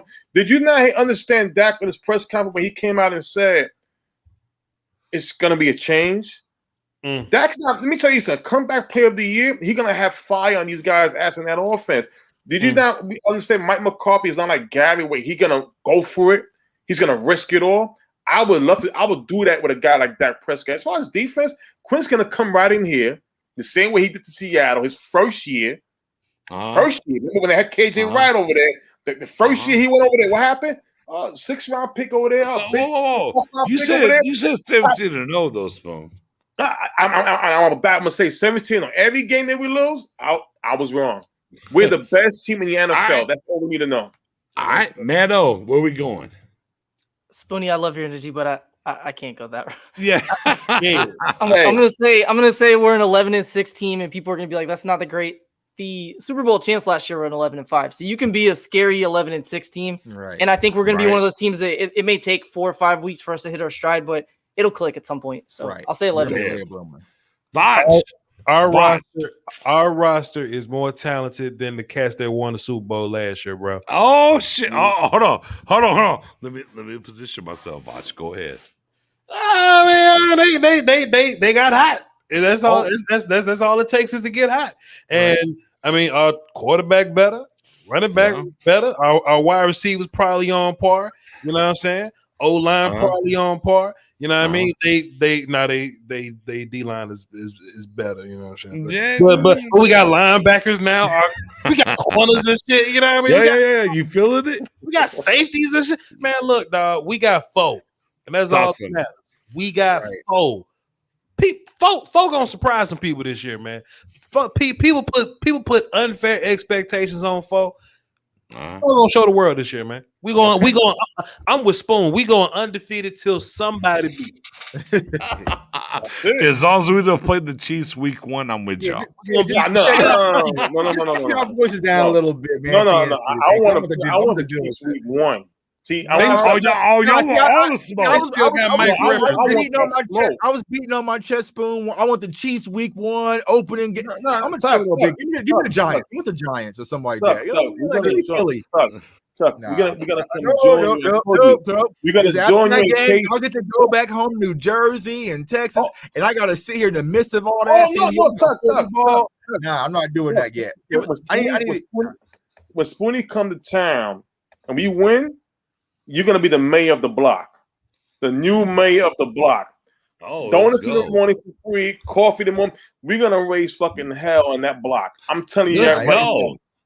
I'm ready to raise some hell. They still got Mike Remmers. We're gonna beat the shit out of the Chiefs, man. Exactly. Let's go. Let's go, Bosh. Let's go. In the Super Bowl, Pat Mahomes was dancing salsa. He will be dancing merengue with that offensive line. Trust me, boy boss man getting these deuces, and they start that arrowhead chomp. The force out to shake, man. I'm a Cowboy fan, dog. Come on, man. Hey, my God said, Ron said, Bosh and Spoon are giving me life right now. Man. You feel me? Yeah. I mean, bro, Danny, I already talked about this. I'm like, these motherfuckers rebuilt their shit like low key, they really rebuilt their shit, and they went to 2 straight Super Bowls. This might be the best. This might be the best offensive line they have, period, over the last 3 years. But you know what I'm saying? I mean, bro, that man, that's man, whatever, man. Fuck the Chiefs. We ain't here to talk about the Chiefs. But with that being said, guys, man, we been rocking for damn near 4 hours. And y'all know how I do. Man, I'll go back in the house. I'll pour another cup up, man. We'll rock. That's what I do. I don't care. I'll be here. I mean, my shop, I got to open my shop tomorrow, whatever. Man, I'll rock on top of these Cowboys all night, all day, every day. It is what it is. But these guys got to do other stuff. You got it. These guys got to do other stuff. So, with that being said, man, we had a great time. We brought down the draft for y'all. You know, we talked about this. You know, these cuts, hey, Woods, you know, whatever. Next week, though, tune back in every Wednesday during the off season. Y'all know what it is. 8 o'clock Central Time, 9 o'clock Eastern Time. We're going to be back on here talking about next week. We went through the draft. We're going to do the undrafted free agents. We're going to look at the draft and whatever news happens between now and then. We're going to break that down and go through it. Big. With that being said, guys, let the people know where they can find you. Now, Matt, Spoonie, Sargang is what it is. Space for everything else. Vaj, how much? I do want to ask this question because you know you went through the draft, you did your thing, the whole 9. For next year, how much tape have you watched for next year already? See, I'm not one of them people, man. I don't get directly into the next class. I need to sit down and enjoy football. So I'm late every year, actually. So I wait till January. I don't do all that. Well, this way too early mock 2022. That's just nonsense. I start in January like a normal human. Right. Fair enough. I just didn't know where you started. I'm like, hey, let the people know. With that being said, though, Mr. Lombardi, please tell the people where they can find you. Appreciate y'all for having me on. Appreciate y'all for dealing with me being long-winded and shit. But you can find me at Vash Lombardi. I love the Cowboys, love to talk. My bad. VOCHLOMBARDI. All the nonsense that I've been talking about, I have proven it with film, and I've broken all those things down. So check out my Kelvin Joseph, Michael Parsons, Osa Odigizua film session. And as I was talking to y'all, I dropped a Nation Wright film session. So y'all go check that out too. Appreciate y'all, man. Yeah. Hey, low key. I don't care what the fuck you dropped. He shouldn't have went in the fucking third round. I don't care. I don't care, Vach. 100%. I don't care. I'm with you. You won't get no fat out of me. 100%. Hey, low key though. Hey, man. We're 3 years into this thing. Stargang. I'm gonna tell you what though. This guy's been at it a long goddamn time, and I used to look. Not I used to. I rock with him every year. I'm like, what's Vach talking about? Let me see. Bada boom, bada boom. Man, I appreciate you, brother. You have been on your grind forever. You give you your flowers. Everything you got coming to you is amazing. Right. Jay Tuck, I know. Look. You try to tag out and go back. You're like, I'm done. I'm 4 an hour ago. Man. We wasn't having that shit. Man. I was like, no, Jay Tuck, sign back in. Come on back through. Come on, tell the people. 4 a.m. gang, man. Yeah, man. You guys can follow me on Twitter at JTuck151, of course, and also on my YouTube channel, Cowboys Fans Only. I appreciate all the support, and then CowboysFansOnly.com. We'll run it back, man. This is a weekend show, man. A weekend show, bro. Yeah, you already know what it is. Spoony. You can find me on Twitter at Spoony881, and right out here at home at Star Game Podcast with BJ Nix, with Mary and Tuck. That part. Professor O, Matt O, new to the game. Mr. PFF only. Go ahead. PFF only. Yeah, you can find me at Professor O _NFL. I'm friends with the Star Gang and Cowboys Fans Only. Great people. Happy to be on with you guys. No offense about it. Hey, man. Simply Star Gang Podcast, YouTube, sub, button, bell, that is. Facebook, just Star Gang. Enter the group, like and follow the page. On Twitter, your _guy _Nix NIX. Follow me, I'll follow back. It is what it is. Man, we appreciate y'all. We had a good time rocking tonight. And hey man, next Wednesday. Oh, look, if you got the notification bells on though, we might pop up this weekend. You never know. Appreciate y'all as always. Quest for 6 is upon us. Yeah, what was dude's name? Dave Baker? Man, who's talking about? Fuck that chump. Hey, bro. Look at me. Is he in the group? Hold on. All right, I'm going to bed. I'm going to bed. No, Jay, look at me. Fuck him. How about that? All right. Man. I'm sorry for those who are here. Sorry. My bad. Appreciate y'all. Whatever. He doesn't like you. Whatever. Man, fuck it. You don't like us either. Yeah.